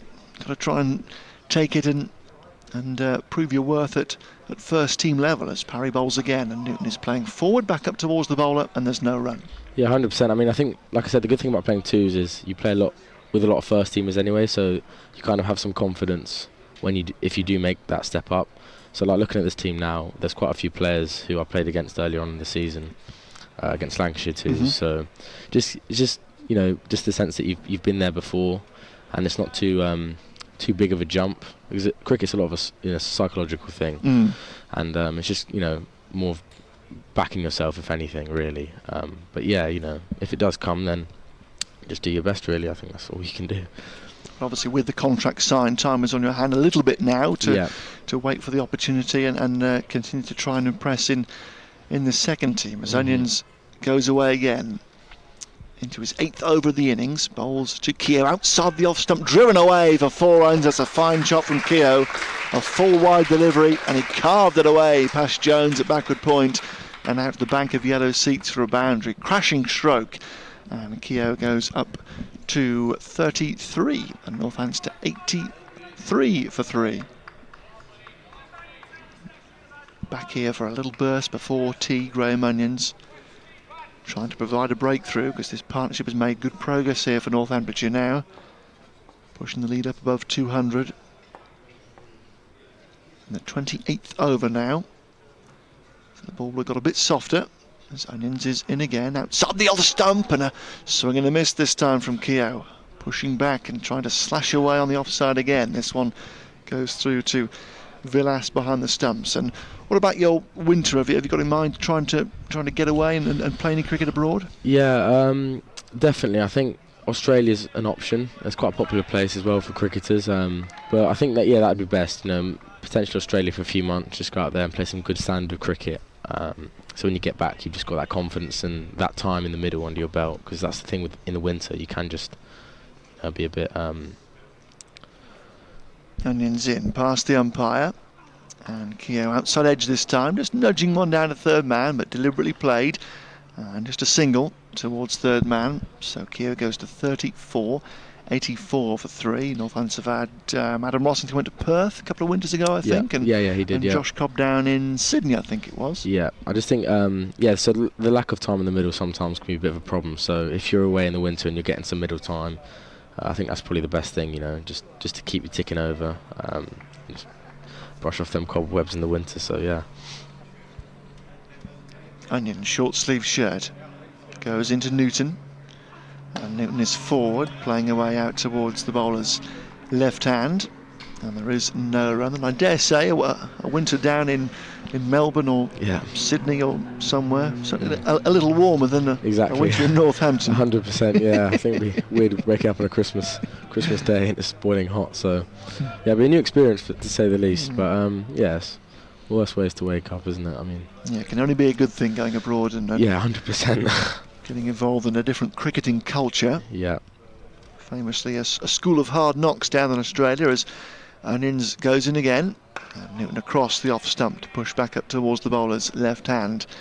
And there is no run. What about other sports? Did you play rugby or anything at Bedford? I did play rugby for a couple of years and then stopped because of the injury element. Right. Yeah, I wasn't the strongest and certainly frightened of tackling. So I quickly binned that off to just play cricket. So it's pretty much just cricket and then occasionally squash and badminton, things like that. But yeah.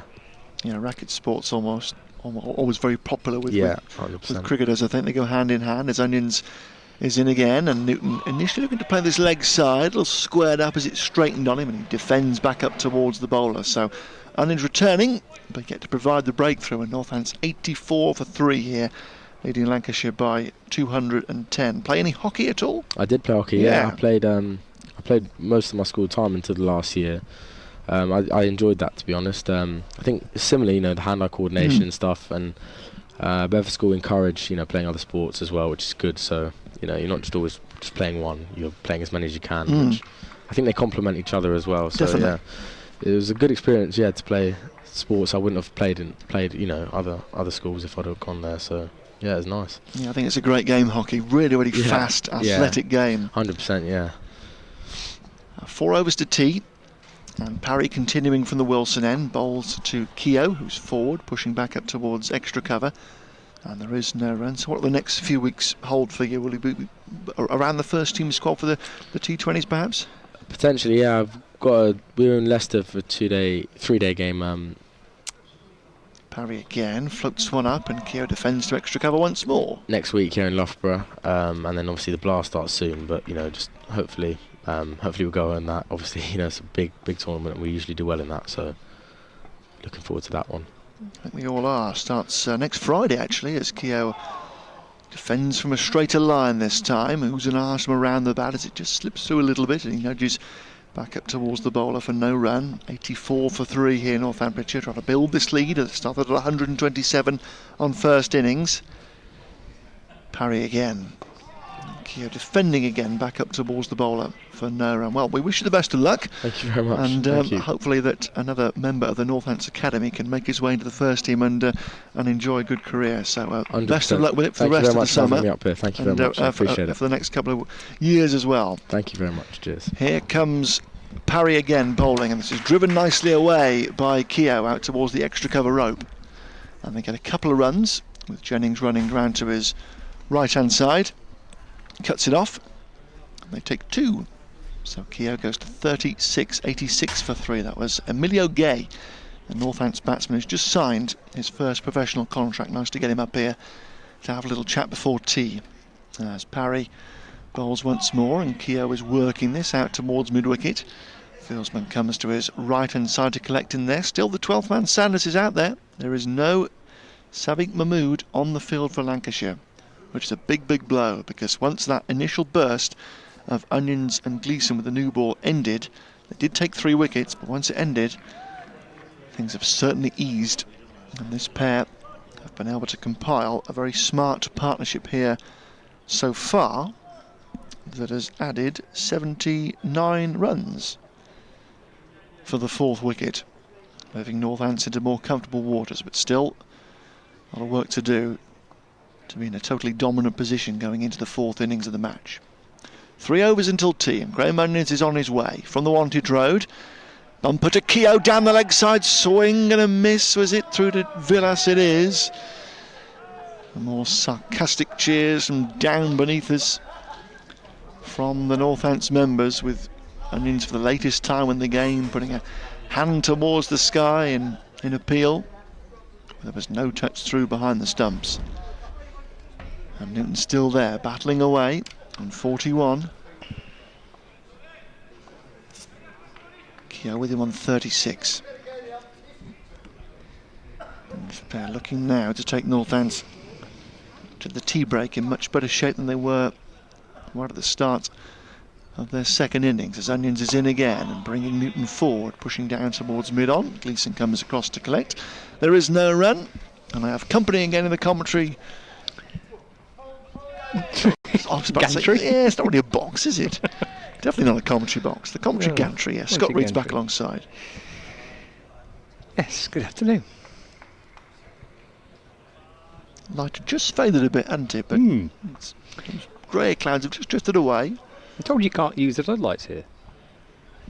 Onions once more past the umpire, and this is worked leg side by Newton, just nipped back a little bit. Onions with his hands to his head as Newton squirts one down to long leg for a single. 87 for 3. Generally not. Right. But they obviously do have a dispensation to use them for a few more days this season, because the first match here against Middlesex, the floodlights did come on. Oh, right. So I think they thought early season match, potential for bad light to intervene. Yeah. Use them then. We'll use them then. Yeah. And use some of the day's allocations up then. With you. But yeah, generally not at all with Championship cricket, these lights, as Onions bowls a back of length ball and Keogh gets himself beneath it. Through to Villas behind the stumps, no run. They've been here a long, long time, these floodlights. Northampton was one of the earlier grounds to get permanent floodlights. And there's those restrictions always been in place? Yeah. Right. Yeah, generally, yeah. Maybe it's kind of part of the understanding of having them. Yeah. I think the planning permission stipulates a certain number of days they're allowed to use the lights. So is it every ground now apart from Worcester? Correct, yeah. Yeah, Somerset got their lights over the winter as Onions is in again, just outside the off stump, and Keogh slashes at it, gets an outside edge, but it's down and away from slip and away to third man for 4 runs. A streaky one, but a boundary, and Keogh goes to 40, 91 for 3. Yeah, that early optimism and bounce and energy that Lancashire were able to conjure up with those 3 early wickets just ebbed away a fraction now, understandably so. It's 1 or 2 of the Lancashire players are shoulders are drooping slightly. We could do with 20 minutes off the field, really.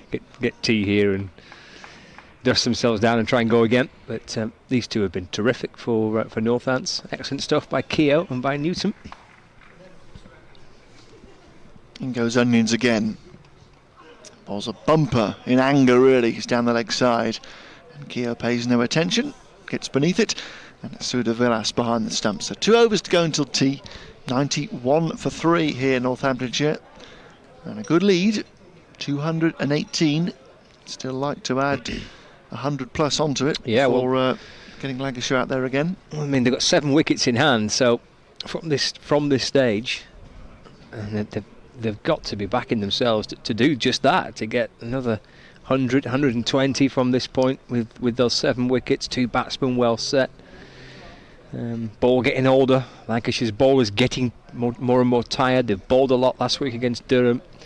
They're a bowler light. Mahmood's obviously injured with some description, something or other. So all these things should be working in Northamptonshire's favour, and that lead, if all goes to plan, is creeping up over by over.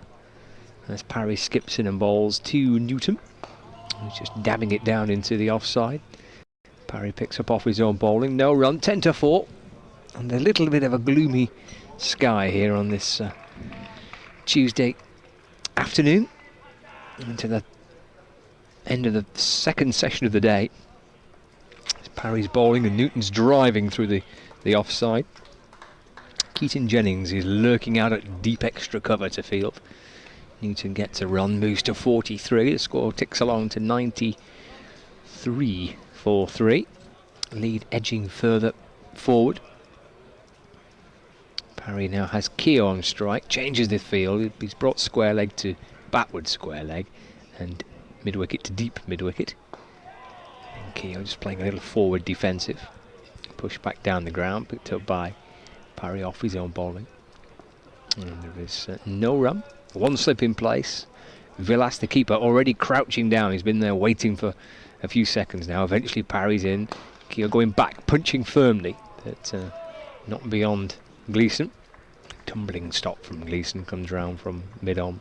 No run. Still off at Manchester. In fact, there's one or two suggestions that they might not get back on today. Might have to use the reserve day tomorrow. Parry into Keogh, defending into the offside, no runs. So 46.1 overs gone there. New Zealand 211 for 5, but one or two suggestions that maybe might have to try again tomorrow. And Parry in again to Keogh, pressing forward into the covers where Croft fields, no run. Fingers crossed it does blow through and they get back on there, but they've been off for some time. I think it's 75 minutes they can additional allocation for a semi-final. I'm sure I heard that mentioned at some point over the course of the last 2 or 3 weeks. But yeah, the predictions are a little gloomy for a resumption up in Manchester.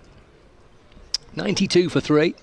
We have 1 over to go until the tea interval, and we're at 10-4, and that final over will be bowled by Rob Jones. Jennings have bowled quite a lengthy spell there. End, Rob Jones. But, out of the attack, and Jones will serve up these 6 deliveries, and then we'll take a little 20-minute break with Northamptonshire in an excellent position. So 1 slip in place. As Jones comes over the wicket, tossing one up. Forward goes Newton.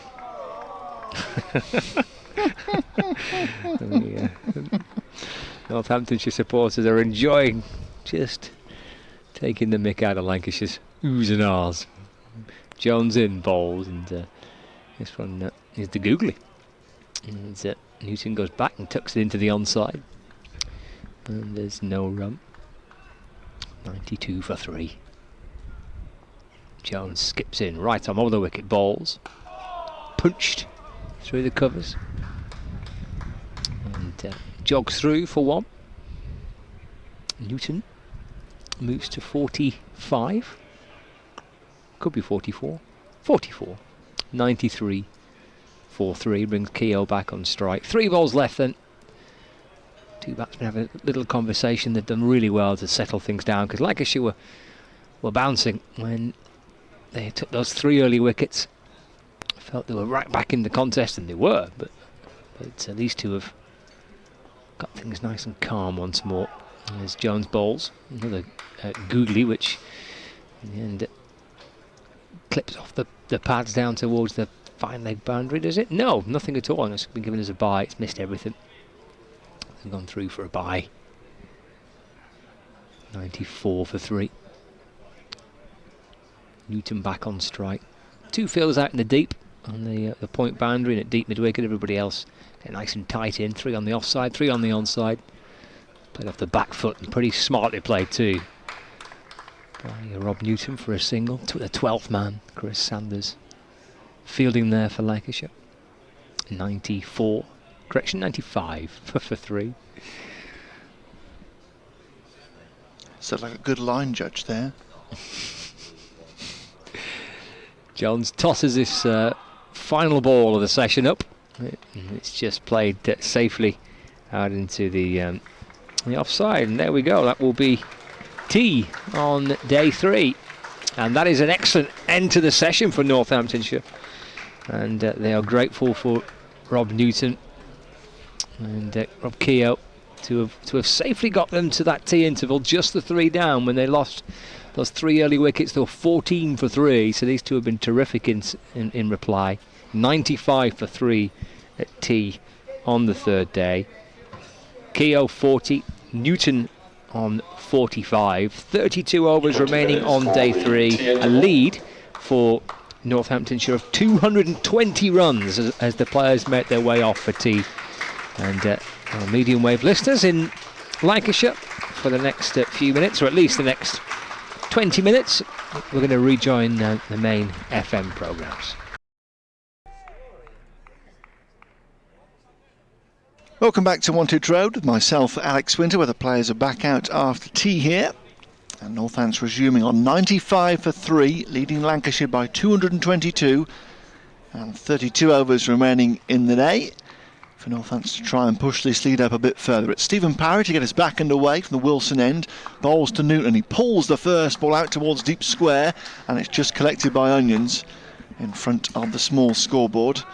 And Northants underway immediately. It was a similar shot earlier on from Alex Davis that he hacked to mid-wicket that created that dramatic slide that saw Lancashire fall away for 315, conceding a first innings lead of 127, which Northants are now trying to build on at 96 for 3. Keogh is back on strike, and he's propping forward to one that just bounces a little bit outside the off stump, pushes away out towards Croft and extra cover, and there's no run. It was an excellent partnership that took Northants to tea by this pair. 81 were added. Northants slipped us 14 for 3. This pair have steadied the ship. Keogh resuming here on 40, and he's propping forward, not wide of extra cover. Croft comes across to make a good save and fires the throw back into Villas, and there is no run. Slip in place, backward point, and deep cover, extra cover, mid off, mid on, short mid wicket, deep mid wicket now, and then backward square leg in place. As Parry bowls left arm round, and Keogh back in his crease, playing away towards the bowler's left hand, and there is no run. As we welcome back listeners on 855 medium wave on BBC Radio Lancashire. Hello one and all, wherever you may be in the fine county. Parry is in again, and Keogh is again back in his crease, playing back up towards the bowler's right hand for no run. Parry quickly back to his mark, skipping through these overs in good order. The overall over 8 for Lancashire, +4, as Keogh stands quite tall, comes half forward, punches away to Croft at extra cover, and the over comes to an end. So 96 for 3, the Northamptonshire lead is 223, Scott Reed. Indeed, good numbers, good position, still wickets in hand, 2 batsmen nicely set, got through the new ball, got through the Onions and Gleeson spell. These two have been able to relax a little and enjoy towards that latter part of the afternoon session. The Jennings and Bohannons and Parrys, who've done okay, a good, decent enough job, but don't offer the threat, obviously, and the potency of Onions and Gleeson with the new ball. Well, if they can get through a kind of post-tea little burst, Lancashire will come at them hard. You would think they're going to open it with Richard Gleeson here after tea. Then they should be nicely set to dictate things going into the 4th day tomorrow, with how they feel potentially is the best course of action to win the game, and start to think about declarations perhaps, and leaving yourself enough time to bowl the opposition out. There's all sorts of things that will come into play, but these next 31 overs should put, if all goes to plan for Northants, put them in that position where they can do that. It's going to need a fabulous kind of final session here for Lancashire for that not to be the case. They're going to have to bowl really well to deny Northants that chance. What can Richard Gleeson do then? He runs away from the Wantage Road into Rob Newton with a slip and a gully, and Newton comes forward and pushes down to mid-on for no run. Third man also down, then backward point, extra cover, mid-off, mid-on, deep square and long leg. Still no Saqib Mahmood. I tried to find out at tee, but I failed miserably in my task to find out. So I don't know what's wrong with him. He's obviously not fit enough to take the field. So it's a concern, obviously, for the short term in terms of this game for Lancashire. But then obviously next week he's due to join up with the Lions. Hopefully it's nothing too sinister for Saqib Mahmood, but still a no-show from him. Immediate change here with Gully coming out to mid-wicket. So in the 34th over, just one catcher in place as Gleeson runs away from us again. And Newton is flicking, quite a straight delivery through square leg. He's timed it well though, races out towards the boundary. And Jennings comes to his right-hand side there to collect. And Newton collects his second run of the evening session, goes to 47, 97 for 3 here in Northamptonshire. Yeah, if they bat the time here at a fairly standard lick, but he'll be up over 300 tonight, maybe 320 there or thereabouts. And then just a case like Scott was saying about how much time Northants will want to lead themselves on the final day as Gleeson races away past the umpire, and Keogh here is shuffling around in his crease, pushing to extra cover. Bohannon is there, and there is no run. Well, it took 94 overs to dismiss Lancashire a first time around on a 4th day wicket that, well, if anything, it tends to get a bit better here at Northampton, it must be said. It tends to just flatten out a bit. Both sides have had the heavy roller on this wicket in this game already. We'll see what tomorrow holds, but still a lot of cricket to play at the end of this 3rd day as Gleeson, short sleeve shirt, goes in and bowls full, and a false stroke from Keogh looking to flick leg side. A leading edge runs along the ground past cover, and they come skating back for a second run, warmly applauded by the Northants members. 99 for 3, and Keogh collects his first runs of the inning. Who is this fella to our right-hand side? Liam Hurt. Oh, okay. He was doing a bit of bowling on the outfield at tea time and is now going through some fielding drills over to our right as well. And safe to say, he enjoys the gym. Yes. He is a well-set fella over there. Unit. Looking in good nick. As Gleeson goes in again and bowls on the off stump, and Keogh comes forward, pushes out towards point. Hamid there, no run. So he played in the one-day competition for Lancashire this season, and Did he play against Northants? At Old Trafford? He injured his knee. Was that in the game against? Because I remember Talking to you and saying that there was a bowler that resembled Tamal Mills, the left armour that just plays T20 cricket now. He did play against Northants. There we go. Yeah, similar stocky build to Mills as Gleeson is in, and Keogh is driving through the covers of 4. It's a beautiful shot. Wasn't a complete half volley, but Keogh moved serenely into it and timed the drive perfectly out past Bohannon to the small scoreboard in front of the Clark Road, and brings the 100 up for Northamptonshire. Keogh goes to 46, 103 for 3. Confident start to the evening session for Northants. Liam Hurt in the one-day game against Derbyshire this year, he was batting, and he went onto his back leg to pull one, twisted his knee, and his kneecap dislocated. Oh no! Hit the ground. He's as you mentioned, Alex. He's a strong boy. So there's a lot of muscle going onto that right kneecap, and out it went. Anyway, he's had obviously a period of time where he recovers and recuperates, and good to see him back fully fit. Very much so. Yeah. Here's Parry Wilson end bowling to Newton with a slip, and Newton is pushing forward out towards extra cover, but there is no run. But obviously Lancashire having to think. As you do, you're kind of always planning ahead as well, aren't you? At the game next week, there is obviously problems for Lancashire in terms of their bowling department, because they're down to the last couple, really. Parry in, a bit more air on this, and Newton just gives himself a little bit of room to drive it away across the square out towards Jennings in the deep, and they get a run. So Newton goes to 48 now, 104 for 3. Well, either way, they're without Mahmood, aren't they? Because he's either they are injured or he'll be away with England Lions. Correct. Yeah. Anderson also missing. As is Tom Bailey as well. So will they look for someone like a Liam Hurt to come into the team, or as we suggested the other day, perhaps if use one of the pitches that has been used for the World Cup and maybe play a second spinner, play Parkinson? There's options there for them. Parry to Keogh, and Keogh is forward, running one back up towards the bowler's left hand for no run. We mentioned Toby Lester as well, on loan at Warwickshire, could bring him back from his loan spell. Is he playing this week? I don't know if he's playing or not. Let's have a look. Parry steps in again, round the wicket. And Keogh again just props forward and runs it back up the pitch for no run. 104 for 3, Northants. They're 8 down now, Warwickshire. Ooh, Take a look at this. Couple of wickets straight after tea there. Yeah, there were 6 down at tea, weren't they? Yeah, they're good afternoon resistance, but likely to lose again now. Parry steps in, floats it up and driven away by Keogh. Waited and waited for that before steering it away out to Jennings, away to our right-hand side for a single. 105 for 3. Keogh now goes to 47. No, he's not playing, isn't Toby Lester in that game for Warwickshire this week.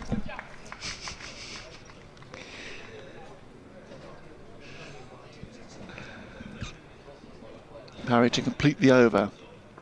And Newton defends back up towards the bowler. And there is no run. 105 for 3 here, Northants. They have a good lead, and they could make it a lead totally beyond Lancashire if they can bat well in the next session and a bit. Yeah, some games developing around the country. Worcestershire 5 down, chasing 3-7-3 at Kidderminster, so Derbyshire on their way to winning that one. Middlesex also on their way to beating Gloucestershire at Marchant Taylor's School. Could only set 2-1-6, but the Gloucester's 39 for 4, so they need a couple of big partnerships to try and get up from that position. Come on, the Shire. Durham 4-4-9 for 6 in the second innings at Leicester. They've turned that one around. They lead by 3-5-3. Oh, what a mighty performance that is. Great effort, yeah. So there's going to be a lot of batting for Leicestershire to do to save that game from there. Just one batting point for either side in the first innings of the match. Away goes Gleeson from the 1-2 road. Bowls to Keogh, defends from the crease. Out towards Jones at mid-wicket, and he comes forward and backhands the ball out towards the non-striker's end stumps, just to see if Newton was off guard, but he was safely back in his ground. The ball missed the stumps nonetheless. Notts 40 for 3, chasing 2-5-5 to beat Somerset at Taunton. Looks like a victory for Somerset there, and possibly tonight. Surrey 107 for 1, now lead Kent by 9 runs, so that is a intriguing contest that Surrey are just getting the better of now. Gleeson sets off again past the umpire and bowls a full length driven down the ground for 4. Initially it was aerial from Keogh, and Gleeson wanders down the pitch with his hands to his mouth, thinking he could have stretched out to take the chance there, but it's got away from him. It's sped away to the boundary, and it's 50 for Rob Keogh. A thumping straight drive, 109 for 3. Yes, well battered Rob Keogh. And it was a good thumping drive, wasn't it? It was uppish, and there was a cry of catch it. I think Eddie got a fingertip to that. He might have taken his finger off. He was hit so firmly, but good shot, good way to get to half century, and going nicely, Keogh and Newton. Essex 36 for 1, just have got to knock off 92 to beat Yorkshire at Chelmsford. As Gleeson sets off again and bowls a bumper this time. It was a well-directed one, but Keogh watched it carefully, ducked beneath, and it went through to Villas behind the stumps. Probably had predicted that, couldn't you, from Gleeson? Cutting a slightly frustrated figure and having just been clubbed back down the ground for 4. He banged one in short, but he did react to it well. Did Keogh, ducked his knees, got underneath that. 7 boundaries in Keogh's 50. Confirm the number of deliveries shortly, but the strike rate just under 50. So it's been a very concerted effort here as he faces Gleeson again, works his off the hip to mid-wicket. Very sharp single attempted. They get home. Oh, could have been tight had the stump's been thrown down.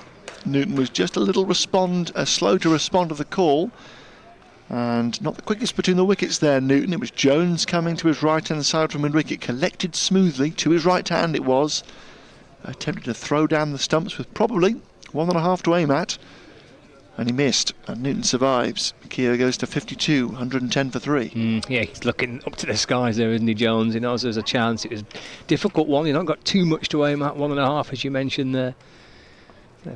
Do those fielding drills in the warm-ups and in training. Back yourself to hit the stumps, but he just missed. Gleeson a bit wide, run the bowling crease, edged and gone! And there's the breakthrough, and a slash outside the off stump sees Newton caught behind, and Gleeson has got the wicket. So having just survived a run-out opportunity, Newton has gone here for 48, and he can only add 3 to his tea-time score. So there's the breakthrough that Lancashire desperately needed. The partnership was approaching 100, but a thin edge trying to cut. Villas with a good low catch going to his right-hand side. Gleeson with his second wicket, and Lancashire strike 110 for 4, Northamptonshire.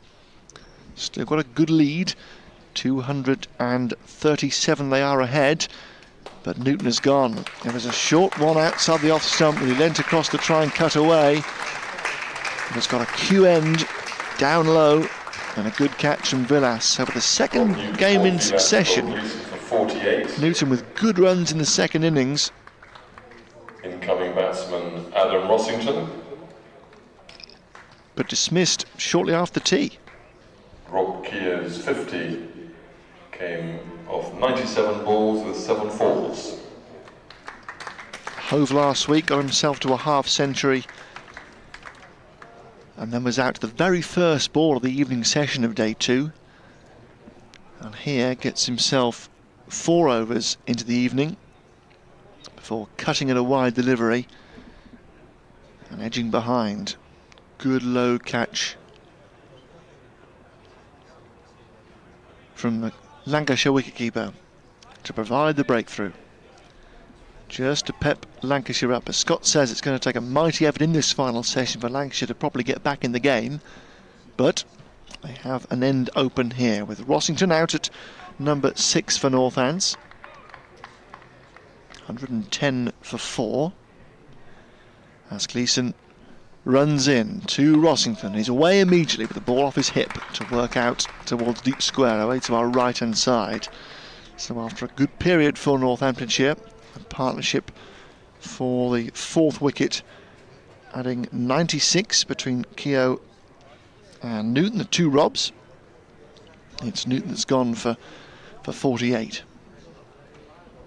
And a wicket taking over for Gleeson, but despite the breakthrough, there's not too much energy out there for Lancashire, because I think they recognise that conditions after that new ball burst have certainly eased here, which in a way is a positive for their chances to try and maybe save the game tomorrow.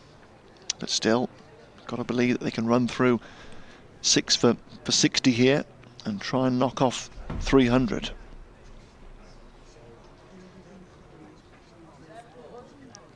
Northants began this second innings knowing that cobbling their way up to 200, 250 would give them a very good 4th innings target. And a bit of work still to be done to get up to that mark. But one good partnership here. And Parry to continue from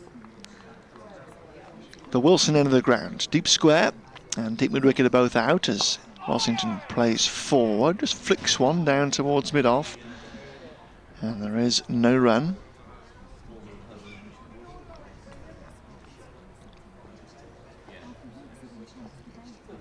Parry back to his mark, steps in left arm round, and this is back of a length and pushed away out towards short extra cover,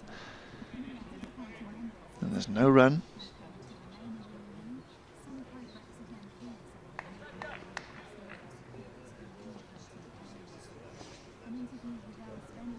Parry stepping in round the wicket again. Bowls Fuller here, and a pleasant drive from Adam Rossington along the ground, quickly to short extra cover. And there's no run.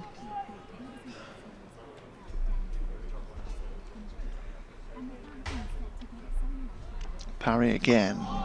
This time Rossington, yes, steers it past extra cover. Little nudge off the front foot there. Squirted it away and diving to his left-hand side. Croft couldn't get across in time to cut it off. And they get a single into the deep away to our right-hand side.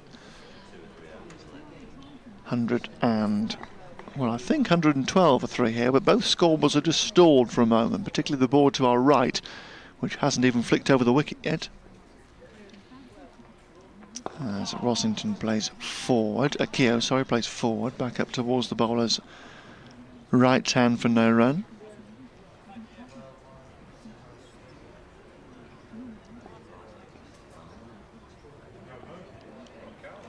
Here comes Parry again, round the wicket. Floats it up and Keogh just props forward, dabs it out towards extra cover. And there is no run to end the over. So I think it's 112 for 4 here. As we have an FM update coming for BBC Radio Northampton listeners, so bear with.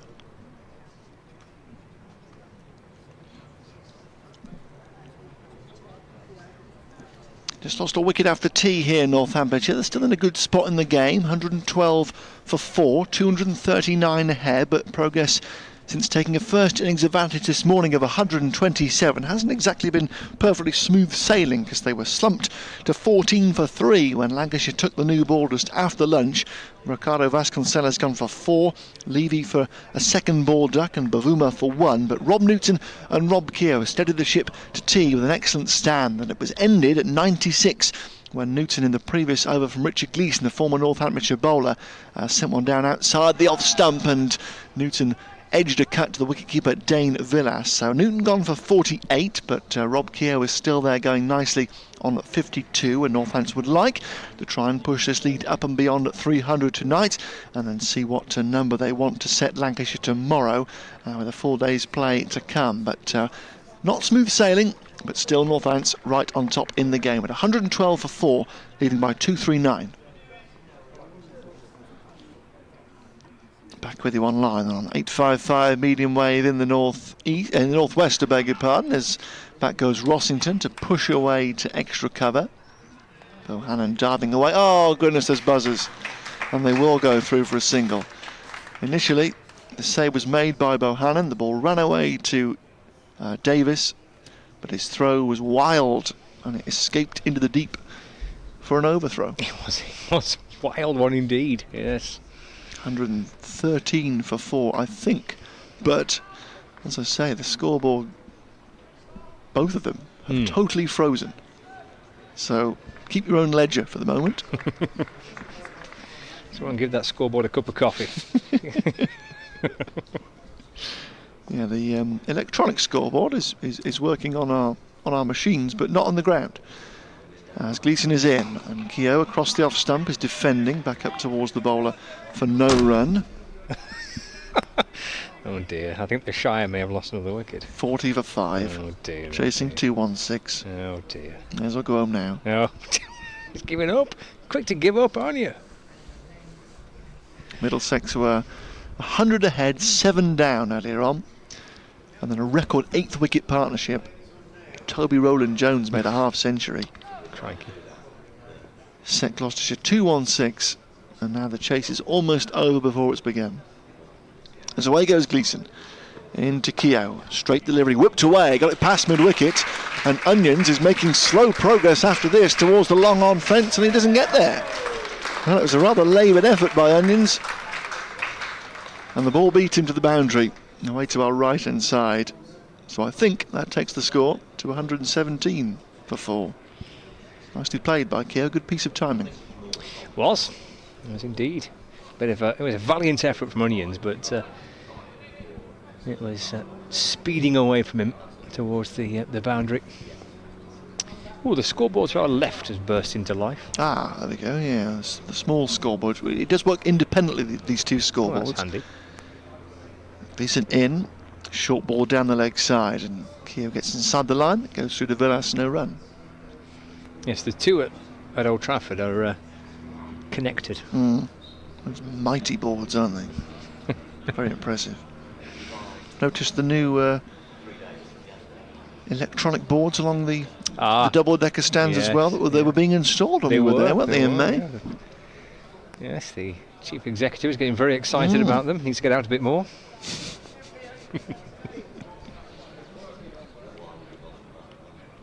In goes Gleeson again. Back of length, oh, it's a nasty one.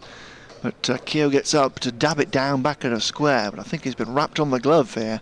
That one climbed from just back of a length. But Keogh did well to get up on it and ride it down and away for a single, but may have just taken the blow on the glove here. The score goes to, we think, 118 for 4. He did play it well, and he's banged a few in short, hasn't he, Gleeson? But born with a bit of menace in there from Richard Gleeson. He did play it well, got right on top of it, but to fend it off. It's underneath his armpit, down towards the onside for a single.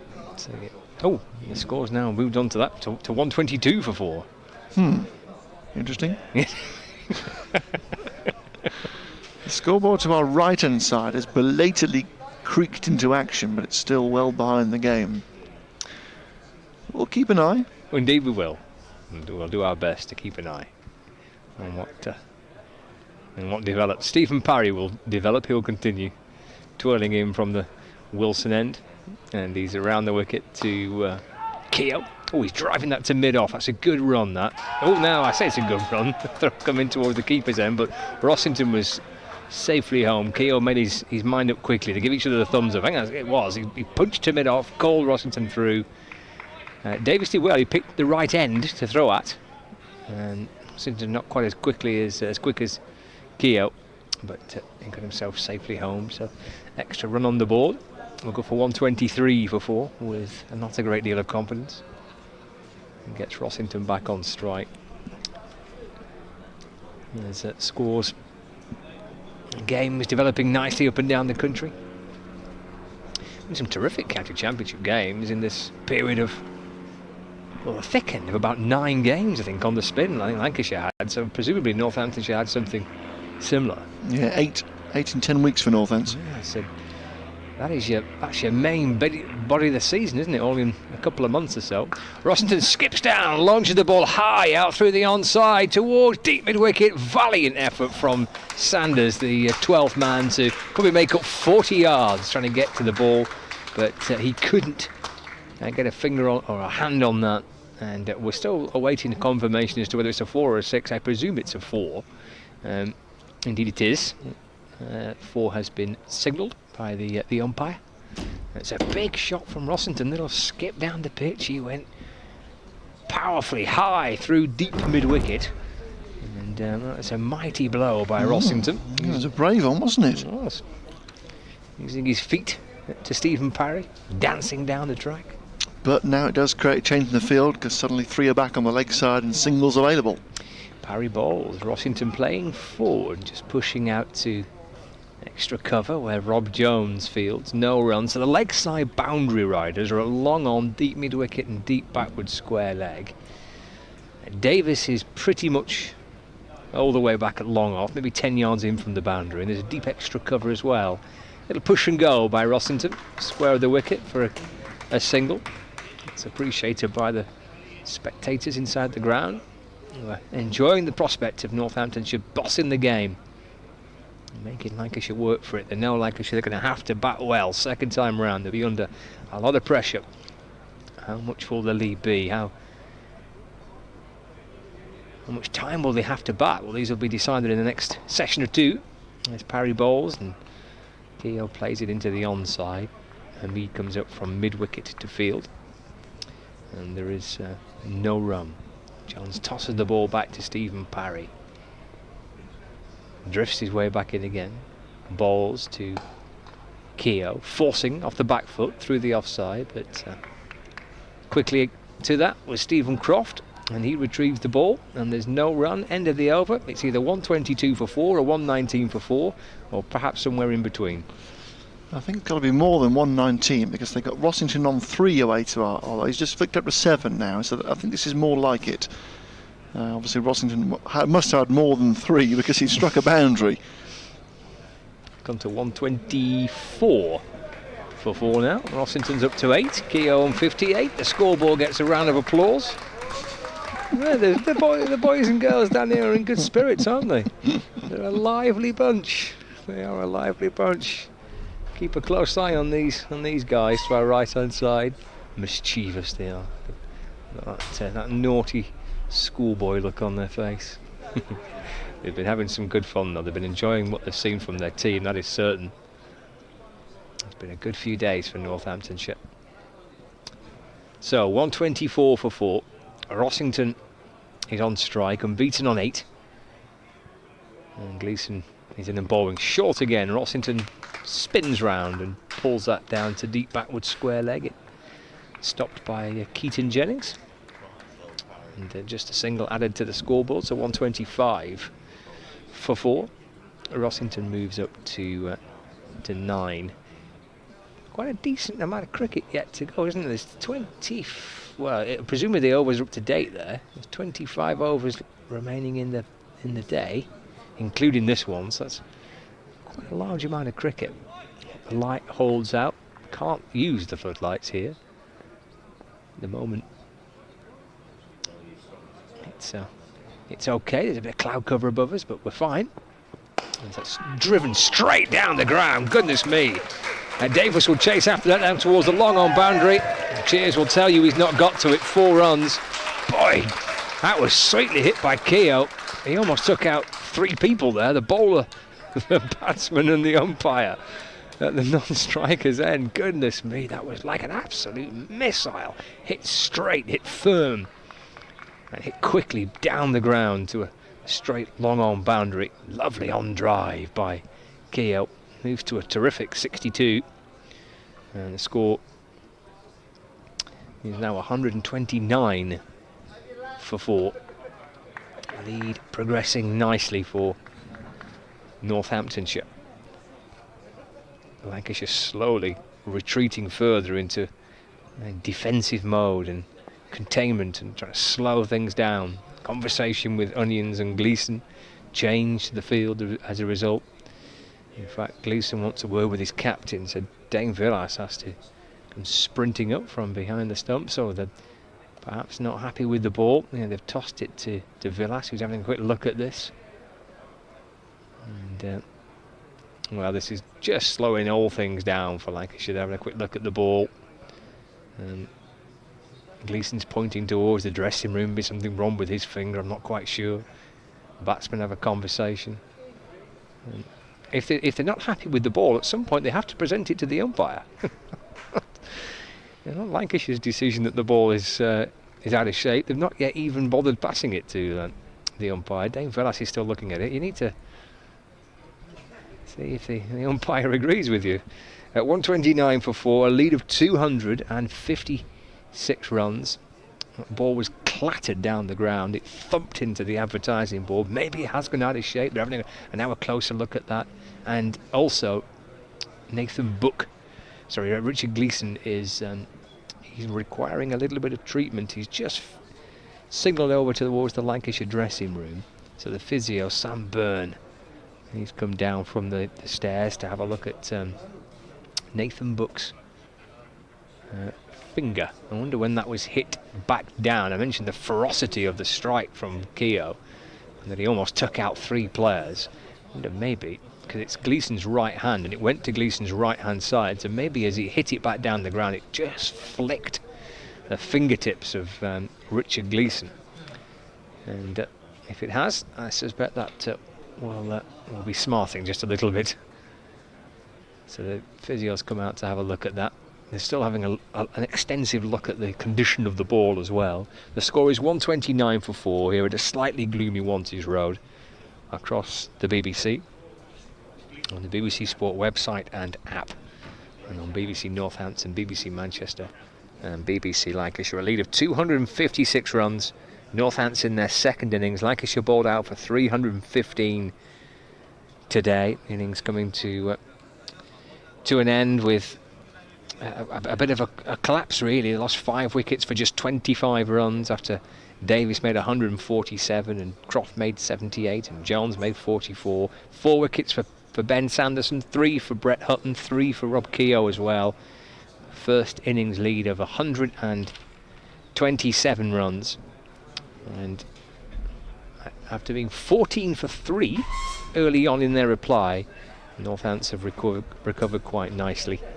And they're now 124 129 for 4, so a lead of 256. Lancashire are a bowler light already. Saki Mahmood not fit enough to resume. I've not seen him at all in this Northants second innings, and now they've got another bowler with a finger injury. It's Nathan Buck, who's still receiving some treatment. Lancashire are looking at the shape of the ball and continue to look at the shape of the ball, but the two umpires are absolutely not interested. They think there's nought wrong with it. And after a little delay, while Gleeson gets some attention from Sam Byrne, umpires again still looking at this.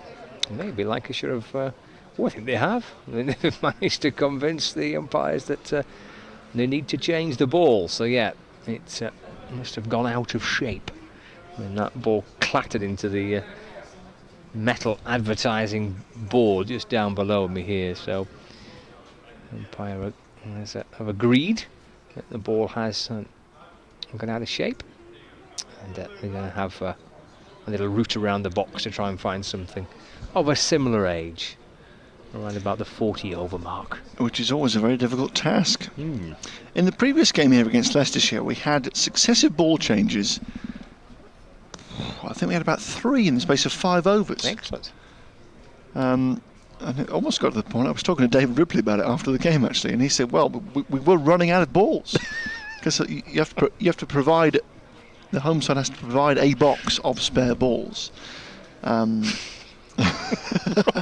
all these balls are being changed, and suddenly, well, what are we going to do now?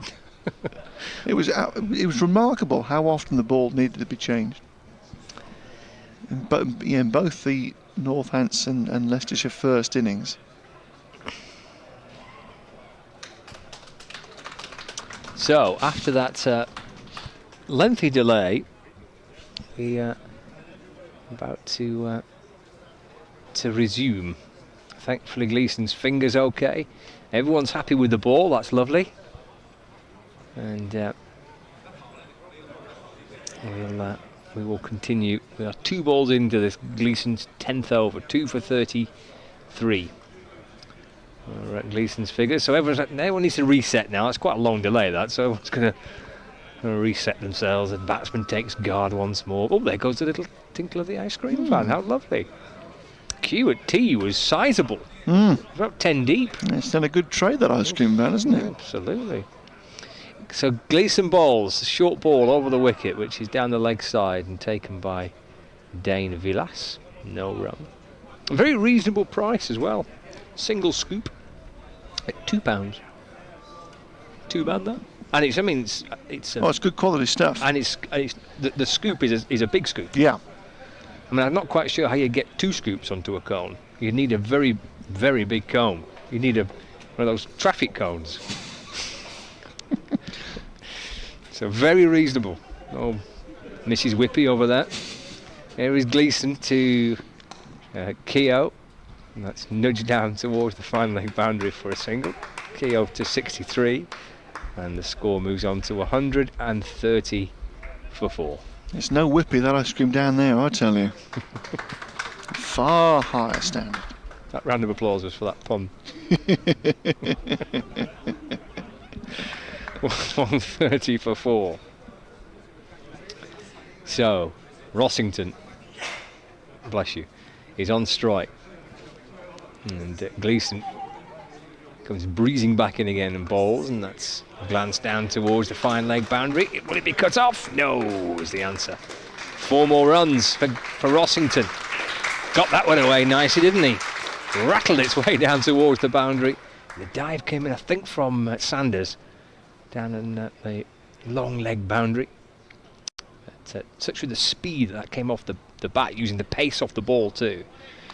He only had maybe 10 yards to get around to cut that off, but he couldn't. Rossington into double figures already, up to 13. Skipper has hit the ground running here. 134 for 4. Final ball of Gleeson's 10th over. 2 for 38, his figures. Comes in again, bowling to Rossington. And that's pushed back down the pitch. Picked up by Gleeson.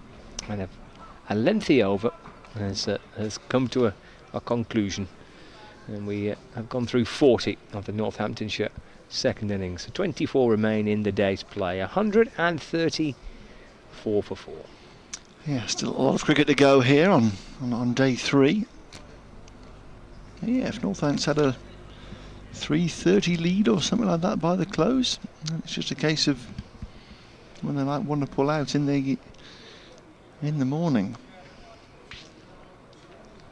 Would they give themselves a chance to use a second new ball tomorrow? Would they just dangle a little bit of a carrot? Intriguing. It is. Well, it's been that type of game. It's been a thoroughly enjoyable contest between these two sides. Good tough cricket being fought.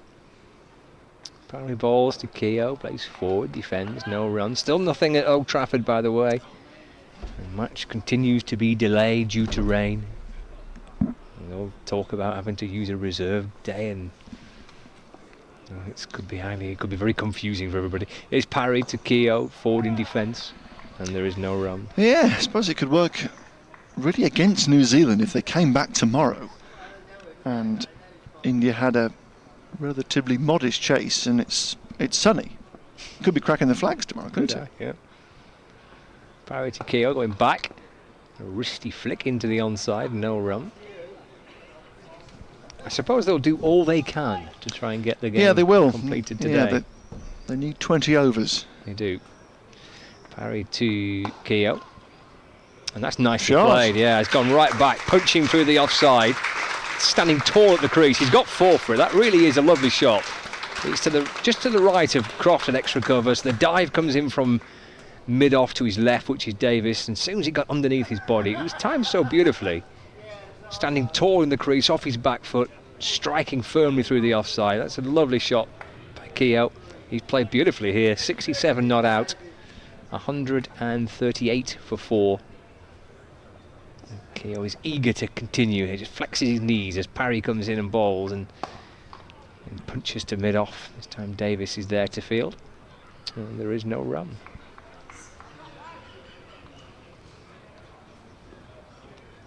Parry skips his way back in. Keogh goes back, and that's forced up to mid-off. He calls Rossington through for a single. And Davis picks up and throws at the stumps. Hamid backing up. Keogh gets a single, keeps the strike as well. 139 for 4. Keogh 68. Rossington unbeaten on 13. Durham have declared at Grace Road, so they've left Leicestershire 393 to win. So Leicestershire are going to force to bat out 4 sessions there to try and save the game. Up the Welford Road, Worcestershire still 5 down at Kidderminster. 87 for 5, chasing 373. Lots have lost a wicket at Taunton, 67 for 4, chasing 255. Surrey have lost a couple of wickets at the Oval there. 110 for 3 against Kent, lead by 12. Gleeson bowls, short ball.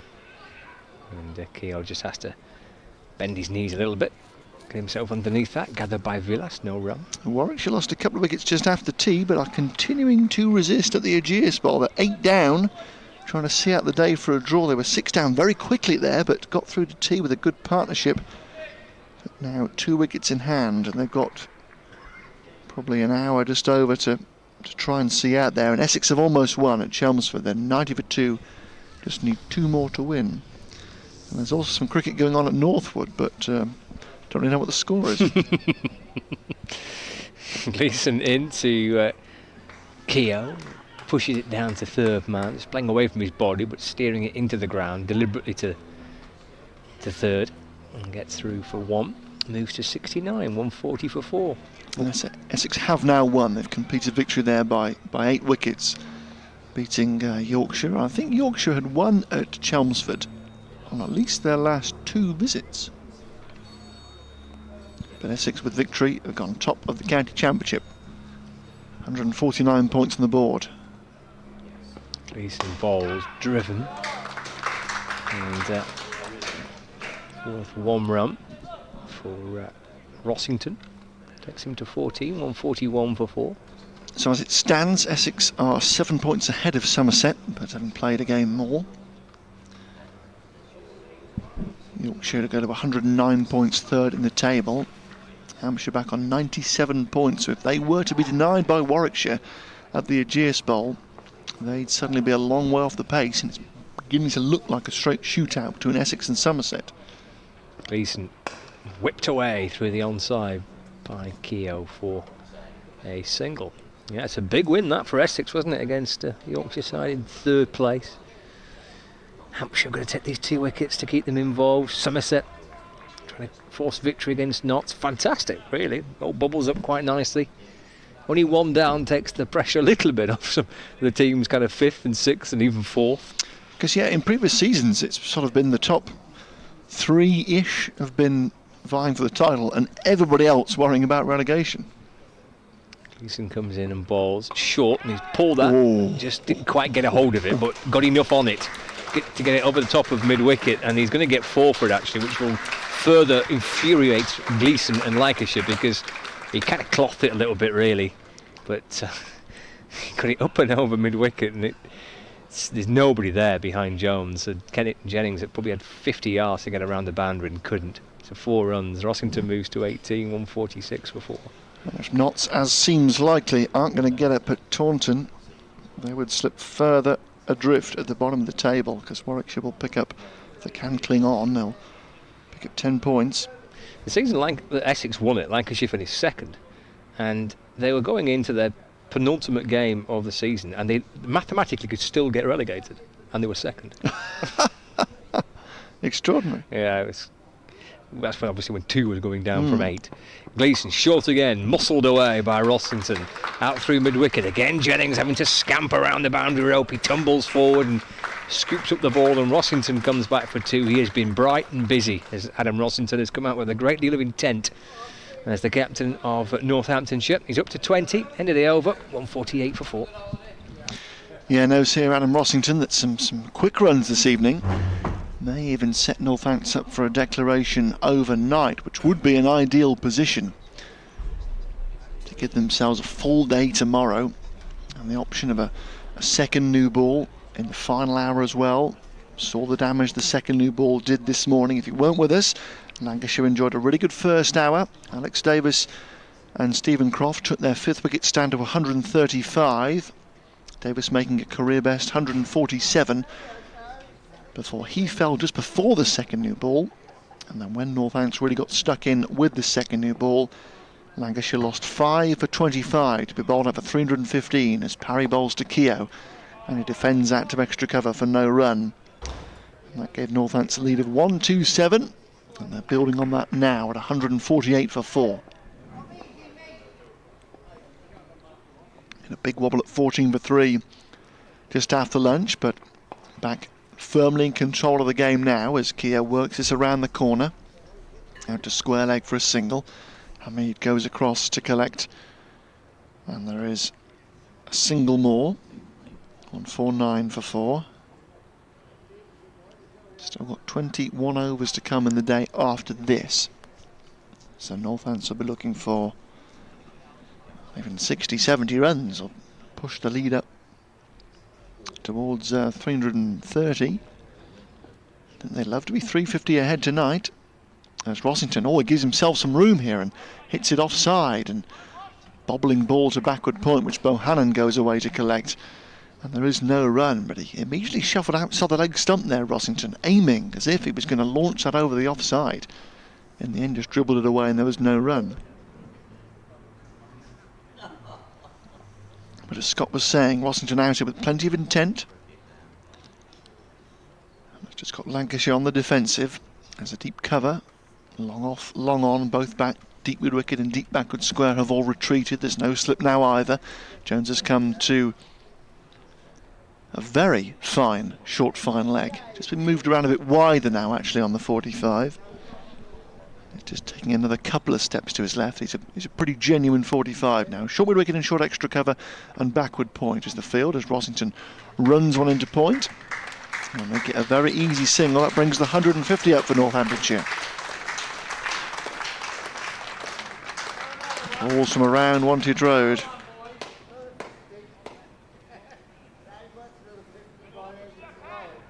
As the lead reaches 277. Hasn't got to be anything alarming in this evening's session to push that lead up to something very strong. Just got to bat sensibly, bat well as Keogh pushes offside and considers a single, but Jones is out there at cover point for Keogh, and he comes away to his right to collect. And there's no run. 150 for 4. Parry bowls again from the Wilson and floats it up, and Keogh is driving firmly out towards mid-off. Always a fumble, and they're going to get back for 2. Alex Davis running into his left-hand side. Was initially looking to try and effect a run out, but forgot to take the ball with him. And the ball slipped away down towards long off for a couple of runs. 152 for 4 at the end of the over.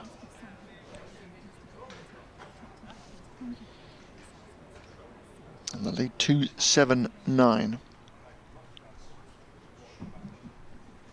So 21 overs to come, and this pair will be thinking, try and go at 4s. 80 more runs onto this. Gets them that lead over 350. As I say, it's not going to take anything too spectacular to get there. It's just going to take solid batting. The field is back here. There are plenty of gaps. Run your 1s and 2s as Rossington comes down the pitch there with a different idea and hits Gleeson firmly back at him. And the bowler reaches out a right hand to collect, and there's no run. So just brought in a ringed field here for Gleeson all of a sudden, with a point extra cover, mid-off, mid-on, and then 2 men actually quite close on the onside, sorry, at short mid-wicket.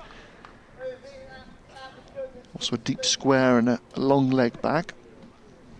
The straighter of those 2 mid-wickets just moves a bit deeper now.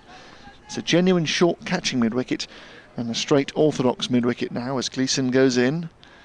And Rossington, it's down the leg side, poor ball, and Villas can't take it. He did get a glove to it, but the ball escapes a few yards out towards the Wilson stand for a bye. Takes the score to 153 for 4. Gleeson going for that spearing Yorker, it looked like. Just missed it. And Villas couldn't claim it. So despite the wicket, good progress for Northamptonshire. Yeah, Rossington has come out with a lot of intent, hasn't he? Got 21 off no time at all, it feels. Slip goes back in for Keogh as Gleeson bowls, and this is pushed away down to third man for a single. And by doing nothing in the over so far, just got a couple of runs, and Rossington a couple of times has just been a bit edgy in the last couple of overs. He took a step down to Gleeson, he moved outside his leg stump to parry, and it's not going to take anything spectacular to just go at 4s for the remaining 20 overs. And if they add 80 runs, the lead will be 360, and then you could think about declaring overnight. I think that's what Northants would like. They would like a chance with the second new ball, the back end of tomorrow. Yep. Rossington is back on strike here, and you can see he's itching when he just moves one to point from a length. There's no run. It's good fun to watch, isn't he? When you get ice, he's a wonderful natural timer of the ball. He's a great striker. If he hangs around and does this for the next 20 overs, we could be in for a few fireworks.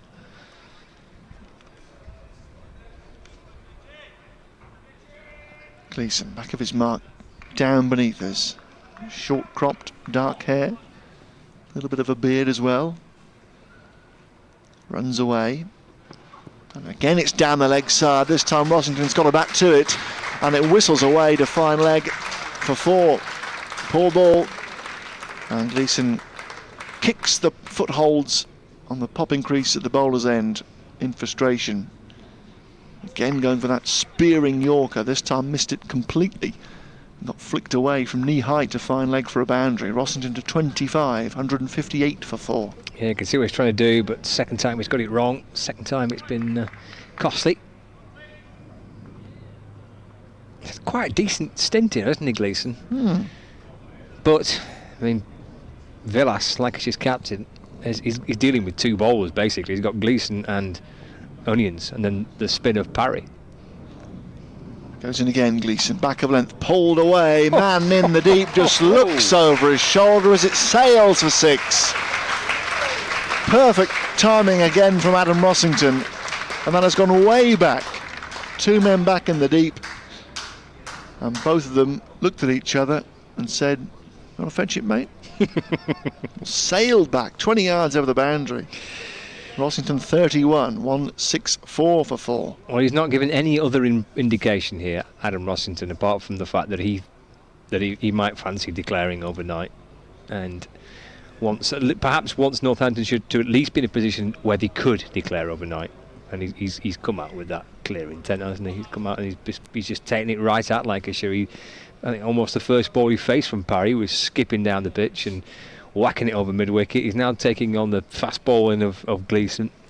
I think he wants to give his bowlers as much chance as they possibly can get to bowl Lancashire out tomorrow. And if that means actually just giving Lancashire a sniff, then so be it. The lead is now 291. As Parry resumes from the Wilson end of the ground, bowls to Keogh, it's just forward, propping one out to Hamid at short mid-wicket for no run. Maybe he said to Keogh, "You're in, you're playing nicely, just keep going, get yourself 100 here. I'll wash it. I'll have a dip, if it comes off great, if not, still got batting to come to work the lead up a bit slower." There's a bit of a mix-up here, there could be a run out, and there is a run out, and it's Keogh who's gone. There was a dab leg side, Rossington wanted a run that Keogh initially didn't want. Rossington was hurtling through with a single though, and Hasib Hamid slid down to his right hand side, collected through at the bowler's end. Parry had the bails off quickly, and Keogh, despite the dive, was short of his ground, so he's gone for 74. He's played well. A disastrous way to go, really. Run out, and Lancashire now have Northants 164 for 5. Well battered, Rob Keogh. First and foremost, it was an ugly way to lose your wicket and to be dismissed, but battered superbly there. He's reluctant to take too much applause, but he should do, because that's a fine innings, and he came together with the score at 14 for 3, and Northamptonshire were just perhaps a little bit rocking there and thinking of could have been an ugly little session, and you end up being 5 or 6 down with nothing on the board. So he played a big part alongside Rob Newton in just settling things down, but shame it ended like that. He's been run out. Nice piece of work from Hamid, good pick up and throw, he was quite lively to it. Parry picked it up and clipped off the bail, so all in all, nice piece of fielding by Lancashire. Whether this will check the process of Rossington remains to be seen. Proctor is a type of batsman who can do something similar, get his head down and just stay there and occupy the crease and play sensibly. So the next man in is not too dissimilar to the way that Keogh has gone about it. So maybe we might just give Proctor a little bit of time just to get himself in before he keeps trying to launch it to various parts of Northamptonshire. Or maybe not, we'll soon find out. The lead 291 here, so it's not going to take too many more before Northants feel pretty secure in the game. We have 19 overs to come after this. So Rossington faces Parry, and he goes back and works it away, not past short mid-wicket. Good diving save from Hamid. Diving away to his left hand side, there's no run. Rossington there on 31. It's again for Parry, gets one outside the off stump, he drives away, will be cut off by Bohannon to his left hand side from backward point. And there's no run. Got a man, well, he did have a man very straight catching at a very short mid-off position, but they've moved him back to point now. So short third man really in point. An extra cover and mid-wicket both in quite tight. Everybody else on the boundary. This is floated up and driven away in the air for a time, but finds the gap at cover.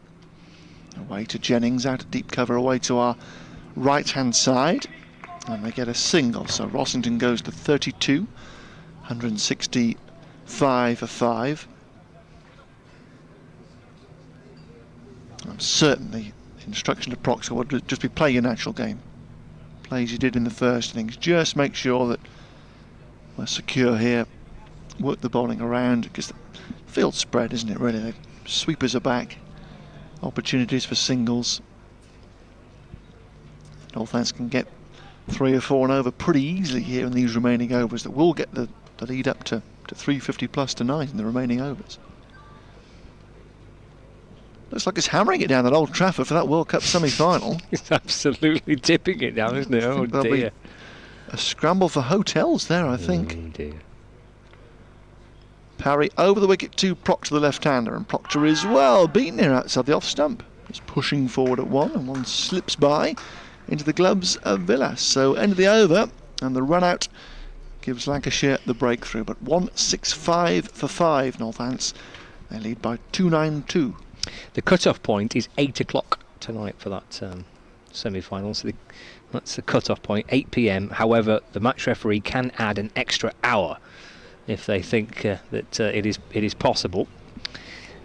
Should they not get it back underway there, then a reserve day is tomorrow.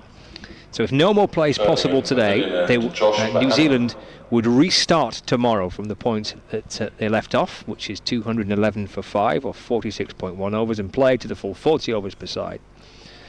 So there is that reserve day, but it does get slightly more complicated if they get back underway tonight.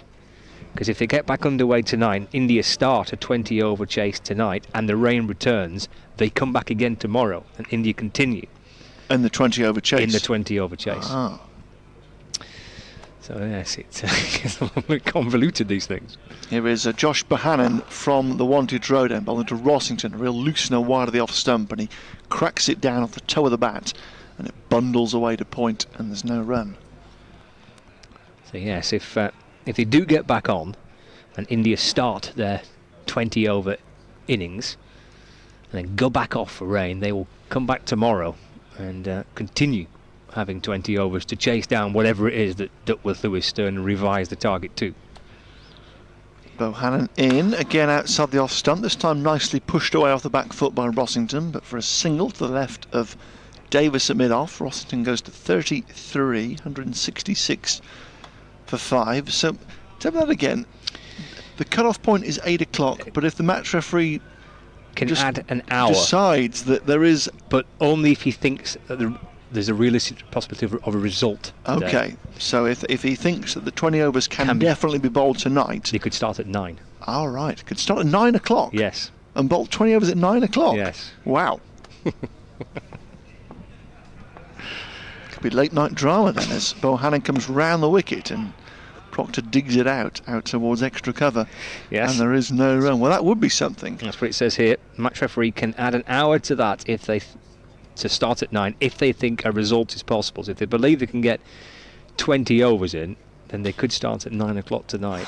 But then if the rain returns, then India would come back tomorrow and continue with that 20 over to get whatever target. Well, if they started at 9 o'clock, that wouldn't please the Indian broadcasters too much, would it? Because it would be the middle of the night in India as Bohannon goes in and Proctor steers away to backward point, and there is no run. I'm sure it wouldn't matter, because I'm sure everybody would be staying up to watch a World Cup semi-final. But all right, so we could have something to tune into this evening. I don't know what the forecast is for Manchester, but looking at the pictures there, it looks horrible. It looks a little bit grim, oh dear. I do feel sorry for everybody. Well, a bit horrible, that, isn't it? 166 for 5, and Bohannon coming in right arm round, back of a length, and Proctor is across his stumps to work this with the angle down towards long leg for a single, so he's off the mark. And Northants got a 167 for 5, the lead to 294. Well, they reckon it might start raining at 8 o'clock, so it could stop raining. Stop raining, yeah. Wow. Could get in with a late night drama in Manchester. Oh goodness. Bohannon is in. Rossington is down the pitch, having a waft at this. It went down the leg side, and he missed completely, and the ball went through to Villas behind the stumps, taking it to his left-hand side. So 167 for 5, Northamptonshire, a lead of 294. So a 20 over chase. Just thinking what the what the Duckworth-Lewis system would conjure up, because I think it was about 240 in 46 overs, the chase, Right. that it was going to conjure up. 20 over chase might have been anything at all. I think if it goes to 20 overs, that is going to really suit India, isn't it? You would think so. Yeah. Yeah, you would think so. Which I guess you don't really think about the prospect of the weather, but sometimes you do. Sometimes at the toss, captains are taking into consideration the forecast for later in the day and bringing in Duckworth-Lewis. And if you're chasing with Duckworth-Lewis, sometimes it can be a favourable thing for you. However, here is Parry in and bowls. This is worked by Proctor through the onside for no run.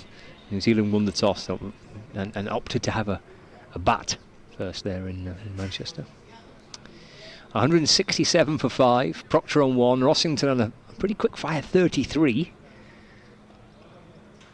But it's the new batsman Proctor who has replaced Keogh, is on strike. Parry bowls to him, tosses one up, whipped away again through the onside. 3 converge on this. It's 3 fielders that go scampering after the ball. And Keaton Jennings is the one that retrieves it.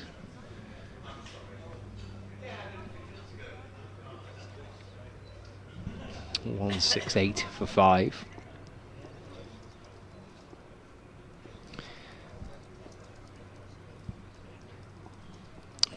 With Rossington on 30. 3 back on strike. Parry comes around the wicket and bowls to him. Oh, that's a lovely delivery. He's bowled him. That really is a beautiful piece of bowling by Stephen Parry. And he's brought Rossington forward, pitched and just turned away and bowled him. That's a terrific delivery, and Parry thoroughly enjoyed that, and rightly so. Rossington, his quick fire innings, explosive 33 has come to an end. He's been bowled by Stephen Parry, and that is the 6th wicket to fall. 168 for Adam Rossington bowled Parry for 33 off 30 balls. He's played well. Not quite the acceleration that he would have been hoping for this evening to push Northants to where he wanted to be, but that was a really nice delivery, wasn't it? Floated up, drew Rossington forward, just gripped a little bit to beat the outside edge. You think that Rossington was just fiddling forward a little bit, which is maybe why he played inside it and lost his off stump, but a really nice piece of bowling, and you could see how delighted Parry was with it. He took off in celebration to the leg side, and rightly so, because he's got through a lot of work here. Sponsored by the Roastery. So a little slip for Northants from their total dominance just after tea, as they lose another wicket. The lead is 295. They'd like at least another 50 runs here, and now we're 4 wickets to try and get them with. Proctor's still there, and we saw Hutton fail in the first innings, but still Coles and then Bucky made good runs first time around, and then Sanderson to just edge the lead up towards 350. But I think any thoughts now of roaring to a declaration, maybe even tonight or before the close tonight, you can probably forget about that now, can't you? Probably, yeah. Yep. I mean, actually, in a quirky old way, and Northants will want a bigger lead, and they will get a bigger lead. That will happen. They've still got 4 wickets remaining, but actually just bobbling the game along still is not the worst possibility for Northants, giving themselves the best chance, most opportunity to try and bowl Lancashire out. Parry into Hutton, who's playing forward and pushing into the offside, and there is no run. Keeps the game bouncing along at a good pace. So Hutton, the new batsman, 1 slip in place. Parry picking up his first wicket of the innings, claimed a couple in the first innings, and as he dabbed away by Hutton into the offside, gathered by Stephen Croft, and there is no run. So that's a crash bang wallop of the Keogh Rossington little spell. Might just see a little more period of calm, we'll see. Hutton gives himself some time to get in behind it and plays it defensively towards the bowler. End of the over, 168 for 6, a lead of 295. Hutton and Proctor currently batting. Rossington following at Keogh back to the pavilion, and it will be Bohannon to continue. I would say Northants now, or just looked about the day. We've got 17 overs, so to have a significant amount of time to have even a little dip at Lancashire tonight would be asking a lot. They'd have to leave themselves, well, at least 8 overs you would have thought, wouldn't you? So it's only 7 more overs of batting and probably not enough. So just use the time, bat sensibly, 3 or 4 and over, get a lead of 350. Bohannon right on around the wicket, and glanced away by Proctor for a single. 169 for 6, I agree, but that's the beauty about having that sizable lead on first things is you can dictate, you can press on, you can try and score quickly and try and speed things up as they did with Rossington batting, and then you can just bring it back again if you lose a couple, and you can slow things down, you can tick along and bobble along quite nicely, which is the benefit of being so far advanced in the game, being so far in front. And they've managed it, I think, really well. And Bohannon bowling here to Hutton, who's pushing into the offside, no run. The captain decided that he felt best thing to do, to come out and give it a bit of a bash, push it on a bit, try and score, maybe even think about that declaration tonight. But if it didn't work, even though the score was moved on pretty quickly, still got plenty in the tank to slow things back down again and be nice and steady once more. Played forward by Hutton nicely, pushing to the offside to Gleeson, had extra cover, no run. Northamptonshire dressing room in control of the pace of the game, the flow of it, rhythms of it, really. Lancashire, for a wee while at 14 for 3, they have felt like they were just starting to get a little tiny grip back into it. Bohannon to Hutton, tickled off the pads down to fine leg for a single. Off the mark with that as well, 170 for 6, but in truth all the cards are being held by Northamptonshire. The game is theirs to try and dictate. Decent number of overs to go tonight for them just to tick along, should that be their policy. Still with that possibility of declaring overnight. Bohannon bowls a ball that's pushed wide of off stump and left alone by Proctor, swivels onto his back foot and watches the ball into the gloves of Dane Villas, and there's no run.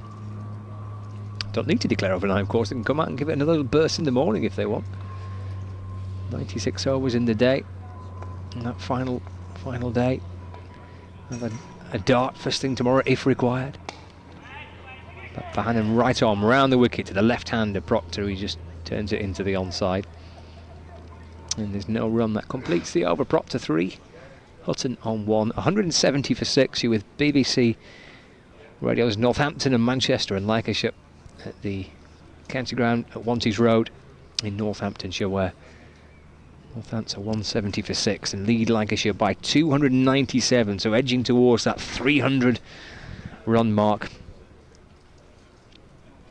with 16 overs remaining in the day's play. Parry has picked up his first wicket, and it was a beautiful delivery too to dismiss Adam Rossington. He will continue from the Wilson end with the taller of the two batsmen on strike. It is Hutton. Keeper crouches down, Hutton plays forward.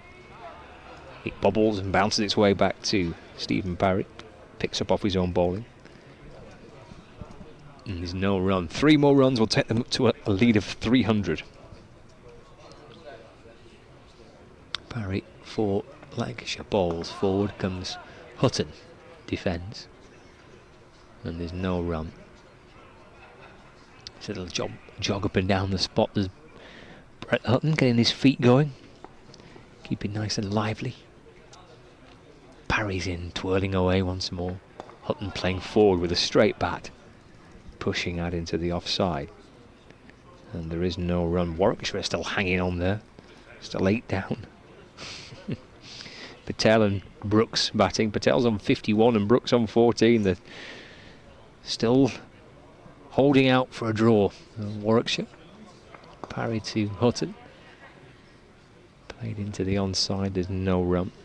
Oh, I'm very surprised. Patel tends to give it a bit of a whack nowadays.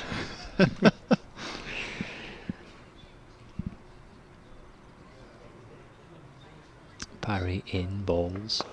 It's turned by Hutton, crosses pads to mid-wicket, no run. So that game is edging towards a conclusion. That's on the 4th day of that fixture in Southampton.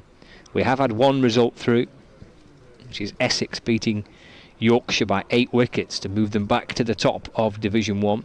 A result for Essex at Chelmsford. It's parry balls to Hutton, who's forward and defending, no run. End of the over, 170 for 6. And games are bubbling up quite nicely up and down the county championship here at Wantage Road. 15 to go tonight, 170 for 6. Proctor has 3 and Hutton unbeaten on 1. Scott Reed alongside myself, Alex Winter, here at Wantage Road, where there's a uniform layer of cloud and a bit of darker sky actually away to our left-hand side. Hopefully that skirts round us and the light stays good for the remaining 15 overs of the day. Certainly Northants will be open to have every ball available to them tonight to try and increase this lead, which is currently a very healthy one. But they would like at least 50 more runs. Their ambitions to go there swiftly this evening, just checked by the wickets of first Keogh for 74 and then Rossington for 33, so it's down to Proctor with the lower order to, as I say, just probably bat the day out now and see where they are at the close. Haven't quite made the rapid progress that would have been ideal, but have made steady progress.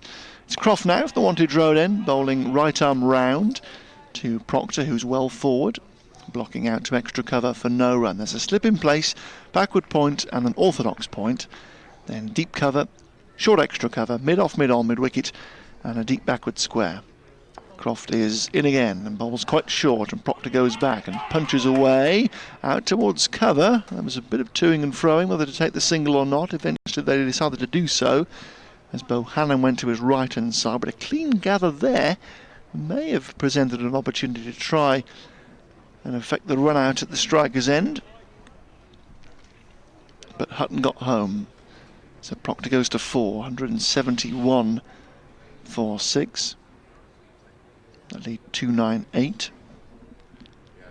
And for Hutton here, the right hand, there's a slip going in, deep point, extra cover, mid-off, mid-on, mid-wicket, short mid-wicket, deep forward square really, and then a backward square leg come 45. Croft is over the wicket to the right-hander, who's forward and whipping it away to the right of Sanders at orthodox mid-wicket. And they go through for a single, so Hutton goes to 2, 172 for 6. Scored some decent runs for Northants with the bat, Brett Hutton. Has a lot of ability, but a failure in the first innings. And he fell to Richard Gleeson. Beauty from Gleeson. Proctor back on strike, and Proctor goes back to cut away only as far as point, and there is no run.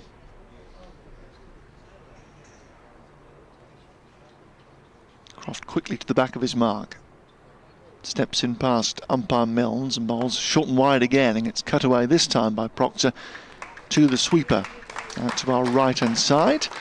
And the applause you can hear from the Northants members is for the lead reaching 300. 173 for 6. Northants exactly 300 runs ahead. In a commanding position in the game as Croft bowls a bit more flight here and brings Hutton forward to block out. Now towards extra cover, and there is no run. So 173 for 6.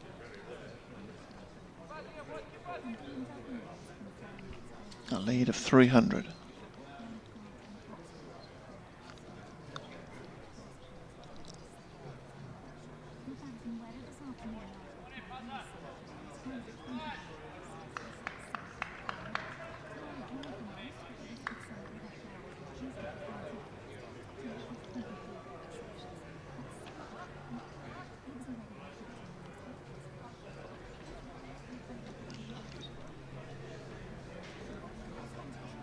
Should be an FM update now for BBC Radio Northampton listeners.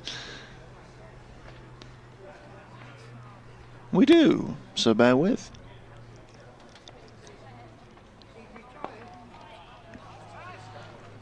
building up their leads here, Northamptonshire, into the third evening now. They've got the lead up to 300. They're 173 for 6 in their second innings. It hasn't been plain sailing at all second time around. They bowled Lancashire out this morning for 315, taking the last 5 wickets for just 25 runs, and that gave them a first innings advantage of 127. But trying to build that lead, they slumped to 14 for 3 inside the first 5 overs of their second innings before the two Robs, Keogh and Newton, steadied the ship in a 4th wicket stand of 96 that was ended just after tea when Newton fell for 48, and then Rob Keogh was run out in a mix-up with Adam Rossington for 74, played nicely for his second half century of the season, and then Rossington himself, after a quite belligerent 33, was bowled by the off-spin of Stephen Parry. So now Northants have Luke Proctor and Brett Hutton trying to bat the remaining overs today. We have 14 of them left to push this lead up a little further. I would imagine that Northants would like a lead of 350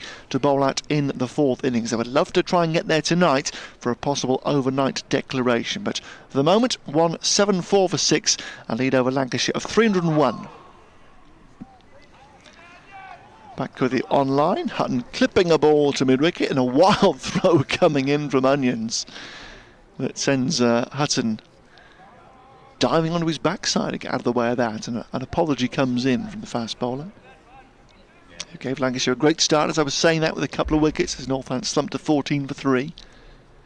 It's Parry again, floating one up, Hutton driving quite pleasantly towards mid-off, and there is no run.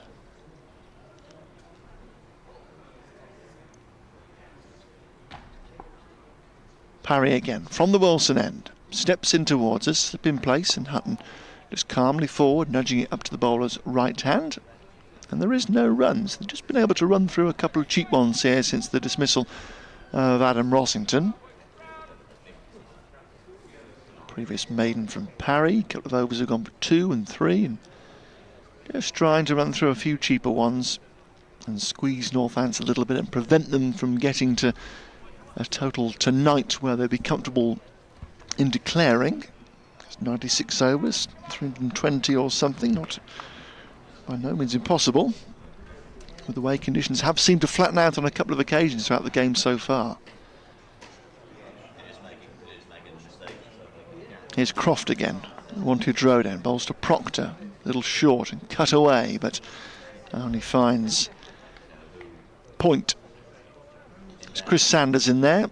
He's been on all innings because Sadiq Mahmood has not been on the ground. We do wish him well. As Proctor plays forward this time, running a ball to extra cover, but Hannon is there. And there is no run.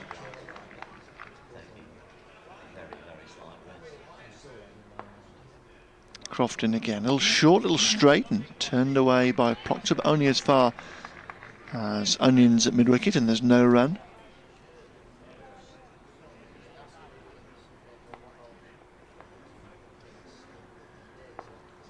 Croft once more, floats one up, brings Proctor forward, pushing out to extra cover for no run.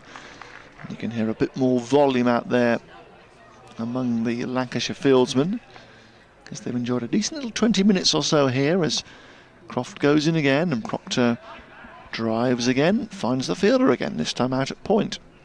And there is no run. Run through a quick over so far here, Croft. Little shimmy into the wicket again, floats one up and right up in the block hole this time, dug out by Proctor. And a quick maiden there for Croft. And Northants remain 174 for 6. A lead of 301. A bit of cheering going on from somewhere, about which I know not. Proctor 6 and Hutton 2 here. The men out today for Northants. Vasconcelos for 4, Newton for 48, Levy for a second ball duck, Bavuma for 1, Keogh for 74, and Proctor for 33.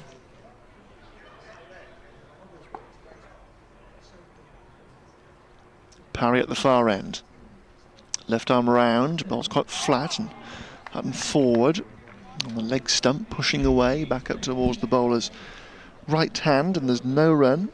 Got 12 overs including this to come tonight. with the spinners. They should get through them in good order. 23 scheduled minutes left in the day as Parrish loses his run up here. Has to retreat back to his mark, just behind umpire Watts at the far end.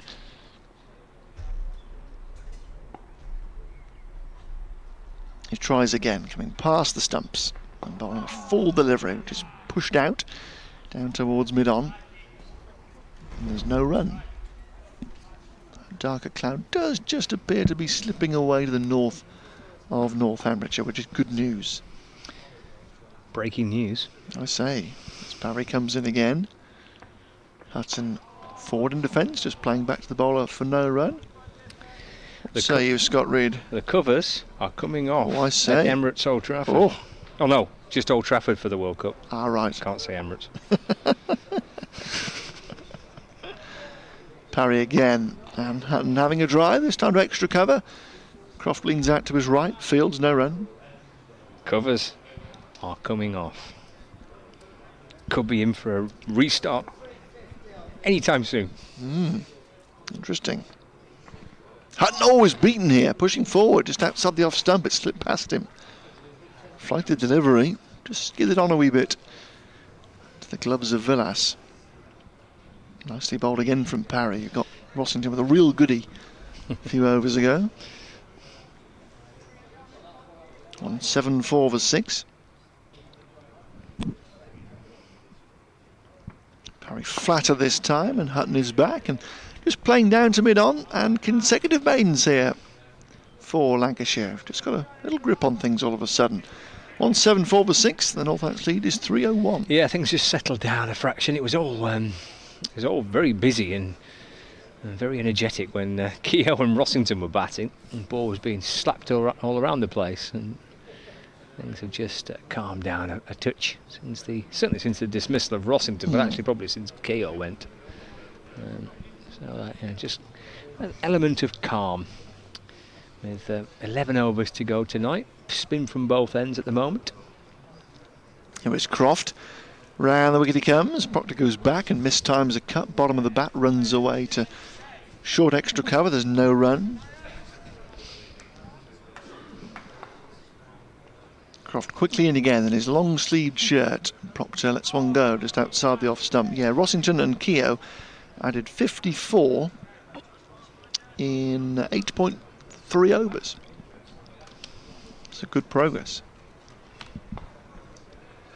Croft in again, straighter, and a run for the first time in 3 overs, applauded by the Northants members. Flicked to deep backward square. Hamid over there having a graze down towards the bank of yellow seats. 175 for 6, and Hutton goes, Proctor, beg your pardon, goes to 7. Hutton resumes the bowling on 2.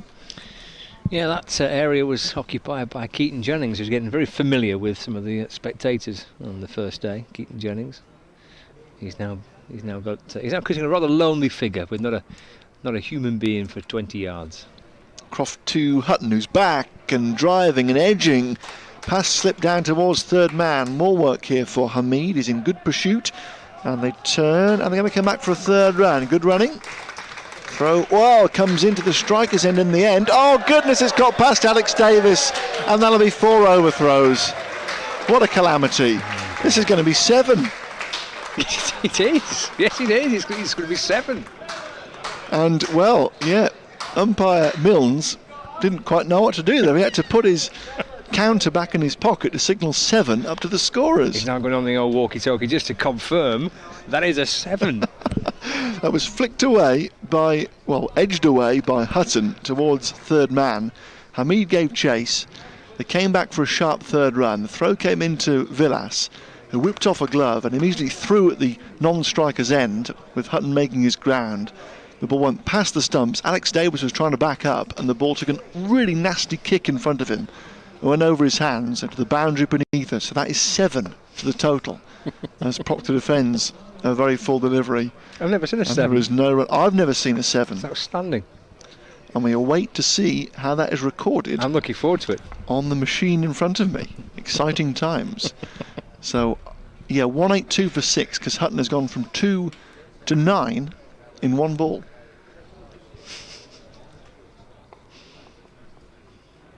Croft into Proctor, and Proctor defends for straight line down to extra cover, and there is no run. That was a pretty good over until the 7. It was a tidy over until the 7. I'm very excited about how this appears on the scorecard. I need to get out a bit more, don't I, really? But I'm looking forward to it. So I think the lead has gone to 309. So how is that recorded? Does that go down as a boundary to Hutton? But it can't go down as a boundary, No, can it? Because that would no. just be 4 runs, wouldn't Yeah. it? I don't know. We wait to find out. The mysteries of scoring. Parry bowls, and Hutton is leaning into it. There's a tall man, is Hutton, and he's able just to tickle the ball through the onside, and gets through for 1 run. Moves up into double figures with that. Takes him to 10. 183 for 6. There it is. Oh. 53.4. Ooh. Croft to Hutton, 7 runs. And they put it with in a black background as well. They've changed it. I like it. I put that made it very clear that that's a 7 to Hutton. And this next ball is worked out to backward square leg by Luke Proctor, and he moves to 8. 184 for 6. Hutton twirls his bat once more. The lead continues to develop. Wickets still to play with as well. Bit of time left tonight. Northants in charge of the game. Ground staff in Manchester are frantically trying to mop up. There's a break in the weather. It's Parry to Hutton, who's forward and playing it into the offside. No run. Matt Merchant and his team, that appears to have swelled. I'm guessing the ICC have provided some additional help. The ground stuff about 25 at the minute. There's Parry balls to Hutton, who's forward and defending, and there's no run. So they're hoping to get back underway at some stage tonight. That's one day, and that's a World Cup semi-final. Parry balls. Hutton always beaten by a very nice delivery, which pitches and turns. And there's no run. I watched a replay of the dismissal of Rossington, who was bowled by Stephen Parry, and it was an absolute beauty, really. Bringing in the batsman forward, pitch, turn, clip the top of off stump. A lovely ball from Parry.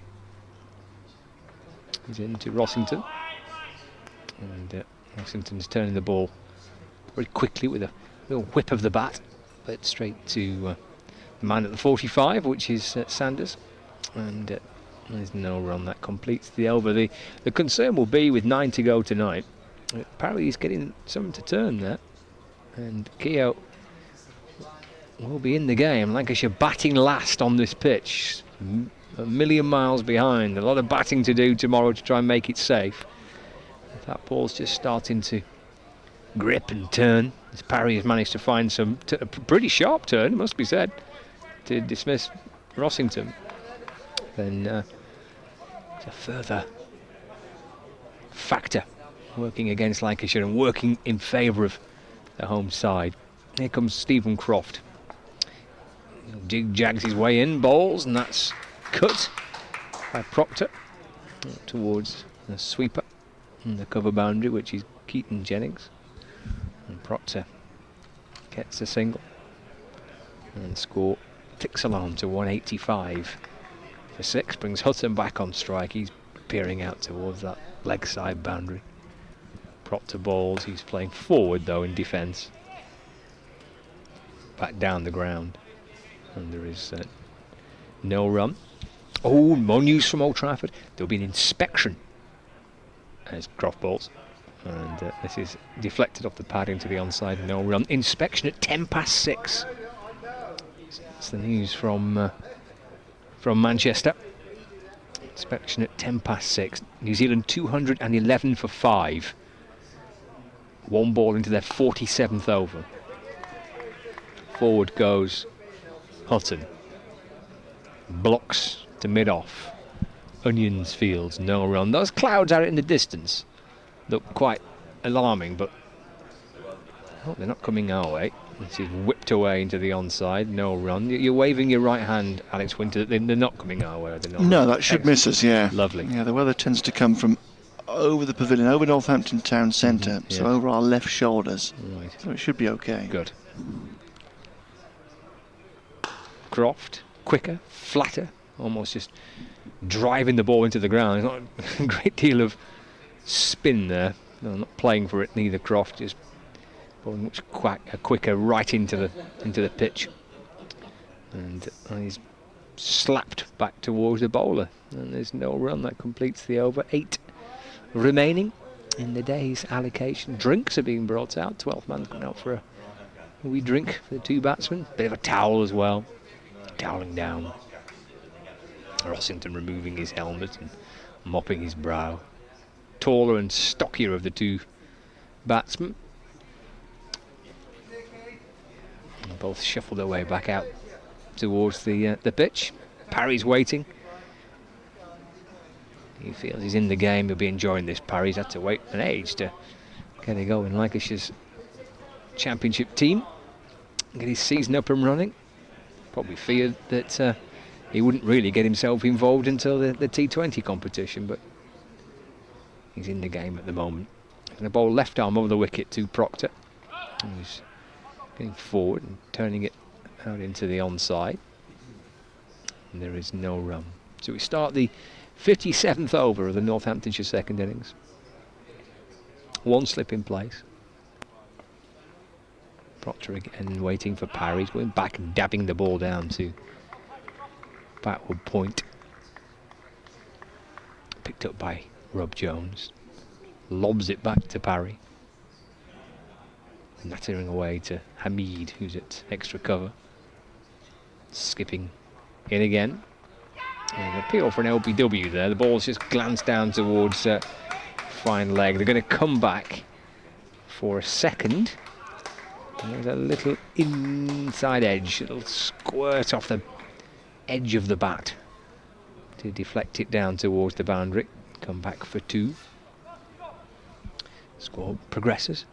187 for 6. Proctor moves up to 11. Parry clutching the ball in towards his chest. Skips in, bowls. Driven down the ground by Proctor. Fielded by Parry off his own bowling. No run. Jones just removes his cap at first slip and scratches the back of his head. Back into position. In comes Parry, bowls. Proctor went right across his stumps, trying to manoeuvre the ball to the leg side, but didn't quite get a great deal of bat on that. Calmly and casually picked up by Stephen Croft at square leg. Hands the ball back to Parry. Twirling his way in again, bowls to Proctor. That's dabbed to the leg side once more. It's another overdone. Another one chucked off by Parry. He's gone through 18. 1 for 34, his figures. 7 overs left today. Is it going to be another one from Stephen Croft? He's in a conversation with his captain. Onions is lurking there as well. We'll see a bowling change. Looks like it's going to be a little burst from Onions, perhaps? No. It's going to be Croft. Had a wee conversation there, the three of them. Gleeson's doing a few stretches. He might be coming back on. Younger legs. I'm not bothering Skip, I'm knackered. Let Gleeson come and have a go. Having to do all this without one of their brighter stars in Saqib Mahmood, who hasn't taken to the field at all since he was dismissed earlier on today. Croft drops short, mullered back down the ground. It's probably enough for the captain to think, you know what, I think I might make a change. So it's a pretty rank delivery from Croft. I think he'll mind me saying it, which is clubbed back over his head for 4 runs. 191 for 6. Watson enjoyed that, got all his muscle through it, and moves up to 14.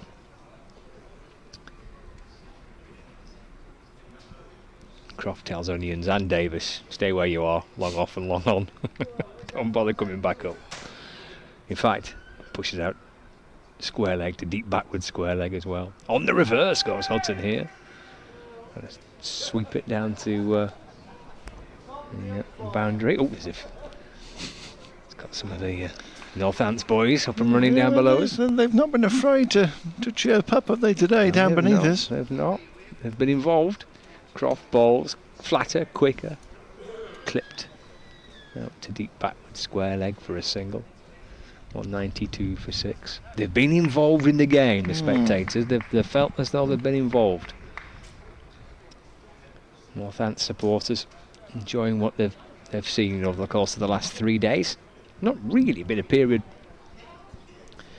where I guess they haven't enjoyed it. 14 for 3, I guess maybe thinking things could be a bit dicey, but I don't know, I just never really felt it. Lancs started nice and brightly, but there's so much batting to come and the lead was so good.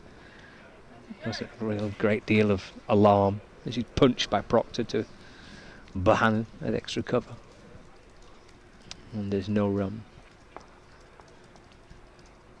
Croft ball around the wicket to Proctor. Swept away through the onside, just dragging his bat across his pad.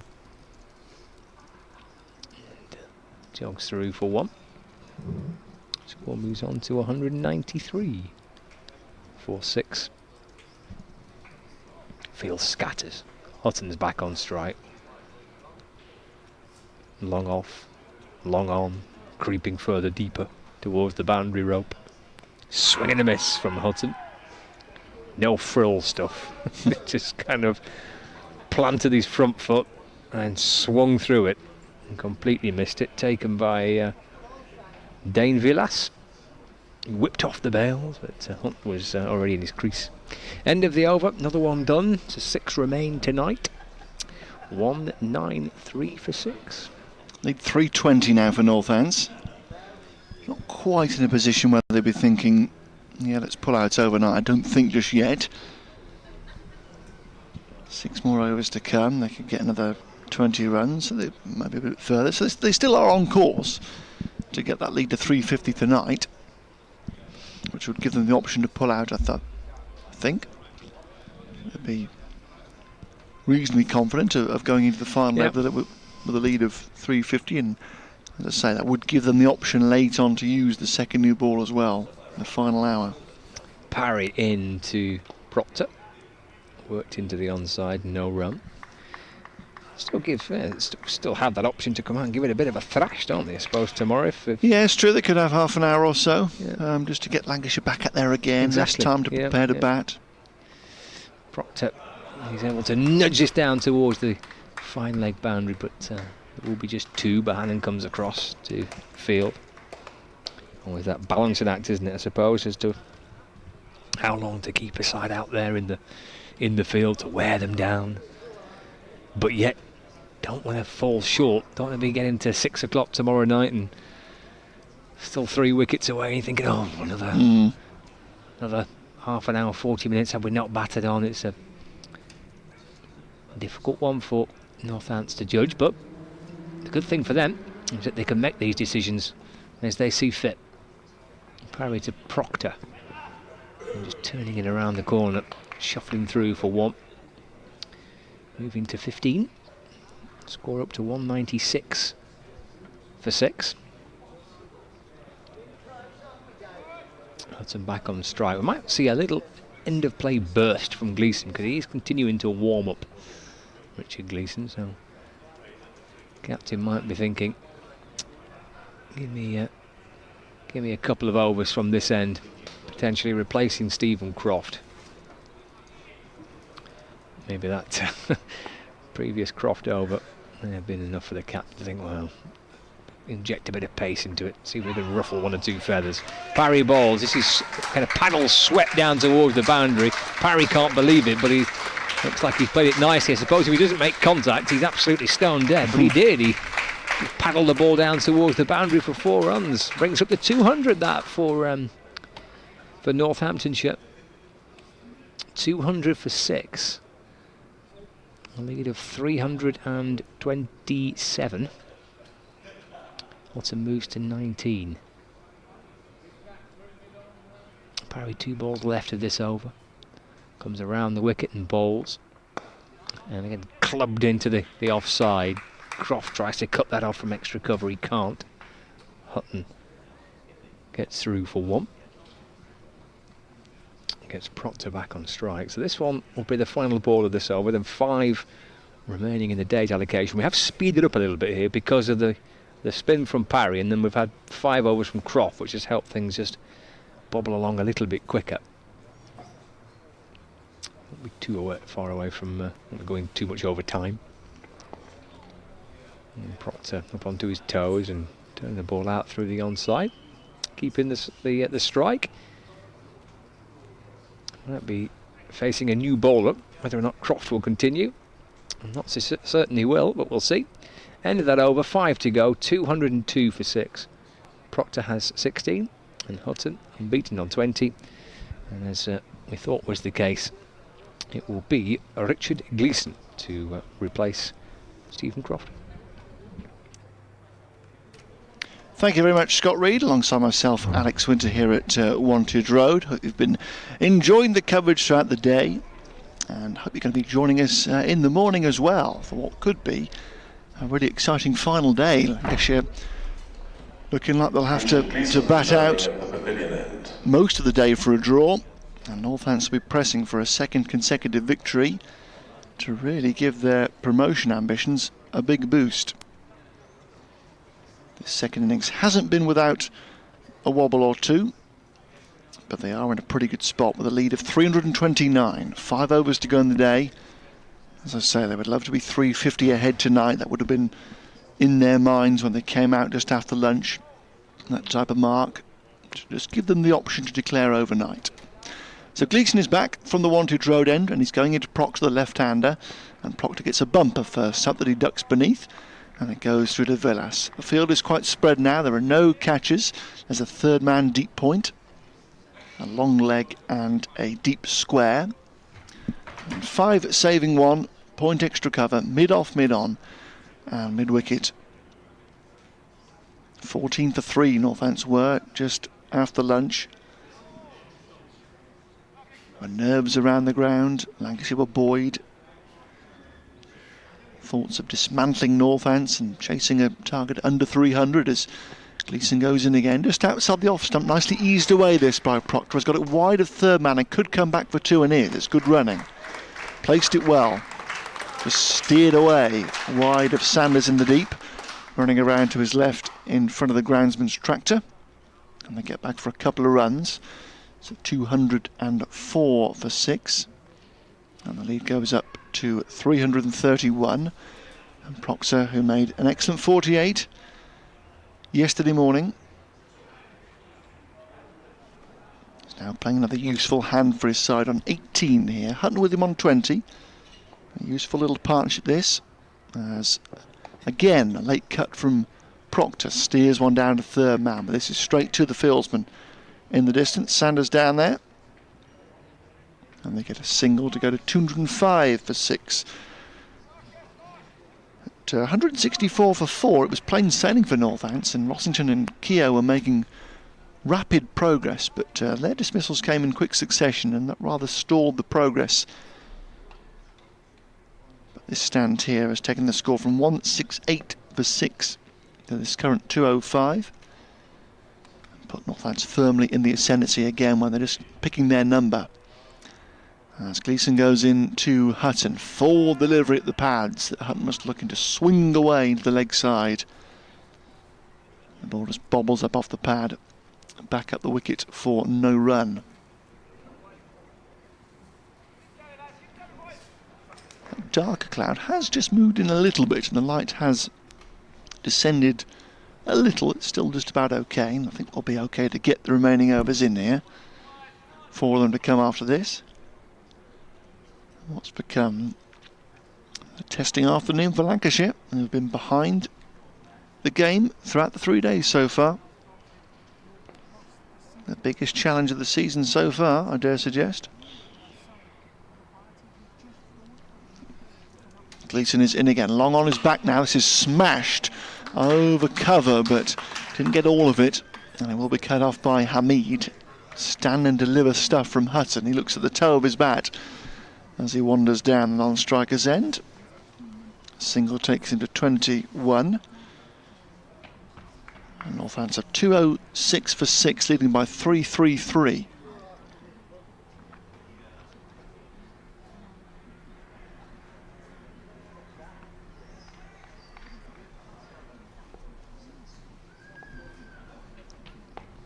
Gleeson to complete his first over back into the attack.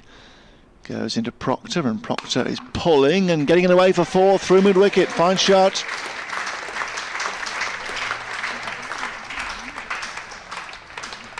You can hear the applause from the home supporters because it's Northants in the ascendancy here at the back end of day 3. 4 overs to go, and Northants are 210 for 6 in their second innings. That's a big, big lead of 337. That's after this morning they bowled Lancashire out for 315, taking the last 5 wickets for just 25 runs. The second innings began with a bit of a wobble as Northants slumped to 14 for 3, but Rob Keogh with 74, Rob Newton with 48 and Adam Rossington with 33 steadied the ship throughout the afternoon, and now Luke Proctor and Brett Hutton are taking Northants to the close in very good shape indeed. They're 210 for 6 with 4 overs to go in the day, and their lead stands at 337.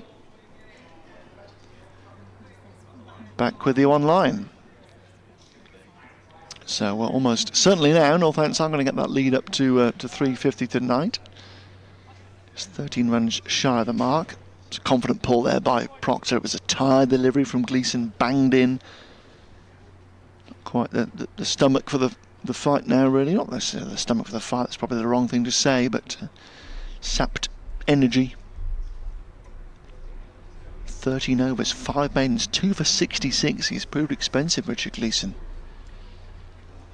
It was always going to be a struggle for Lancashire when they were a bowler down. They were really relying on that new ball burst, and even Onions hasn't been able to keep the runs down. 9 overs, no maiden, 2 for 42 for Onions. Breaking news. It's raining at Old Trafford. Oh goodness, covers back on. The scramble for hotels begins. Goodness. Oh dear. Parry it is from the far end, comes round the wicket, and Hutton has a leg side swing here. It looked a bit ugly. Squirted along the ground out to short mid wicket where Onions collected no run. Field almost all back here as this is floated up, and Hutton has a big swing and a big top edge that goes over where a first slip would have been standing, and collected by Bohannon to his left hand side from backward point. Hutton goes to 22, 211 for 6. The lead goes to 338. So when's the cut-off? About 1:30 in the morning. I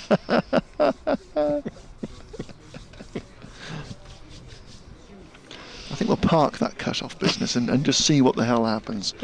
Either way, we're going to be off air if it does come back.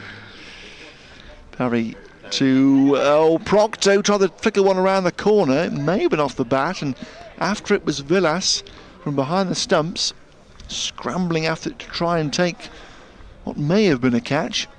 He couldn't get there, and Proctor remains 23 not out. Deep point, long off, long on, deep mid wicket, deep square and deep backward square are all out here. Look at this leg side field, 3 fielders within 50 yards of each other on the leg side fence. It's a short third man, extra cover, and the mid wicket as Parry steps in again, and Proctor is back, just nurdle this behind square on the leg side. A delicate touch brings him another single, and the lead goes to 339, 212 for 6. Villas just flexing his right knee there, because as he went to try and take that catch, he crunched into the ground, landing on his knee, and he's just flexing it back and forth. It's now the bounce to our left-hand side that's patrolled for Hutton, with, again, fielders in close proximity out there. Long on, deep mid wicket, a cow corner and a deep square all in place as Hutton comes down the wicket and hits this hard down the ground. He will get just a single. Decent work from Onions coming in from long on to collect there. 213 for 6. to lead to 340. It's all changed, isn't it? Everyone sweeps back out towards that leg side boundary. 3 guarding it. And onions. Everyone's swapping places. Parry to complete the over, and full ball to Proctor. Just worked around the corner, and they go through for an easy single. So 3 overs to go in the day. That's 214 for 6. And the Northants lead is stretched to 341. The umpire's coming together here. I mentioned a moment or so ago that the light had just closed in a little bit. Yeah, it has got a little bit darker, hasn't it? Yeah, having a bit of a conversation. Dave Velasquez still struggling with that right knee of his. Umpire's coming in. Gleason's coming in to try and bowl the next over, and because of that, we are going off. Yeah. So 214 for 6. We've still got 3 overs to send down in the day, but off for bad light. And that could well be the close of play here at Wantage Road. So 214 for 6 in Northamptonshire. It's not been plain sailing. Their progress in the second innings here.